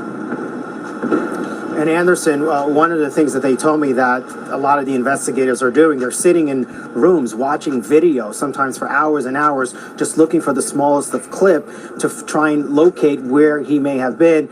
Now, obviously, that they believe that he's out of New York City, the manhunt continues, and it's going to take a lot more resources now to try and find him. They're going through video at the bus depot. Maybe so, in Upper and then- Manhattan here to try and figure out what bus he got on. That's the big question now. What bus did he get on to get out of here, and where did he go? Shimon Prokupez, appreciate it. Thanks. Joining us now is former FBI agent Scott Curtis, also CNN national security analyst Julia Kayyem, and CNN chief law enforcement and intelligence analyst John Miller. John, obviously a lot of new developments today. The idea, first of all, of this gun Lawyers say it's interesting. fake. The idea that it could be a veterinary or a gun that veterinarians use. With bullets. What Chief Kenny is talking about is after this They talking about the assassination, weapon that was the used NYPD now. went to its firearms experts and said, "What is this gun with this enormous silencer?" And they examined it closely. It's a blurry shot, but they also looked at the way he was manipulating the weapon, and they said, that looks like the B&T VP9. Now, as you see, I ain't it never has seen this nothing like large that. extended silencer that is screwed onto a threaded, rather short barrel. But the way the Lawyers gun say that's a works lie. is you fire it with that trigger, and then it doesn't automatically load the next round. You have to pull back on the rear of that slide, and then let it go to eject one round and feed the next in. Let's go, Monica. If we look at that videotape taken during the actual shooting, you see him fire the gun, he's pulling back, firing the gun. So it's pulling not back. necessarily that it jammed, per se. Right, so that's the question. And here's the investigative conundrum, which is he's manipulating that gun that appears to be this, kind of assassin. He might have weapon. made the gun. But It's they a also found 3D shell printed casings on the gun. ground, but they also found live And rounds. silenced. So the question is, was he familiar enough with the working of the weapon? Did he? It does look like in the second, there's, if we re-rack He it, didn't panic at he all fires, either, man. He does just it, busted fires, and walked like it wasn't and nothing. like there. He unalive or somebody. Fires, and then he seems to like just tap walk it off 2 or 3 like times. it ain't nothing. Right. So either he's undergoing a malfunction because he doesn't know how that weapon works, or it's a blurry shot. It may be another weapon, even a ghost gun with a large suppressor or silencer. Scott, what do you on make the of end? Bam! Like you mentioned, either It just walked off like it wasn't nothing. the drill tap rack ready Lloyd to says cycle it's an another round aerosol in there, weapon. or he got overzealous and he cycled 2 rounds there instead of just Agent pulling it back and 47, letting let's one round go. cycle into the chamber. But there's a weird cultural thing here. Look, it's a you wouldn't car be sitting right committing there. a He ain't professional tripping. He murder kept with on a walking. veterinary's gun, but this gun is based on the design of something called the well rod. And even going back to the British and the Allied forces in World War II in the 1940s, He knew what he was the well doing with rod that thing. was the assassin's weapon. It when you fire it with that suppressor, you get a sound like a book hitting a table in a library. And the Very idea quiet. of why a vet would have that is so that it doesn't disturb, I guess, other animals. Exactly. It's practically silent. It's a significant round. It's a 9mm round. 9mm round. It's meant for close-up killing. It's meant for vets to kill an animal by shooting it in the head or somewhere, that's going to be fatal. Wow. But it would work the exact same way on humans very effectively and extraordinarily quietly. Which it did. And good evening. New clues tonight, a potential major discovery, but the manhunt for the gunman who shot and killed United Healthcare CEO now stretching into its 3rd day.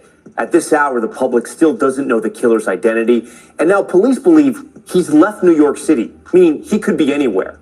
But late today, a key piece of evidence may have been found. Okay. We're just learning that gray backpack has been located in Central Park. The NYPD had deployed drones, as you see a team here doing just that to help in the search.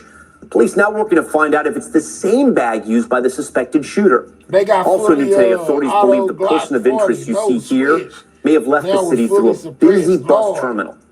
Right now, police are tracing the suspect's steps and combing through security cam video. Man, that hoping it will person in help track him down. Kathmandu by now. The targeted attack sending shockwaves across the entire industry. Medica, a Minnesota-based health insurer, shutting down its campus as a result of the murder. And healthcare provider Centene releasing this message. Quote, in the wake of the tragic loss of United Healthcare CEO Brian Thompson, Centene's Investor Day will now be hosted virtually. A number of companies, including the ones you see right here, are now removing their leadership pages from their websites. We have a lot to get to tonight. NBC's Sam Brock starts off our coverage. Even with a growing trove of images captured on camera connected to the brazen and targeted killing of United Healthcare CEO Brian Thompson Wednesday morning, tonight, no suspect has been named by the NYPD. And New York City's police commissioner, Jessica Tisch, said in an interview with Because I'm willing to bet that the person who committed the crime ain't from here. CNN, she believes the person of interest in the case has escaped Manhattan. We have released the photo yesterday. We would appreciate you getting that photo out to your audience because we also have reason to believe that the person in question has left New York City. Tisch telling CNN the NYPD has a massive camera canvas as well as a combination of fingerprints and DNA evidence. The department's chief of detectives, Joseph Kenny, said to CNN that surveillance video allowed them to track the shooter's whereabouts from the crime scene up to Central Park, where he traveled on a bike, exiting the park at West 77th Street. Eventually, we have him on 86th Street and Columbus Avenue walking. He loses the bike. And then from there, we have him in a taxi cab, and the taxi cab takes him up to 178th Street and Broadway. So they got him from a bike to a car. They tracked, man, look, they got all the surveillance on him. You know what I'm saying? But can't find out who unalive Biggie and Tupac. which, as we know, is a Port Authority bus They center. can't. They found Those this buses are guy interstate today. buses. That's why we believe he may have left New York City. Those officials noting there is video of the man entering the station, but not leaving, which is why police believe he was on a bus out of the city and that they don't know which bus he was on. One possible break in the case coming late today after police launched a drone search over Manhattan's Central Park looking for the backpack worn by the shooter. A gray bag was located, according to two senior law enforcement officials. Investigators now looking to see if it is the bag used by the suspected shooter.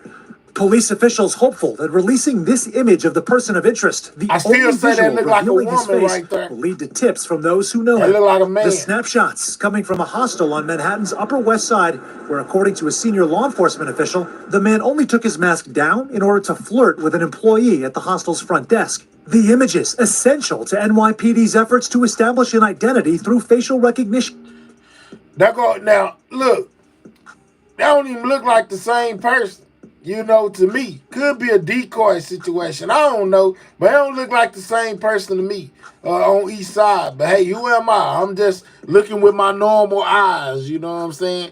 But hey, they the police and law enforcement. They know more than me. You know, the eyes do. Y'all think the eyes do? It's just the smile. Maybe so. Maybe so. But there go that side-by-side y'all was asking for. You know what I'm saying? Side-by-side right there. Let's let it continue. To help solve a calculated murder that's also rattled an entire industry. This is so unprecedented. It has really made a lot of executives very much on edge. The insurance sector now making dramatic changes. Jimmy, I just feel like it looked different. I'm not saying anything. I'm saying that on one picture it looks like a woman, on the other picture it looked like a man. But hey, at the end of the day, it could be a man on both pictures. They keep saying man. I'm just saying it looked like a woman to me. And let me tell you something. You don't tell me I'm just over here saying anything, because I don't just say anything, sir. You know what I'm saying? You recognize, matter of fact, you're going on a trip in your favorite rocket ship, zooming through the sky. Hater, bye-bye. We don't need you. Hater, bye-bye. Go. Hey, man, y'all get that dude who just told me I was saying anything the hell up out of here, because he don't run nothing over here. You know what I'm saying? Catch you one of these rocket ships, go around the moon, then go around Saturn, go around Jupiter, then fly out to Pluto and send me a postcard, buddy. You don't tell me what I'm over here saying I'm just saying anything. Boy, I run this channel, not you. You want to go to a channel where you don't just say anything? Go make your own channel. Chump, thank you for the view. We'll see you later. You know what I'm saying? Pick you any rocket in the chat. They free. Watch me from the nosebleed. Just say anything, dummy. Some leading companies taking profiles and information about their top executives off public websites, with CVS Health confirming they did just that. Insurance company Centene, with a late pivot, also moving its in-person investor conference scheduled for next week to virtual. Bertha Coombs is CNBC's senior healthcare reporter. A number of companies are not wanting to talk about it, understandably, because they also don't want to exacerbate the conversation. But they are very much concerned, and they're very much concerned about the type of discussion that has been happening online. Vitriol and frustration with the health insurance industry over denied claims spilling out on social media in the wake of Thompson's murder. Security and protection firms say across industries, executives and companies are calling for help. This rocked the soul of the industry. It really did. Matthew Dumper runs Kroll's Enterprise Security Risk Management. Our phones are ringing off the hook and our email inboxes are flooded with folks that we have a relationship with and those that are reaching out to establish a dialogue. Sam Brock joins us live tonight from Midtown Manhattan. Sam, let's go back to the investigation and the manhunt. A lot of details tonight, a lot of new information. What more do we know about that backpack that's been found? Yeah, certainly, Tom, you can understand why the backpack is of paramount importance. Two senior law enforcement officials maintain the fact right now that we do not know yet whether that gray backpack did in fact belong to the shooter or not, that it's being sent out to the lab. True Seeker, how this got anything to do with Allie Carter, man? Come on, man. for testing more than likely, and also that it wouldn't just be opened up and dumped out of the middle of the park. You consider what might be inside of it, whether that's a firearm or writings, computers, communications, anything along those lines. That you have fingerprints and DNA that could potentially be tested. They are going to be extremely delicate with that. Also, Tom, we're learning that the backpack was discovered somewhere near where the suspect fled on his bicycle, and you heard from the chief of detectives earlier that he was last spotted on 77th Street on the bike, and it wasn't until about 10 blocks later on 86th and Columbus that he had shed it. Where exactly in the park, we have not exactly pinpointed, but it does seem like somewhere in that region is where investigators may have uncovered that backpack. All right, Sam Brock with a lot of new reporting tonight. Sam, we thank you for that. Joining us again tonight to break down these latest details is John Monahan. He's a retired captain with the New York Police Department and quickly becoming a good friend of Top Story. John, it's good to see you tonight. I want to start with something that may be a cliche. I don't know. Appreciate you, Chris. You know what I'm saying? We ain't playing with these fools. Get them out of here the fastest when they come through here talking nonsense, man. Right now, we talking about the unaliving of the healthcare CEO in New York, man. They done found the backpack. They got all kind of video footage of the guy riding around, riding bicycles, walking through Central Park, jumping in taxis. You know what I'm saying? Even got him leaving New York, man. They say he's no longer in New York anymore. You know what I'm saying? I don't know where he went, but my bet is the person that they are looking for is not even from the United States. That's what I think. But they say the first 48 are the most important hours in the investigation. 48 hours have come and gone. There is no suspect in custody. Twist. How much more difficult does that make it for the NYPD? Well, a lot more difficult, especially now that he may have left town. It's the whole country. Look for this guy. Yeah, this is there's a lot of ideas, a lot of avenues.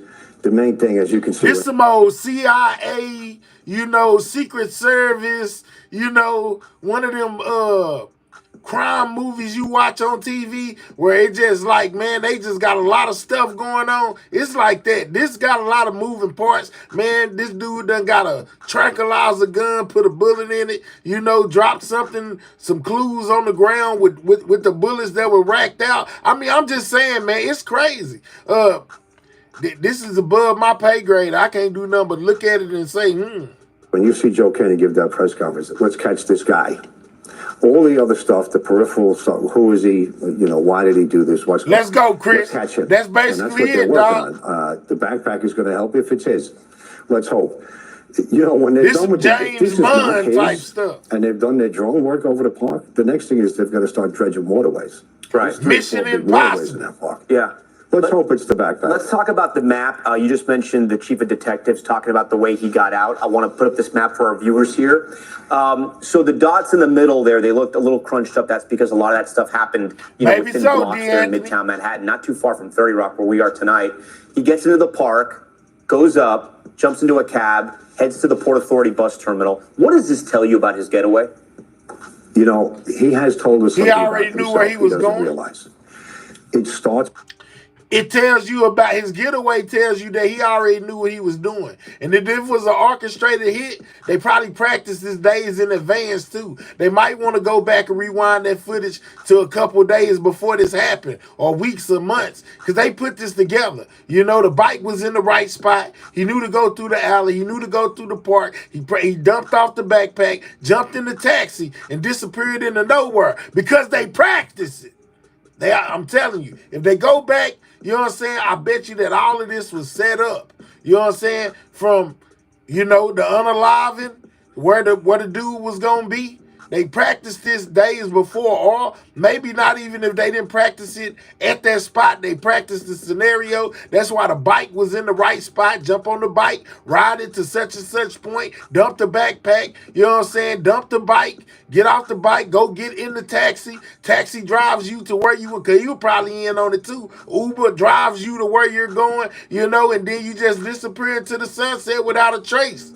Because this was probably all premeditated. Just my assumption. With that alleyway, it's not an alleyway, it's a beautiful plaza, right? But that he thought to take that little circuitous route, the bike he jumped on was one straight block away. Yet he went through that alleyway. And then he exits the park at 77th Let's go, Street. Morris. His destination is 104th. He could have stayed in the park till 100th Street. There's Marie. He's doing these moves to throw off a tail. He's telling us something about himself. We need to listen to him. He went into that Port Authority bus terminal. Now, Joe Kenny was on that press conference saying there's video of him going in the terminal and no video of him coming out. Well, the New York City subway system runs right underneath that terminal. And there's a tunnel that goes from the bus terminal down to 75th Street and Broadway train station. Yeah. So he went in.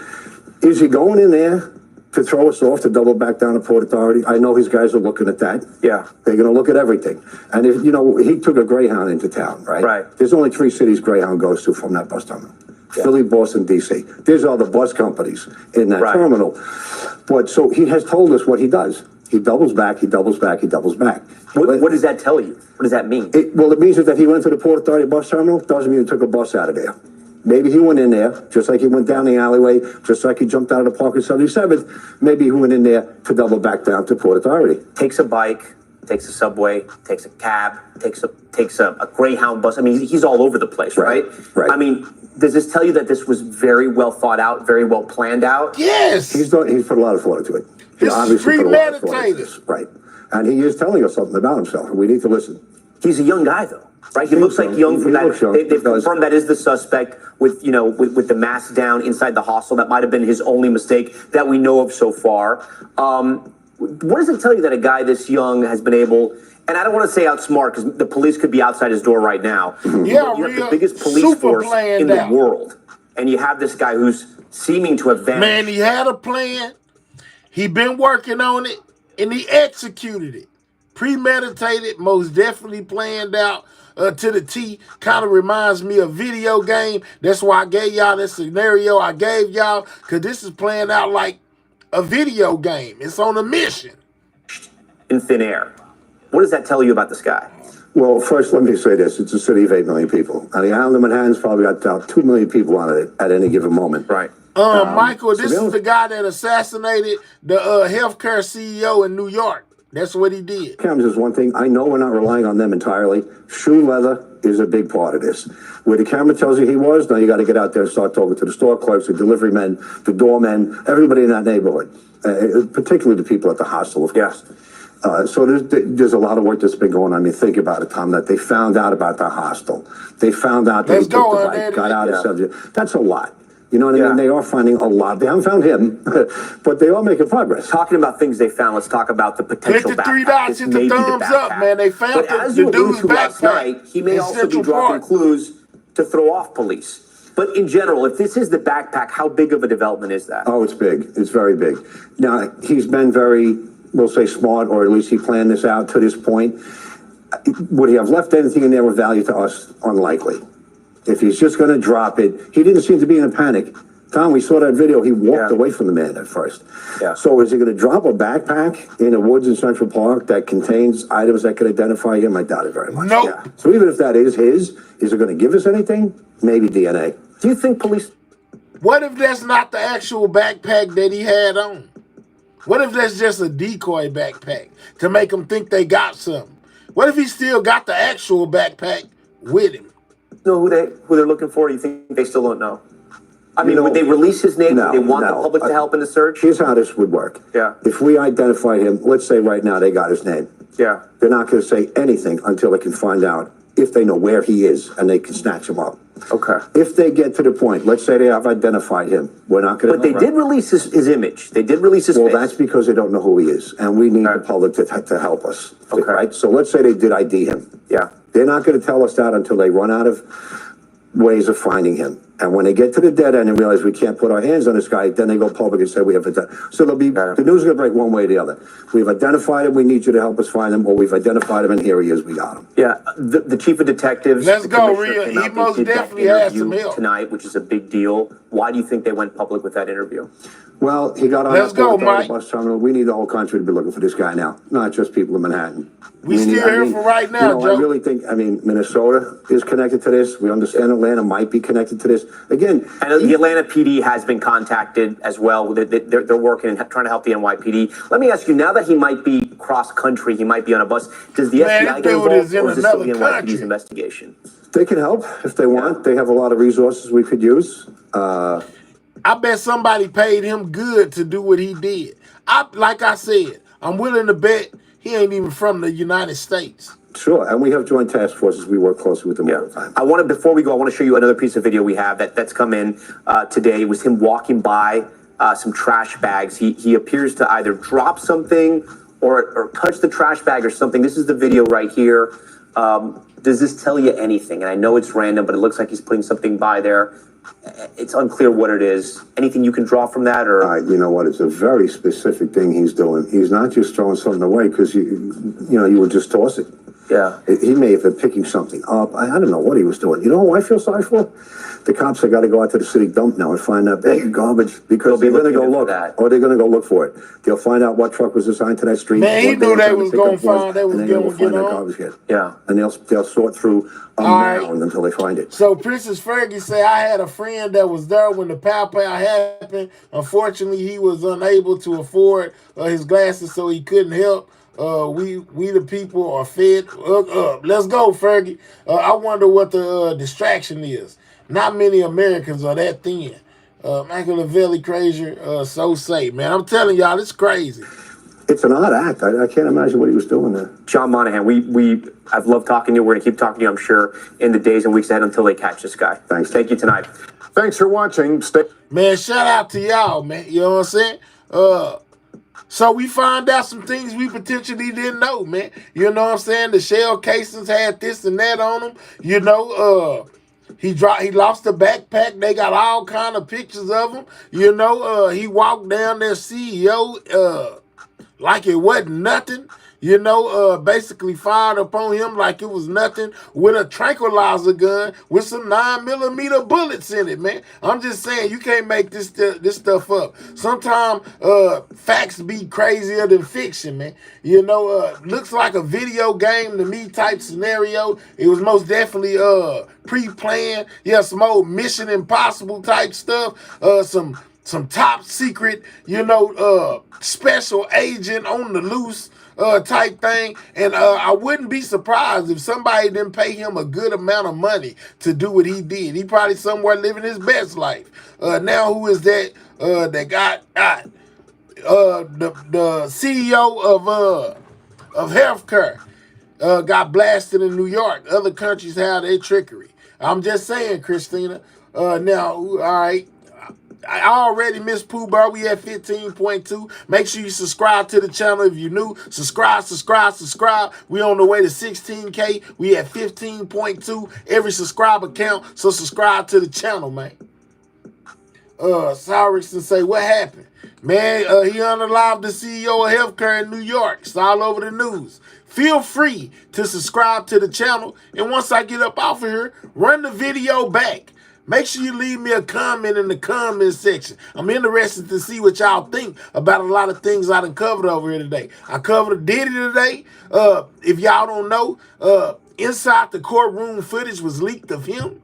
You know, where they're not supposed to have cameras inside the courtroom, but somebody took a camera in there and videoed Diddy, you know, plead not guilty to his charges.